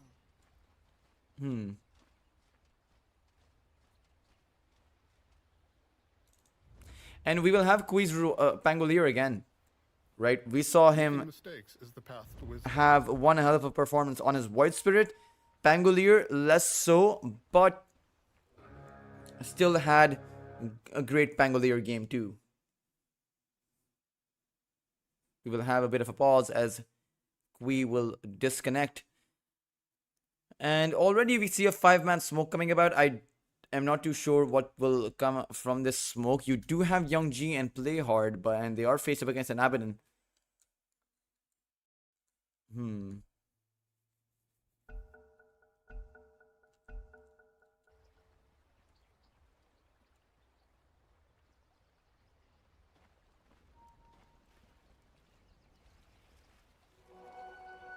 Young G will pick up the bounty rune. 2 bounty runes going the way of the side of Emperor.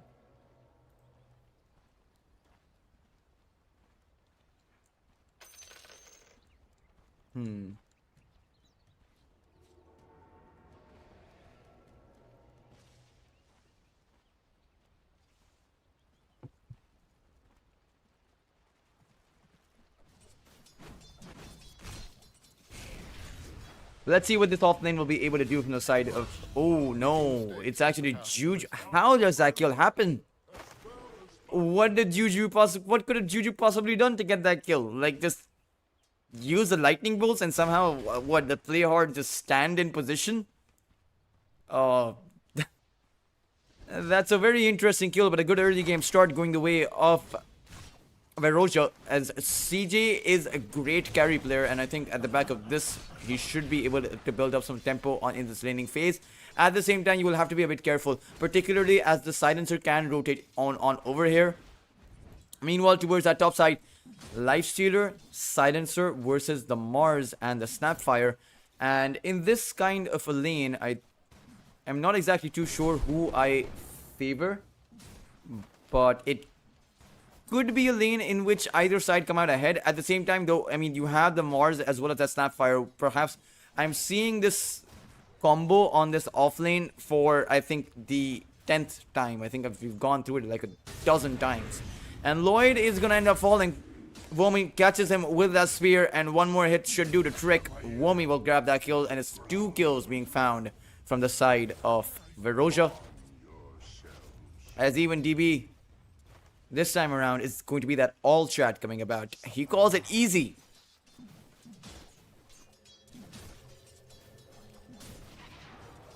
As... well, after that last game that they had, that could certainly seem plausible. Mango Rose apparently, presumably, well, at least according to the Silencer, says that he can't think anymore.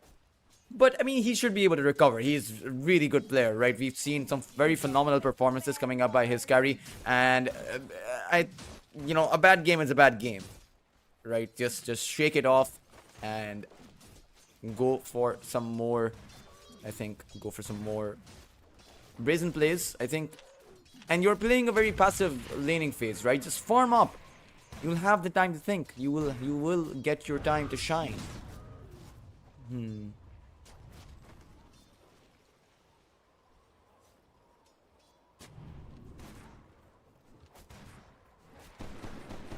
Lloyd is going to eat the Shredder.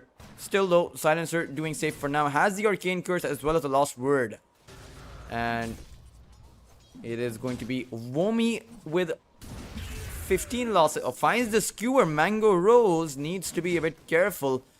The Scatter Shot is also, the Scatter Blast is available, but it's towards that bot lane. A trade happens. Young Ji will end up going down. Play Hard will find Juju in the end though, and it turns out that the Zeus position 5 is working out for the side of Veroja. I never thought I would actually say those words, that a Zeus position 5 is working out, but they were able to find the offlaner. Even if the Zeus falls, that means the experience went the way of the Abaddon, and I think they are going to be happy with that. As Juju will even bring the CJ's boots of speed for him. Meanwhile, mid lane, Dragon Knight winning on the CS exchange there. Kui on 18, Pota on 24 CS.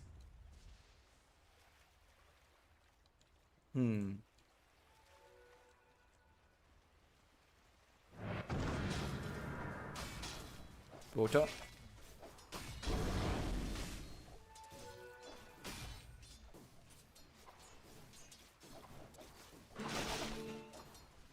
Will need to be a bit careful on the Dragon Knight, because he is incredibly low over here. There are no more spells to use coming in from Kui, so Pota will be doing just fine. As the Pangolier will not be able to get the kill. Ooh, the Dragon Tail not actually catching Kui inside the radius of that tower, so Kui is not going to be taking in any tower hits. And so both mid laners will actually be pretty low, but the advantage favors Kui because he does have that bottle. But over on the top lane, Vomi actually caught out Mango, as that was not a good look for the Lifestealer. He will give up his life, and that's the first carry death of this game. And I think Womi, who has about 2 kills right now in this laning phase, is going to be feeling pretty happy about himself. A kill that should never happen, because you have that rage coming in from Mango. But over on that top bottom lane, it is going to be Juju who falls, but CJ who finds Young G. They found Emperor's carry twice now, or rather, they found Emperor's carry once, and they found their offlaner twice with these kills. 3 of these 5 kills are on very important targets. Meanwhile, the 3 kills that Emperors have are just on that Zeus and DB. They've only been taking the supports down. This is not a great look for the side of Emperors. Over on the mid lane, Kui in danger. Juju is here.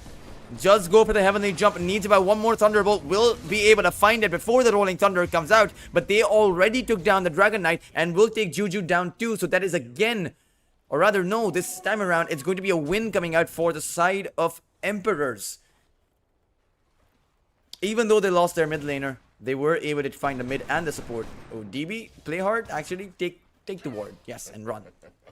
Has a haste rune, so he can just make his way out. Meanwhile, mid lane, Breath of Fire thrown out as soon as he comes back into the lane. Needs to be careful though, because DB is here. I don't think they get the kill because Play Hard is waiting around, lingering with the Shadow Shaman.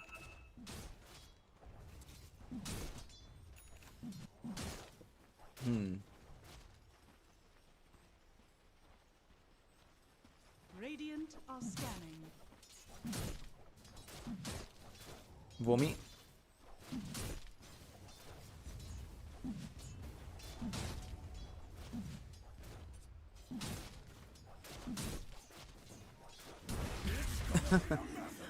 Mango should have realized it's only going to be a matter of time before Vomi throws out the spear. Rebuke goes out as well, as Vomi just really wants the CS. And when you take a look at the CS, this Abaddon has 53 lost hits. Has he missed a single creep? I don't know. I can't do that maths. But you guys can tell that 54 lost hits at the 7-minute mark is a huge amount of lost hits. CJ is going to have an extremely early Radiance. And he's just doing so well for himself. Everyone from the side of Veroja are doing very well for themselves. I mean, the 3 cores from Veroja are leading the lost hits compared to the 3 cores from the other side. and that's really going to hurt you. The Life Stealer and the Abaddon have near items, but it's CJ who will be able to bring himself up that talisman of evasion, which means that Young G will be missing out quite a few hits against this Abba.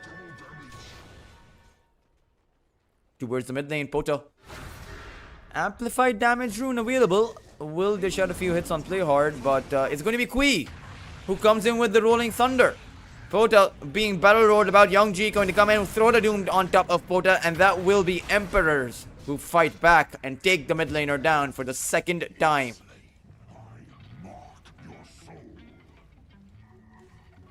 And there's the guitar that comes in.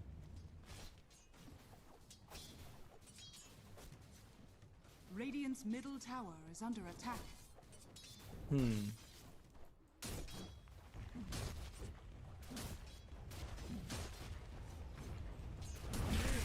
Oh, Lifestealer Mango. Centaur Hoopstomp comes in as well, as they'll be able to take Mango down.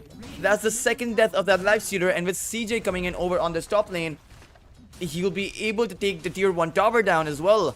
Emperors have been finding core kills, but it's just been on that Dragon Knight. Meanwhile, it's Verosia making moves across the map.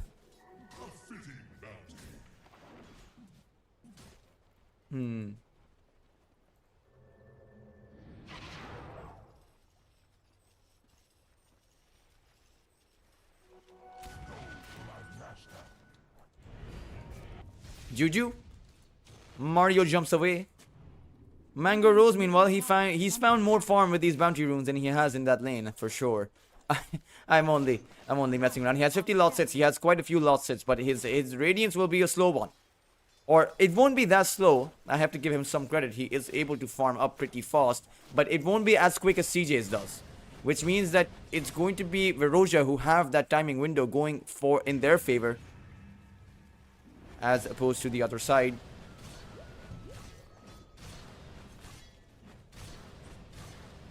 As CJ will just farm up on this Abba.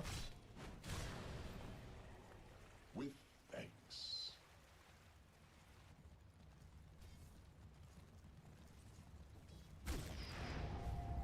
Young G will have the Doom up in about 15 seconds.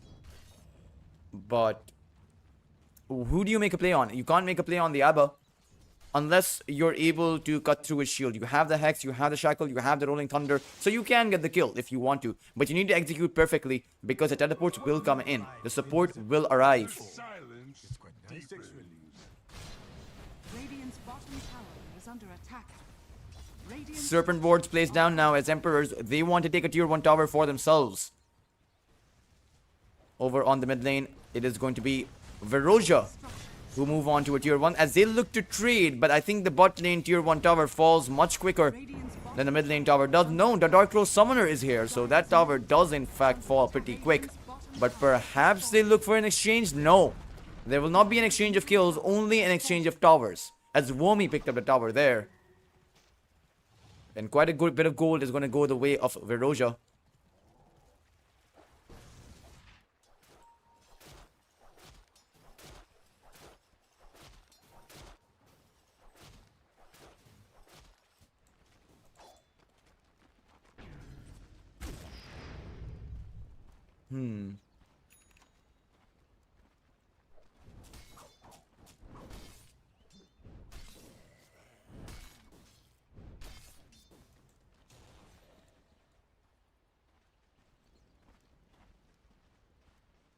Dire are scanning. Thanks. Juju stacking up on the observers and sentries will throw out the Thunder God's Wrath, but it's not actually going to hit anything. I think it's just used to scan out, and they will see Kui farming up this triangle, so they know he's doing that. He has a Diffusal Blade now built up on the Pangolier, as DB will just push away Mango Rose, who is farming up with his Ancient Black Dragon. Does farm a lot quicker because you have that Fireball coming in, but now will explode out of that dragon. Pick himself up another bounty. He is at least the master of the bounty runes this game.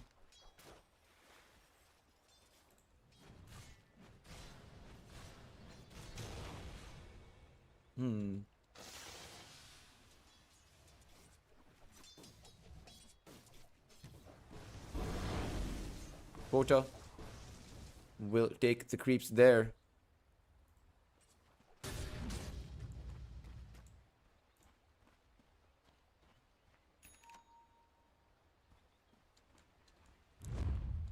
Lloyd and Playhard go for the smoke of deceit play. They will move on over towards the mid lane. Kui finds the swashbuckle, but is just to clear the creeps. They want to make a move. They will see DB. And this is a dead Snapfire. He has nowhere to escape. Oh, rather, will he go for the escape? No, he won't. Playhard will just come in with the Hex. And that is going to be a dead Snapfire. Nothing too special at the back of that kill. Mars playing with a Dominator. This is the first time I'm actually seeing a Vomi, or rather a Mars pick up a Dominator. But look at his farm.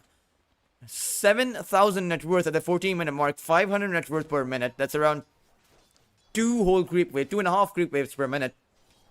As he does have a Blink Dagger now as well. A lot of farm on this Mars. In fact, it's farm everywhere. Even CJ almost has the Radiance. Mango Rose also has it as well, as he has maintained his farm despite of these two deaths. Radiant's middle tower is under attack. Pota.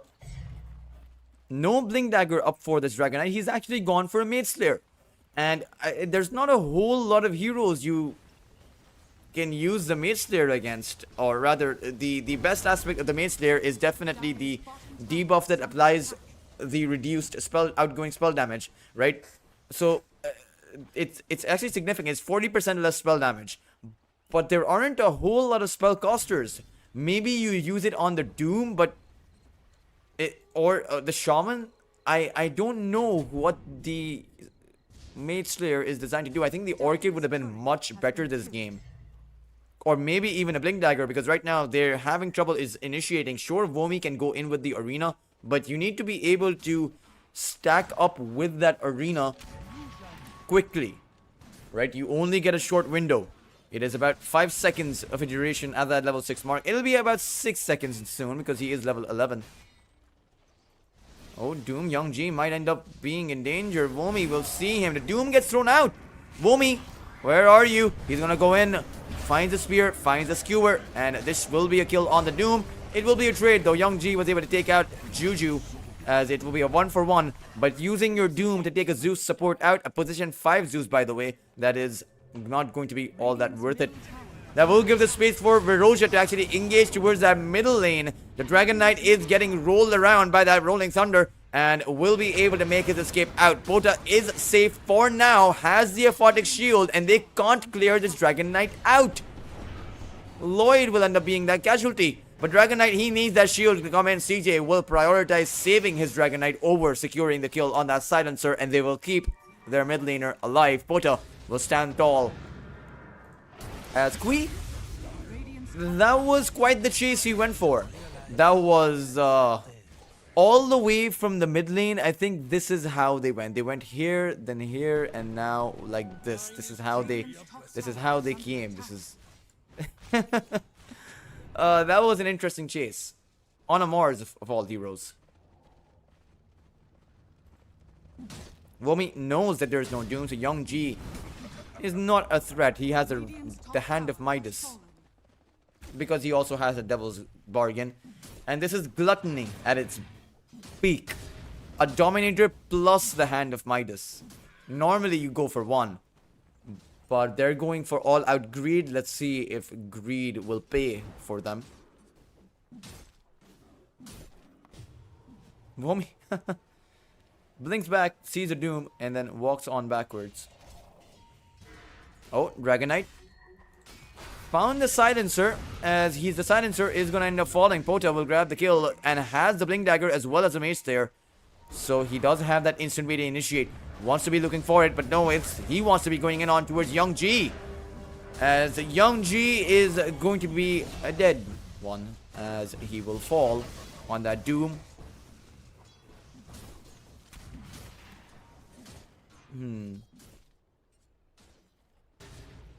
Dire's bottom Now on that tower.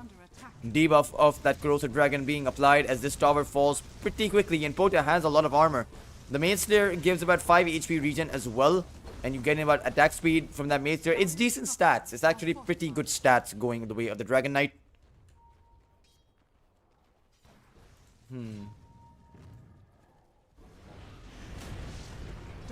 Do they want to initiate on him? No. Play hard goes towards the backline. Mango Rose is going to come in with that Lifestealer, able to take the Snapfire down. The global silence will come out as CJ is here, but this time around, they will not be able to protect their Dragon Knight. Kui comes out with the double kill. CJ does have his borrowed time available. Mango Rose goes for the open wounds, but the borrowed time will mean that CJ is going to be safe. Just teleport on out of here. Vomi is going to be next on that target. Shaman unable to actually get the entry with the Blink Dagger, as this creep is a creep hero, which means you disable the blink. It is a player controlled source of damage.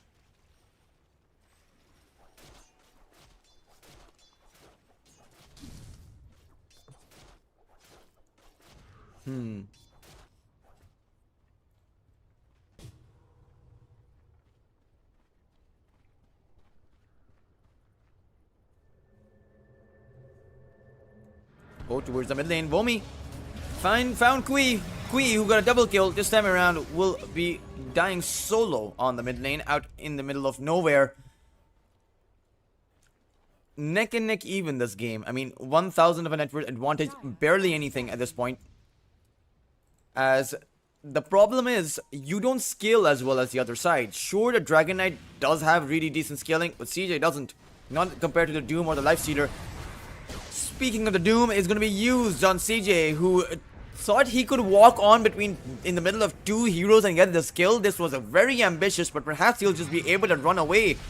The Doom duration is going to end up ticking out as he does manage to find his exit. As no follow-up stuns available. Play hard couldn't actually get in with the blink to find that shackle. And the Abaddon is going to be happy with that. Juju now walking on forward. Play hard. Throws in the Hex, but the Mortimers are going to be coming out.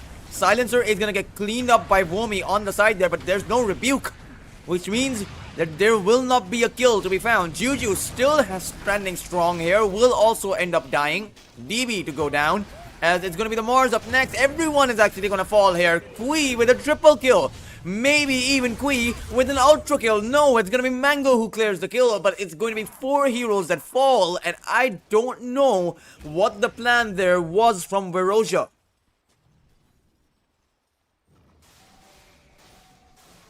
They simply threw bodies at the other side, but they will not be coming out ahead.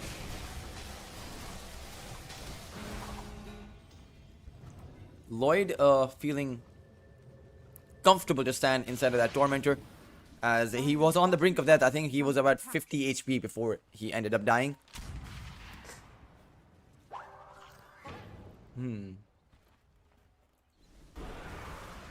Dire's bottom tower is under attack.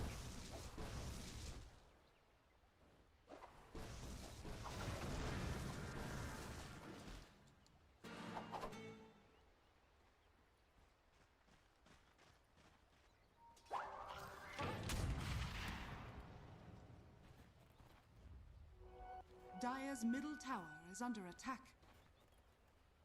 Don't worry, Mortimer. I'm still here.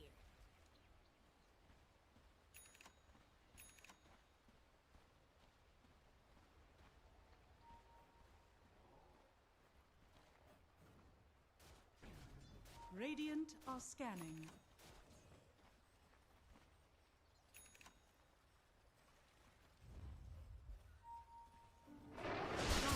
Thunder God's Wrath is going to be thrown out.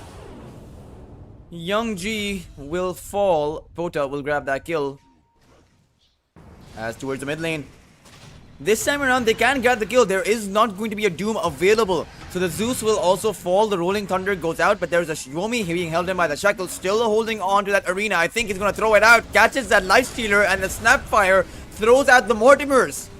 That will mean the end for the Spangolier, as well as the 3 cores of Emperors, they will simply die, and it might just end up being a full team wipe. No, Play Hard finds the blink out in the nick of time. As this time around, it's 4 heroes that fall for the side of Emperors. Neither side actually coming out with a clean advantage this game, as it's pretty much neck and neck even on the kill feed, 16-16. Mango Rose still needs more items up before he can stack up as a lifestealer. And Dragon Knight is looking more and more like a carry. On towards Play Hard. He even uses the BKB. Young G is going to come in to throw that Doom down, but I don't think he gets this kill. He's all alone here against that Dragon Knight. In fact, the Dragon Knight will just simply turn this around. Young G making a mistake. A big one. Remember, with this Maze Slayer, you stack a hit on that Doom and suddenly Pota doesn't take any damage. A 40% reduction in the damage coming in from that Scorched Earth, from all of the Doom's abilities, from that Infernal Blade as well, and you don't actually do much. You don't even have the Radiance to actually create some kind of a mischance on that Dragon Knight.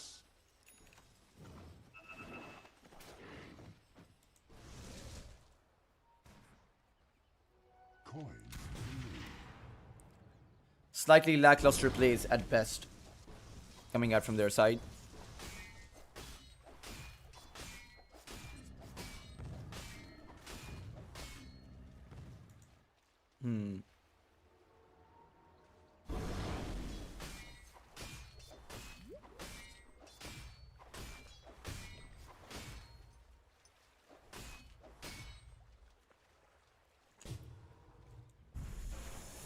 Mars.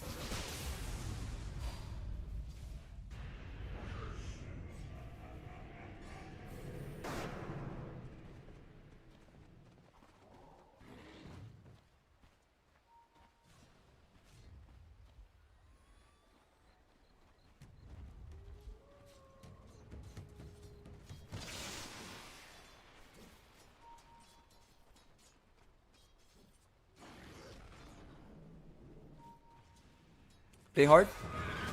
He will catch out the Mars, who was looking for a sneaky initiation, but again, he's in no man's land. There's not a single hero from his team near him, but no, the Abyss CJ comes in with the Aphotic Shield, buying the Mars some time. He will fall, but not before they take out Emperors and the 3 heroes from their side. The Doom, the Pangolier, and the Shaman will be the casualties. And it turns out it was a bait all along. I don't think it was a bait, but I think that CJ's timing with that Abaddon was just near perfect.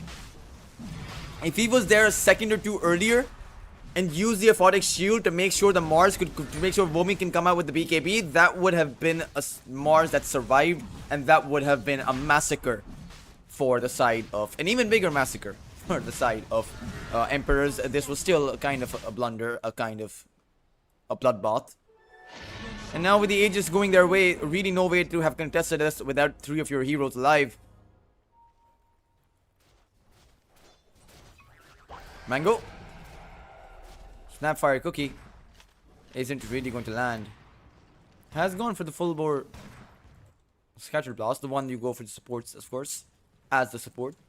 A Snapfire should be a support. I have seen some core Snapfires. I do not like it. I have a feeling we'll see some off-lane Ursas as well at the back of Amar, having that game win versus Extreme Gaming. Oh, they find CJ. He does have the Aegis, and this time around, this is truly even further deep into no man's land. But the supports are arriving. He does have the borrowed time and can just blink away, but now may want to actually move on forward. Pota this time around is going to get doomed up, is going to be teleporting back to his base. Solar Crested up, will be able to make it back to the fountain. But the question is, can you fight without your Dragon Knight? Right now, they are able to do so. Young G unable to stack up and survive. Mango Rose trying his very best, will be able to take the first life of the Abaddon down. But can he find more? Womi taking in damage himself, but uses the BKB, tries to find his exit. CJ will just abandon Womi to his fate, and it will be a dead Mars pretty soon. So 3 heroes from the side of Veroja fall, and that was actually 4 heroes fell, if you consider the Abaddon's Aegis life. Does he want to go in? CJ? Oh, it's a simultaneous initiation. Lloyd does have the global silence, but he knows that it's folly because the stuns were already stacked up.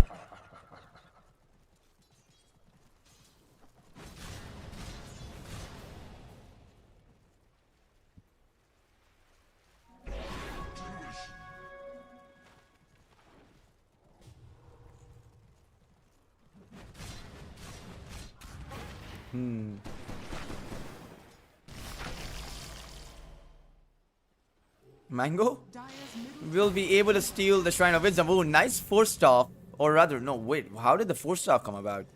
Oh, no, it was a Psychic Headband coming about. Nice stealer, Mango. He is hit by the Orchid. The Global Silence will come in, allowing Mango to just use the Rage. Actually, to get the kill first, then use the Rage and TP out. But CJ was able to grab the Shrine of Wisdom. But I think with the kill on DB, you got more experience. You got 2,000 experience on that Life Stealer.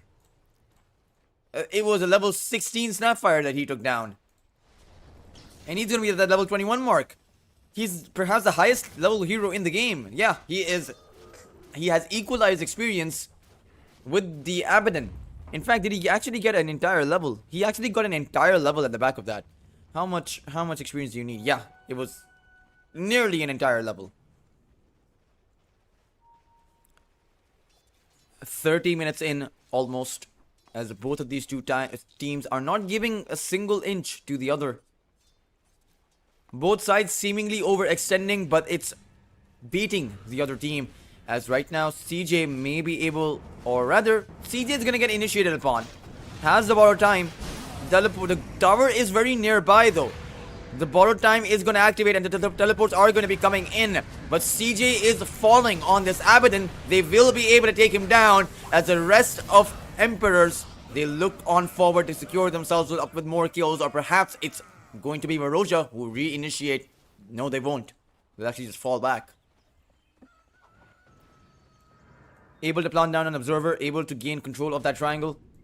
They have some decent vision going for them.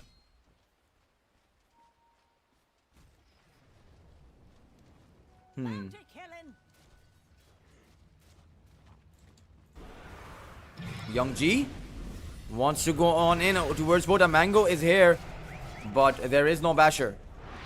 I think he should get a basher. But he's going for, I believe, the Mantis. He's going for the Mantis style. Presumably to dodge out that Dragon Tail. Maybe even dodge out the Spear or I don't... Okay, no. Sorry. My bad, guys. It is to dispel the Orchid. That's what he wants the Manta for.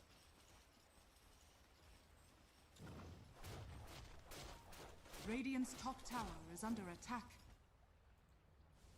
Dire's middle tower is under attack.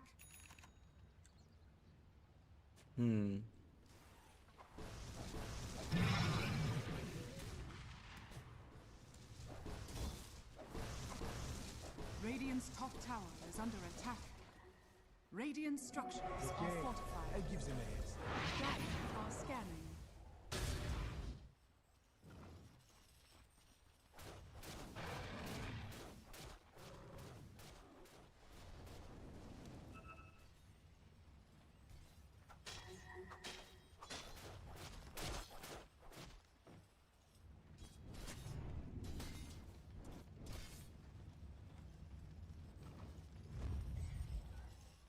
A 3-man smoke coming about. As... Okay, so... Okay, that is a clear intent to go for some kills. Infest inside of the Doom. Shiva's Guard up now. As this is a scary power spike for Emperors. They have the Ioscadi as well. So this Dragon Knight outside of that BKB does not end up surviving. They don't even need to use the Doom on him. Young G smoke is going to break. They're going to walk on over to that high ground. They will catch DB. It's not exactly the biggest kill, but Pota is actually going to show up here. Young G activates the BKB. Does not really throw down that Doom. Just wants to be buying some amount of space. Mango Rose still strong with that Life Stealer. Has the Mantis style. Dispels the Orchid. And now the Doom goes out. Has the open wounds as well. And this will be Varoja, who cannot contest this. Even the Global Silence gets dropped down as the Abaddon CJ blinks on back to his high ground. But it's going to be ran down by Mango Rose. who has finally consolidated together with the rest of his team. It's going to be a full team wipe as Womi will also fall towards the side there. Mango Rose with an ultra kill and coming in with the revenge. Still able to be a dominant force in this game. And it's very impressive considering that game number 3 against Buyback Bros. Anyone would have been tilted after that. Anyone would have been feeling a bit down, a bit underconfident. But this is Mango Rose. This is the player that can turn things around even when it looks hard. Now has a Skull Basher. Actually, now he'll have the Abyssal Blade. He realizes that Silver Edge don't exactly need that to take down this Dragon Knight. Porter cannot survive, as they will be heading on over to that Tormentor. Radiant's top tower is under attack.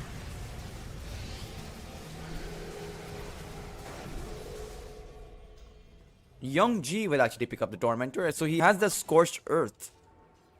The heal coming about. Assault credits for the Pangolier. This is 9,000 of an entered advantage. This is Emperors who are pretty far ahead.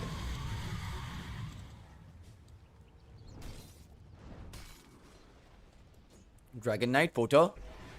He is going to be visible, but Young G is alone here. He will spot out that amplified damage. Does he grab it is the big question.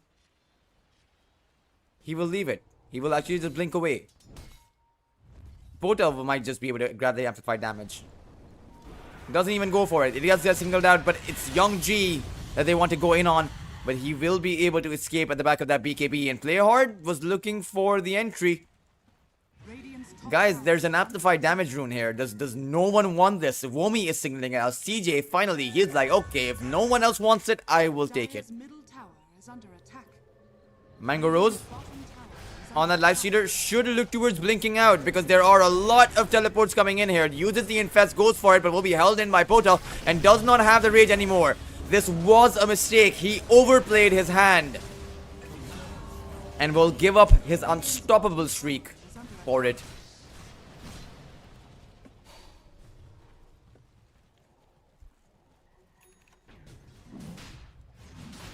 CJ now inside of that Roche pit.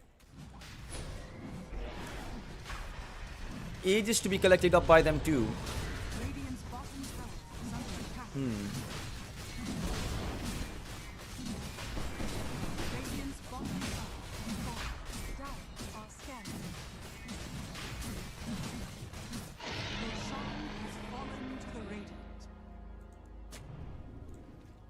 Radiant's bottom tower is under attack.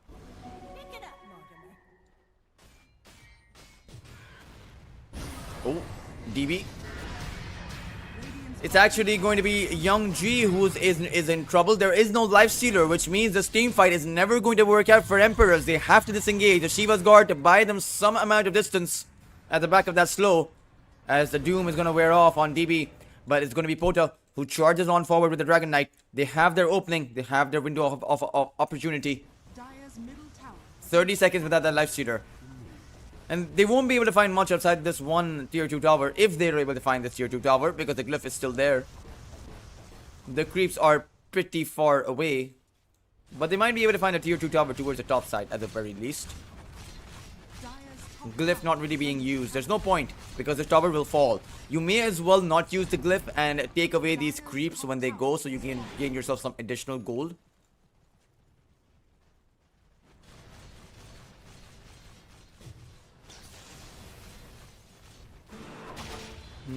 Dire's middle tower is under attack.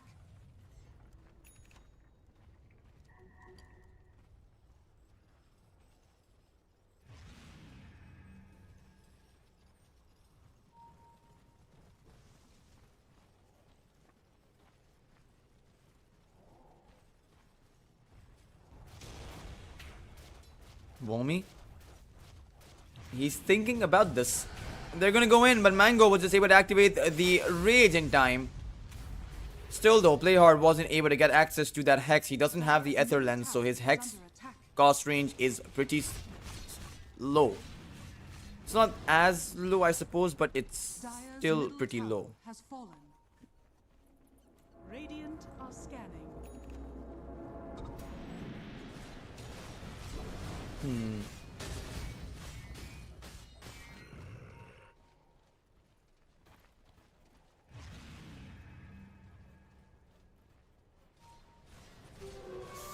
Attack? What for?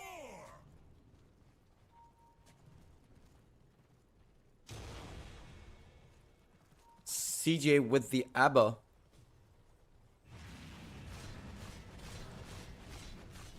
Still holding on strong. Has the Bloodthorn at the ready and almost has his level 25 mark. So he'll have that increased plus 65 attack speed at the back of that Curse of Avernus.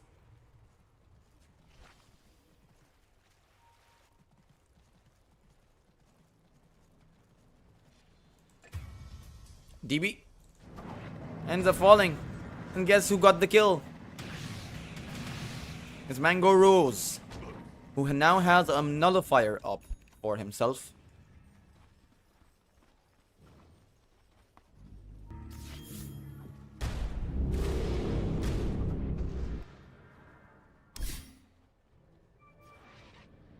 Radiant are scanning.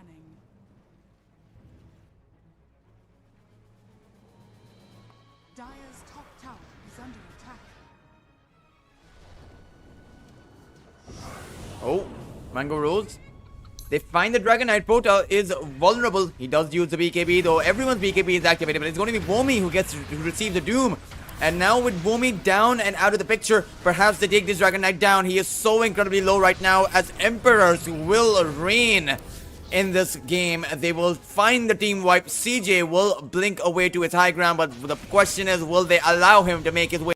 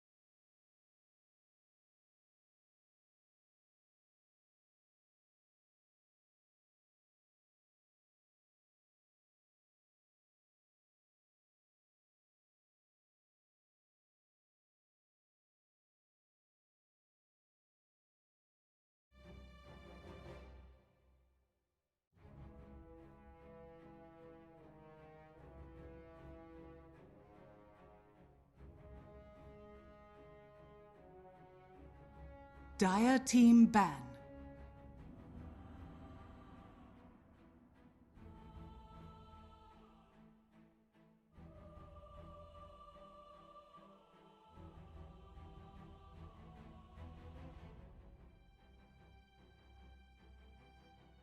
Ten seconds remaining. 5 seconds remaining. Radiant team ban.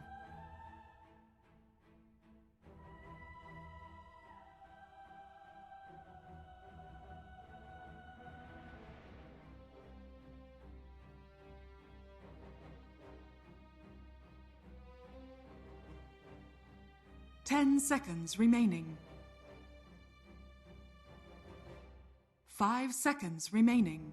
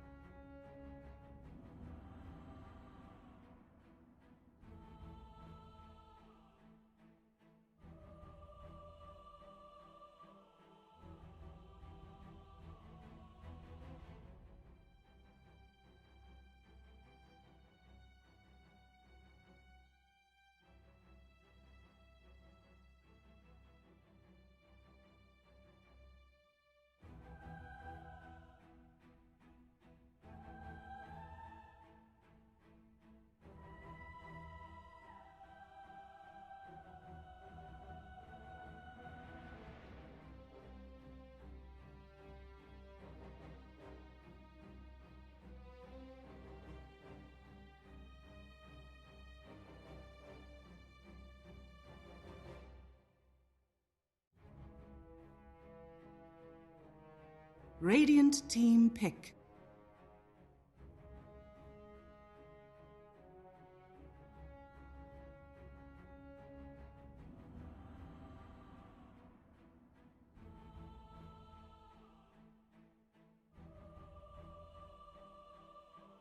Ten seconds remaining.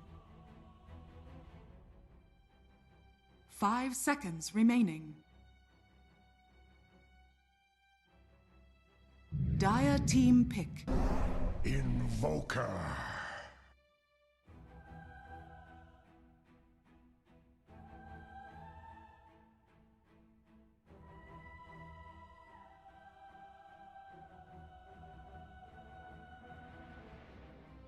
Ten seconds remaining. 5 seconds remaining. Dire team pick. Lena.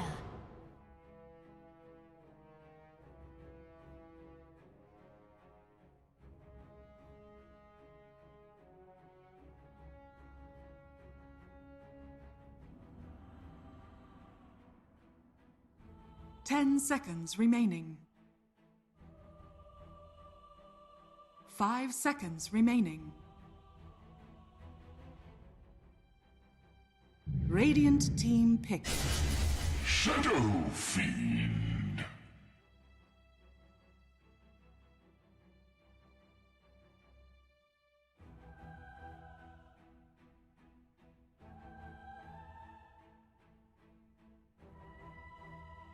10 seconds remaining. 5 seconds remaining. Radiant team pick. Night Stalker.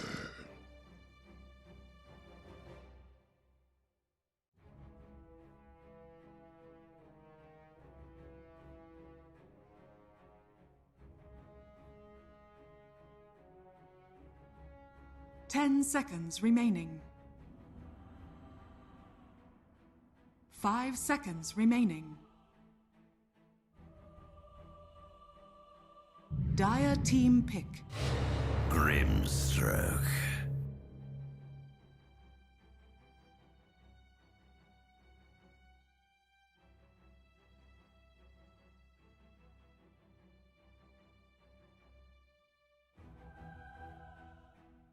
Ten seconds remaining. 5 seconds remaining. Dire team ban. Bristleback!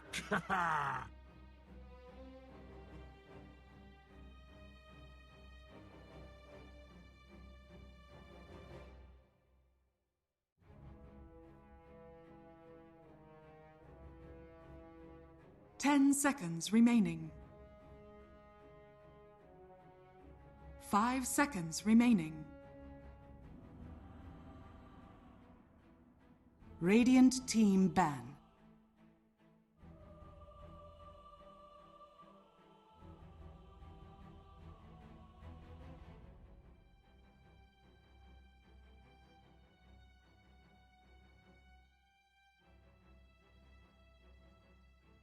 Ten seconds remaining. 5 seconds remaining. Radiant team ban.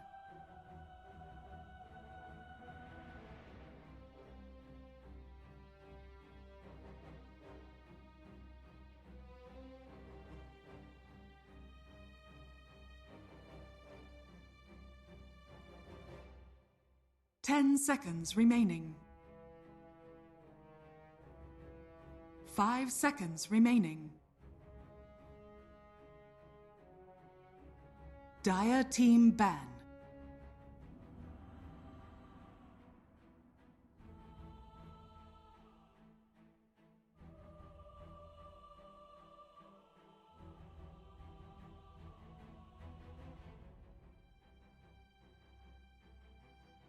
Ten seconds remaining. 5 seconds remaining.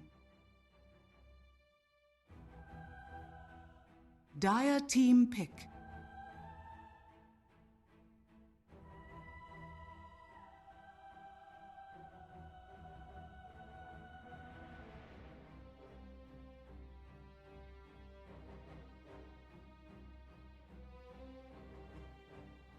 Ten seconds remaining. 5 seconds remaining. Radiant team pick.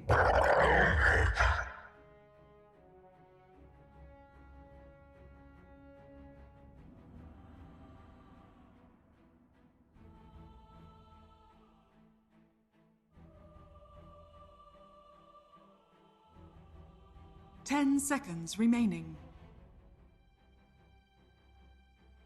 5 seconds remaining.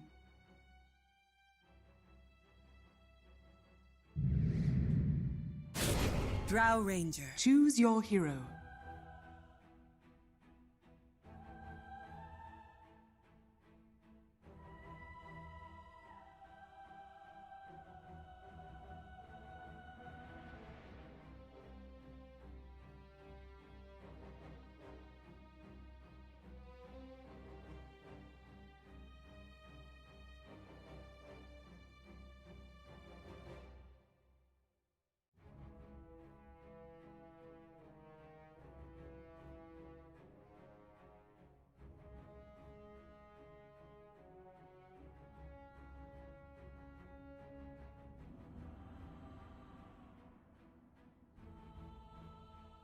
10 seconds remaining.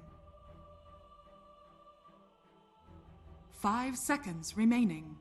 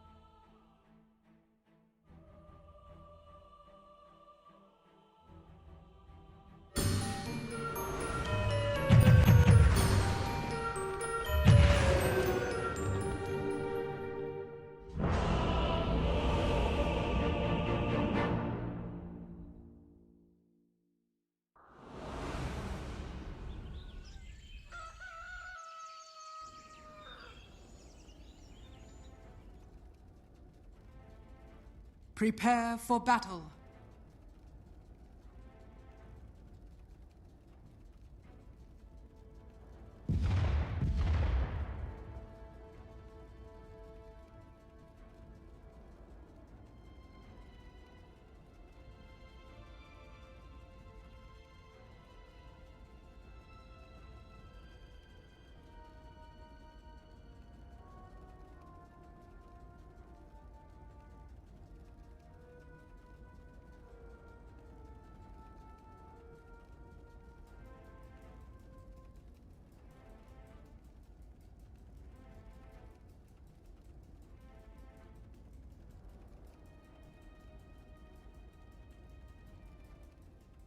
"30 seconds to battle.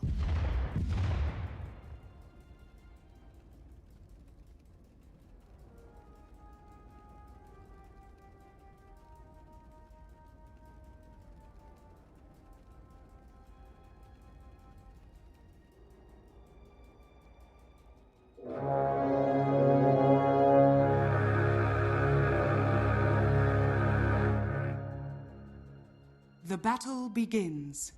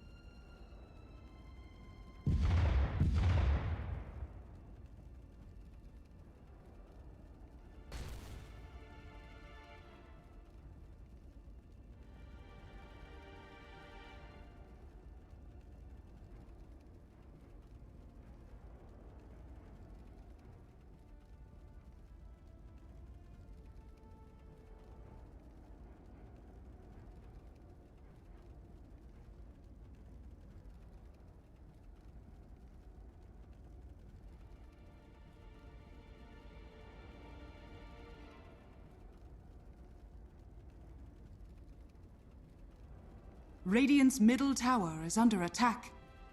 Dire's bottom tower is under attack.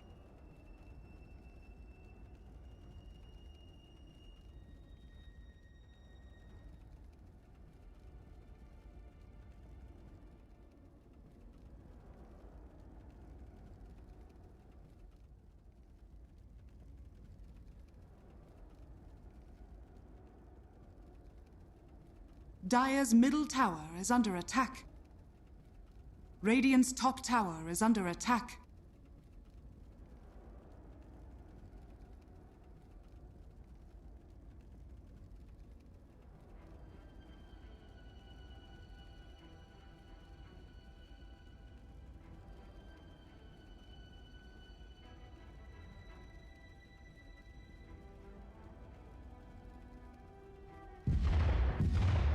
Radiant's middle tower is under attack.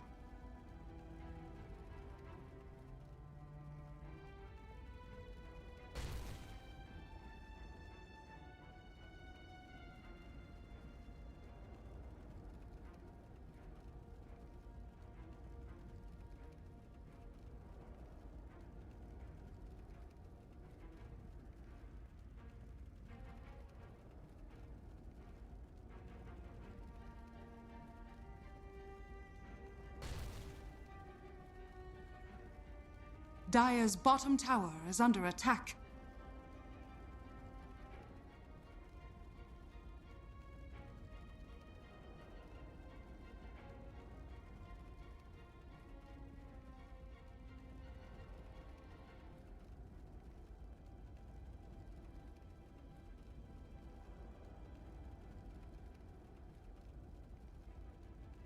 Dire's middle tower is under attack.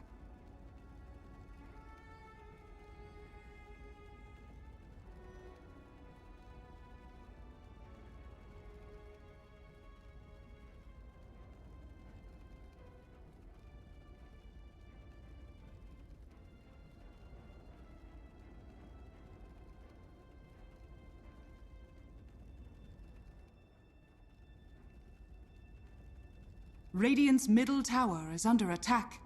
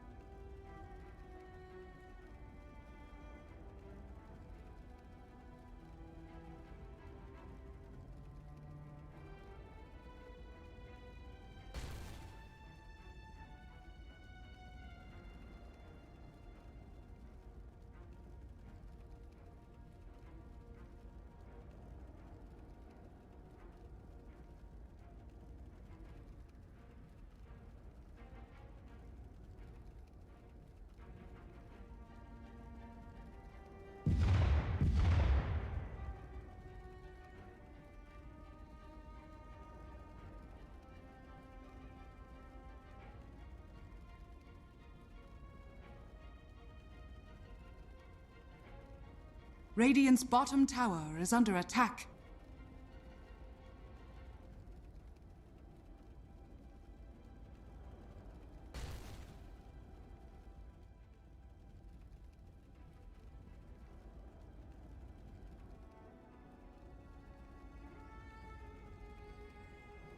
Radiant's bottom tower is under attack.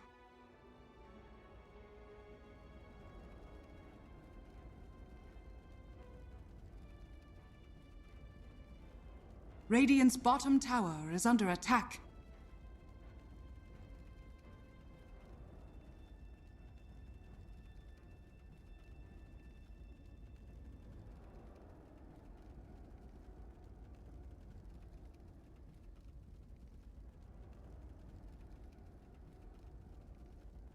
Radiant's middle tower is under attack.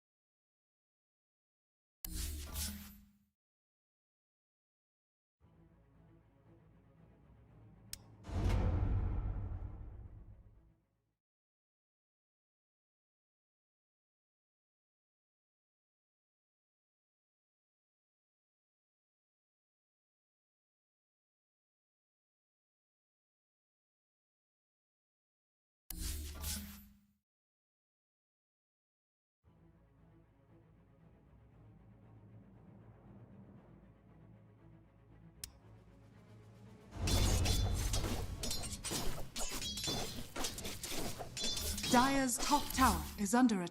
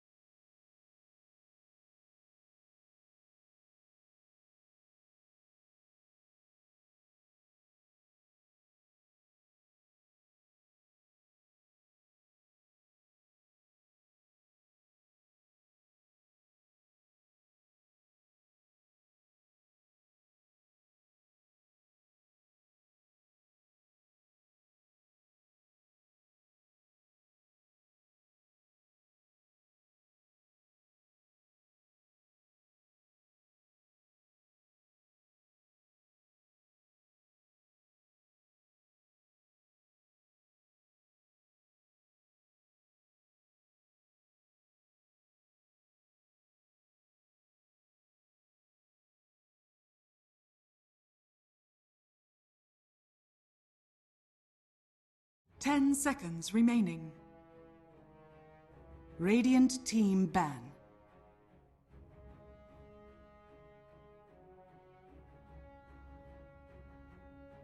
Ten seconds remaining. 5 seconds remaining.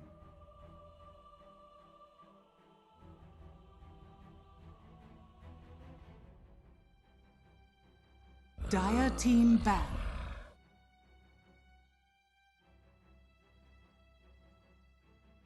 Dire team ban.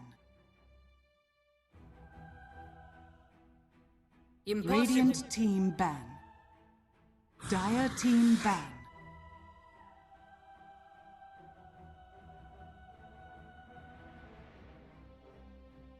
Ten seconds remaining. Dire team ban. Radiant team ban.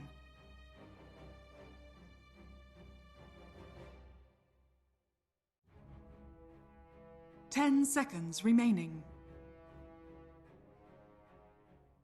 5 seconds remaining.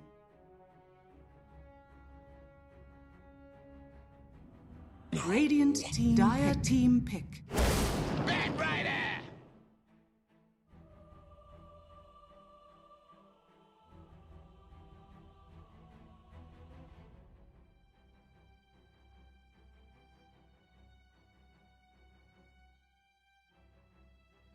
10 seconds remaining. 5 seconds remaining.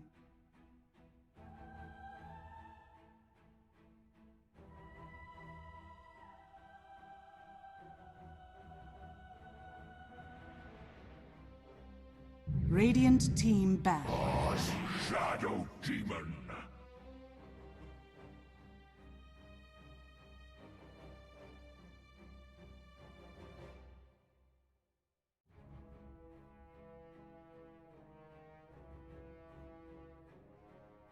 Ten seconds remaining. Radiant team ban.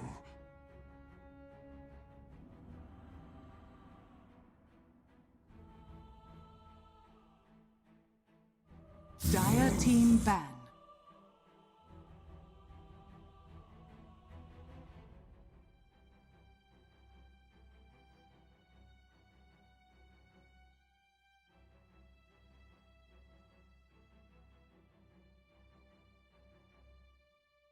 Ten seconds remaining. 5 seconds remaining. Dire team pick. Radiant team pick. Points away.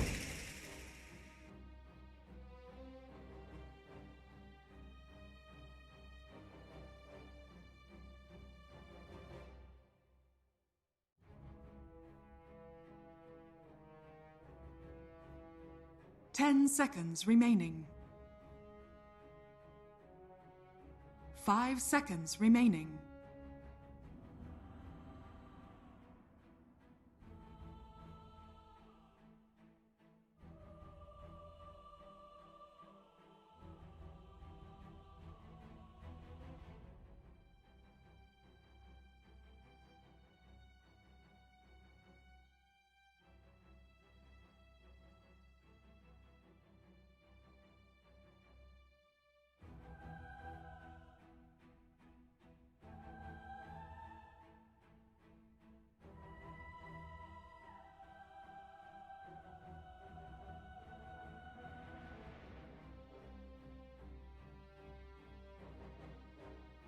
Radiant team pick. Silencer.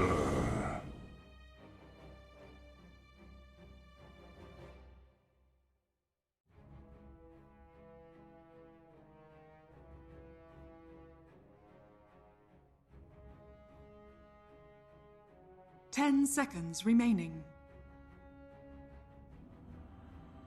5 seconds remaining.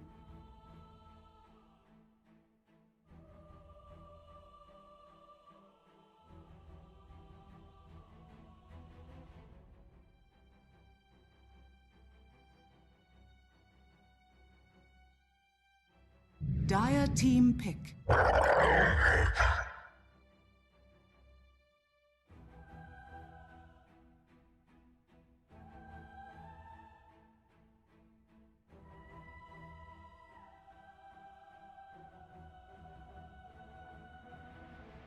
Ten seconds remaining. 5 seconds remaining.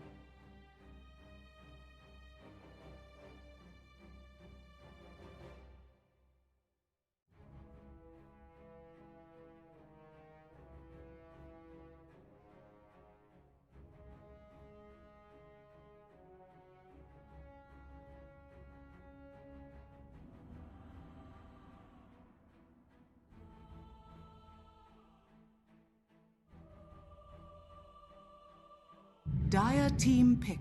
Radiant. Clockwork. Shadow Fiend.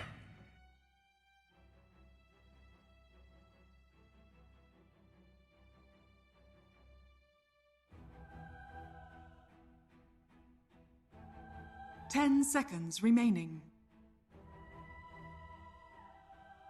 5 seconds remaining.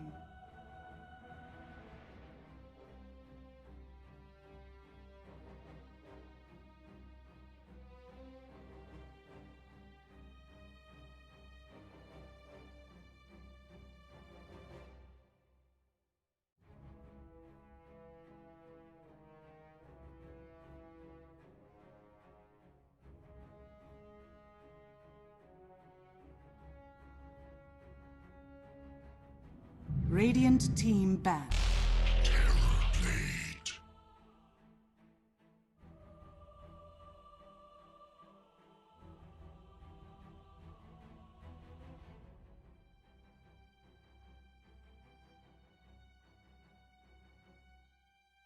10 seconds remaining. Dire team ban.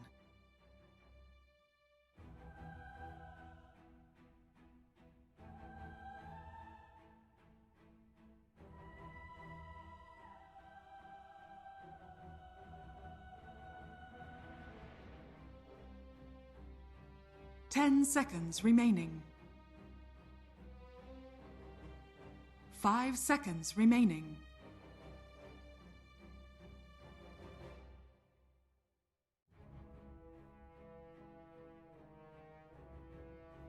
Dire team ban.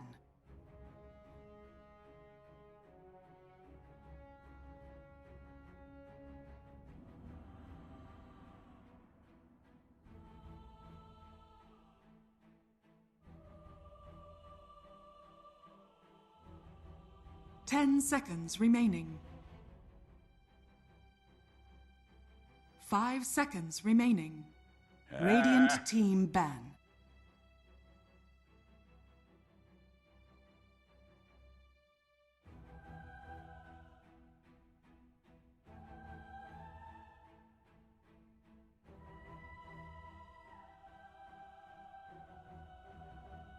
Ten seconds remaining.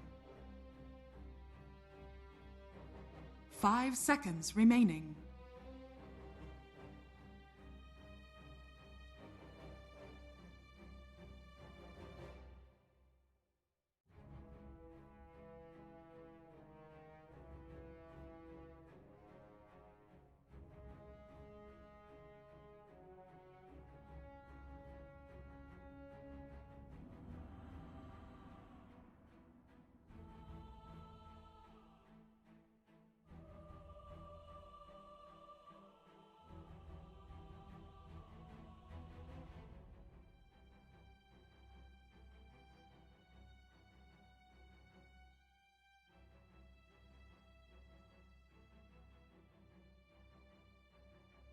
Radiant Dire team pick. Queen of pain.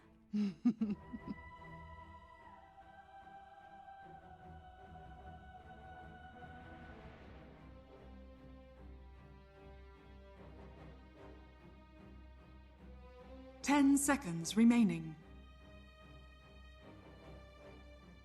5 seconds remaining.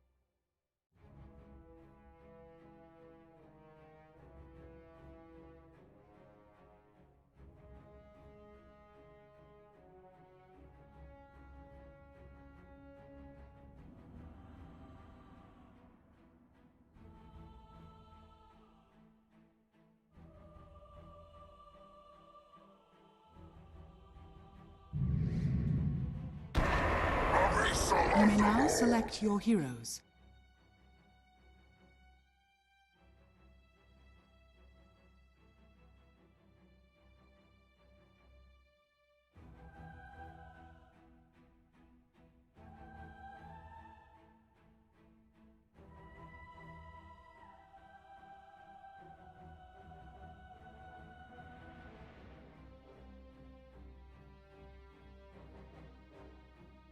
5 seconds remaining.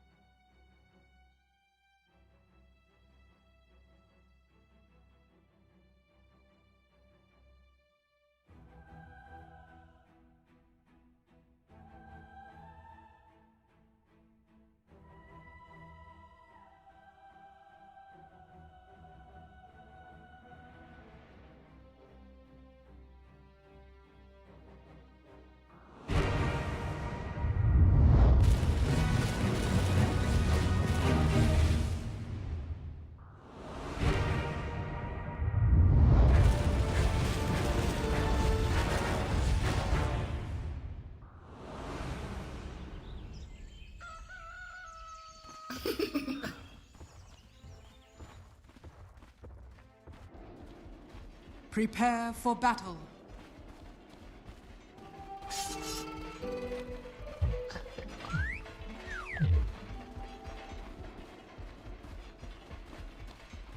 Try a bit harder next time.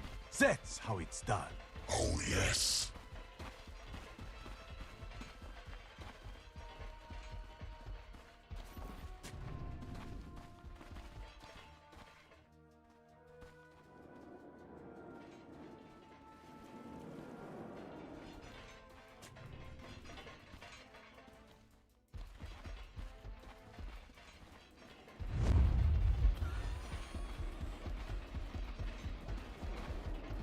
Calm yourselves.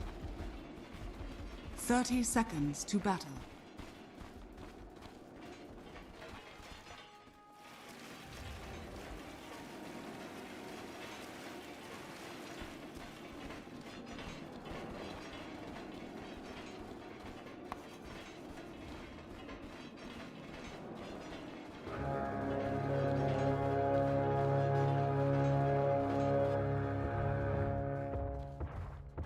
The battle begins.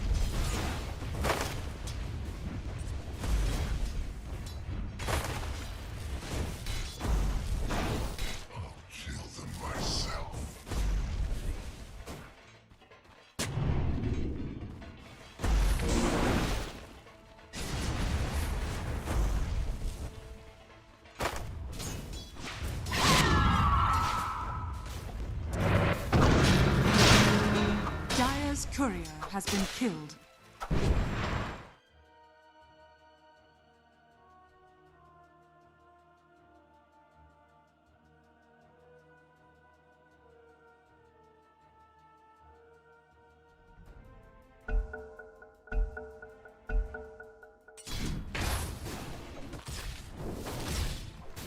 Radiant's courier has been killed.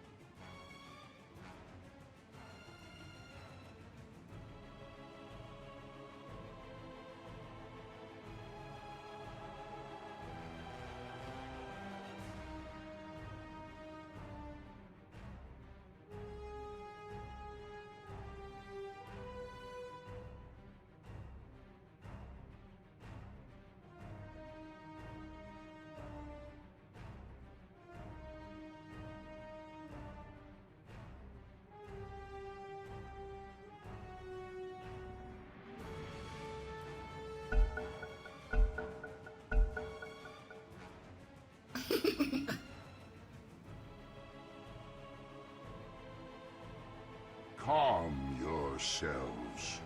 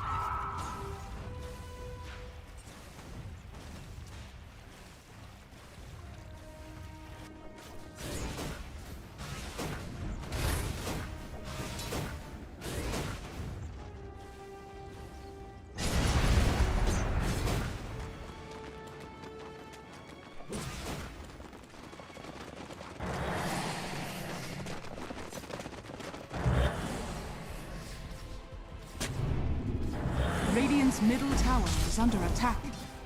Dire's bottom tower is under attack. Invisibility!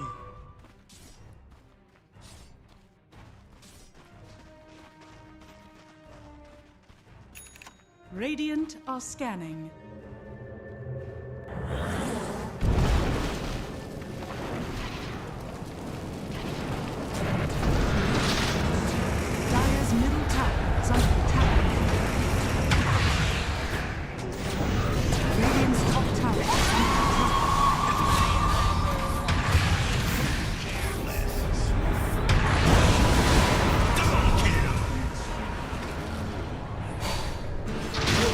punishment, if I may ask, for breaking this Umbra pact? Do such things apply to me? Radiant's top tower is under attack.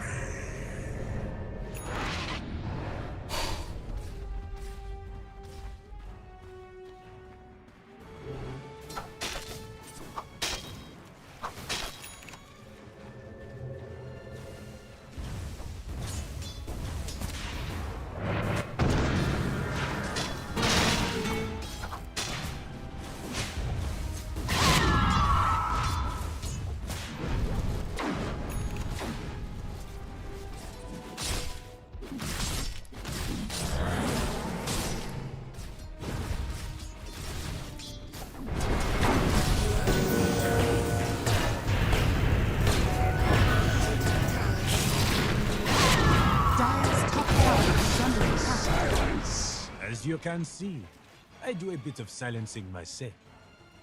Radiant are scanning. Dire's top tower is under attack.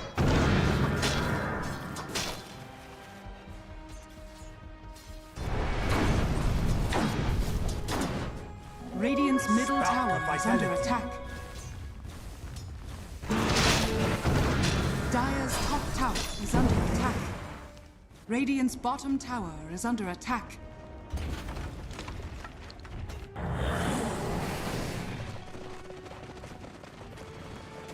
Radiant's middle tower is under attack.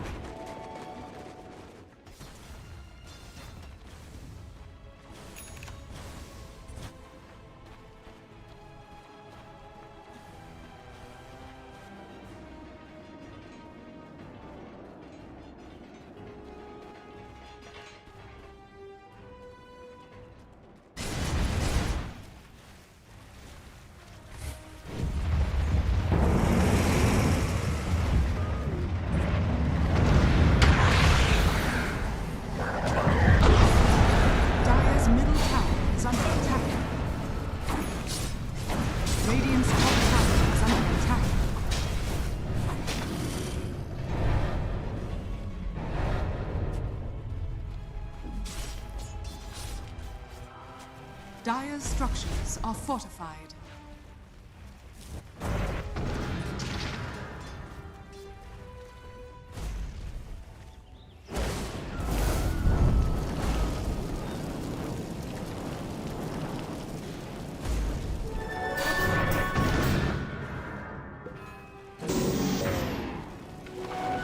Radiant's top tower is under attack.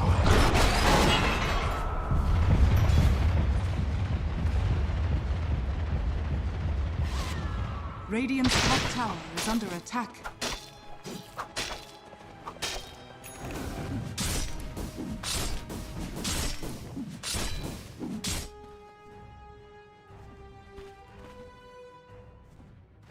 Dire's top tower is under attack.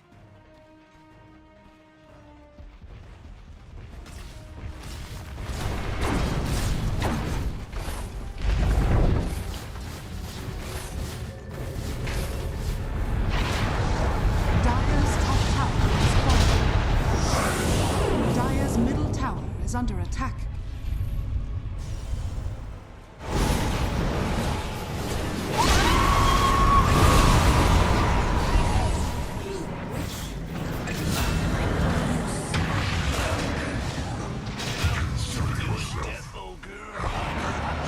Dire's middle tower is under attack.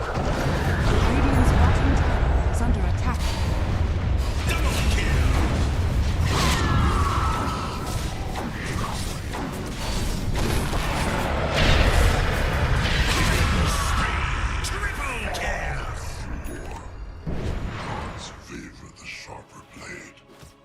Radiant's bottom tower is under attack.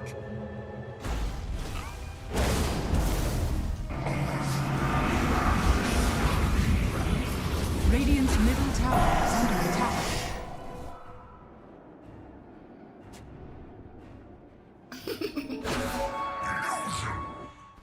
Dire's top tower is under attack.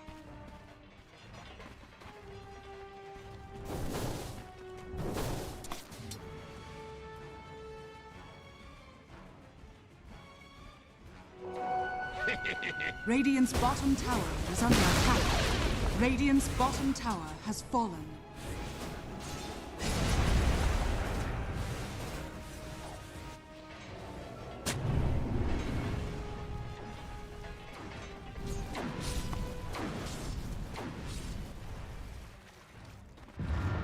Precious bounty.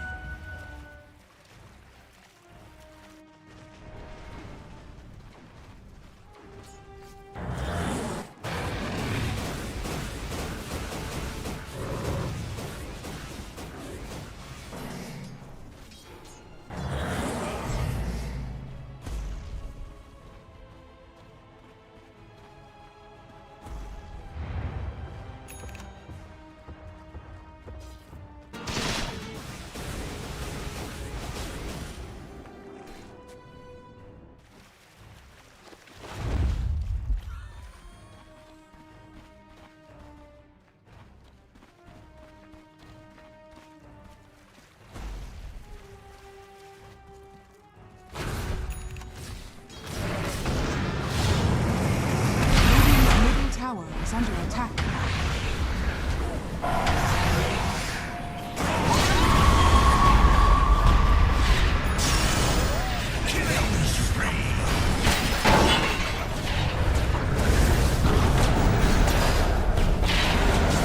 Radiant's middle tower is under attack.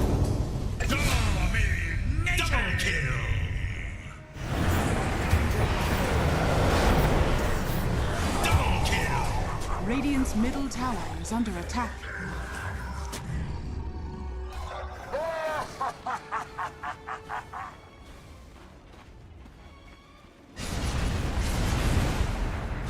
Radiant's middle tower is under attack. Radiant's middle tower has fallen.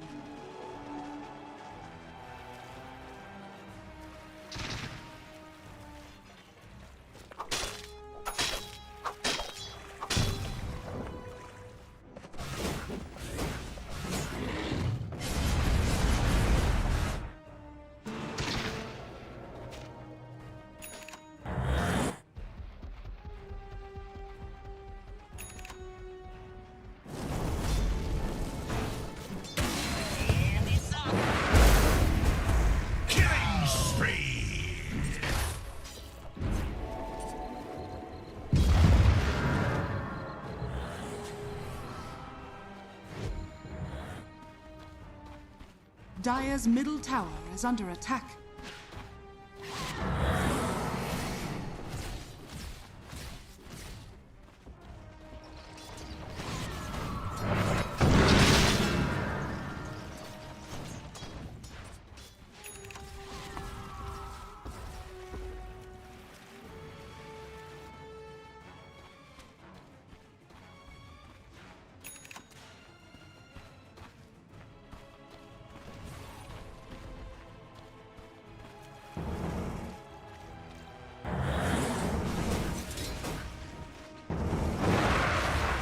Radiant structures are fortified.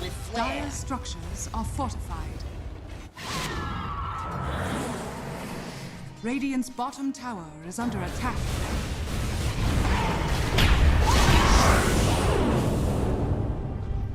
Dire's top tower is under attack.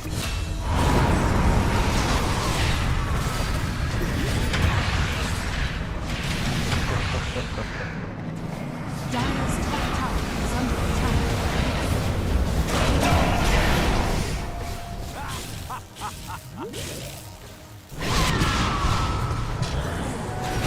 Dire's top tower is under attack.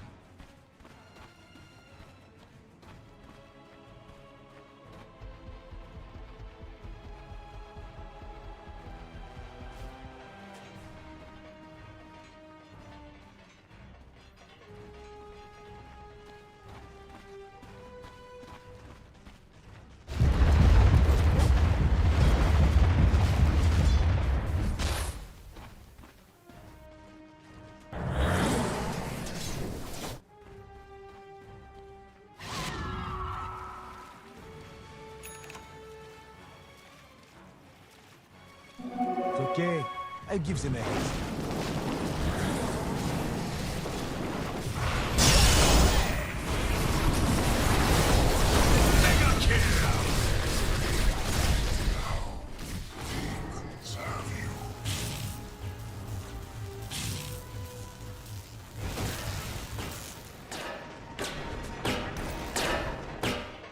Dire's bottom tower is under attack. Radiant are scanning. Radiant's top tower is under attack. Radiant's top tower has fallen.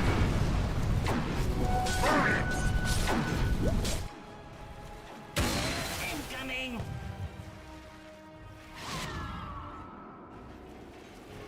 Radiant's top tower is under attack. Dire's bottom tower is under attack.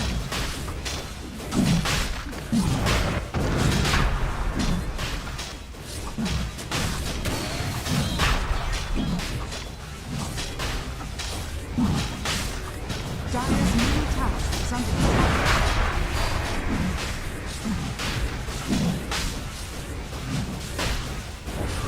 Dire's bottom tower is under attack. Sean has fallen to the dark.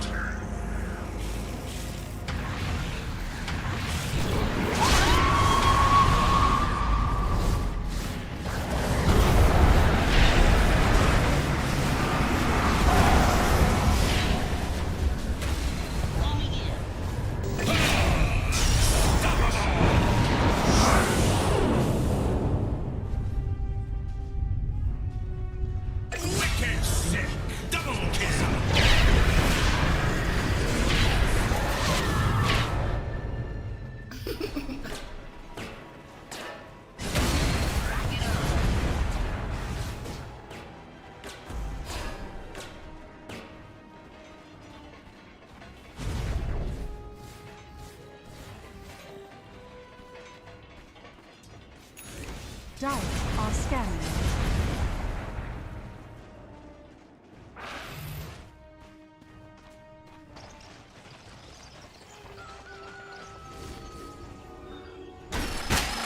Dire's middle tower is under attack. Dire's middle tower has fallen.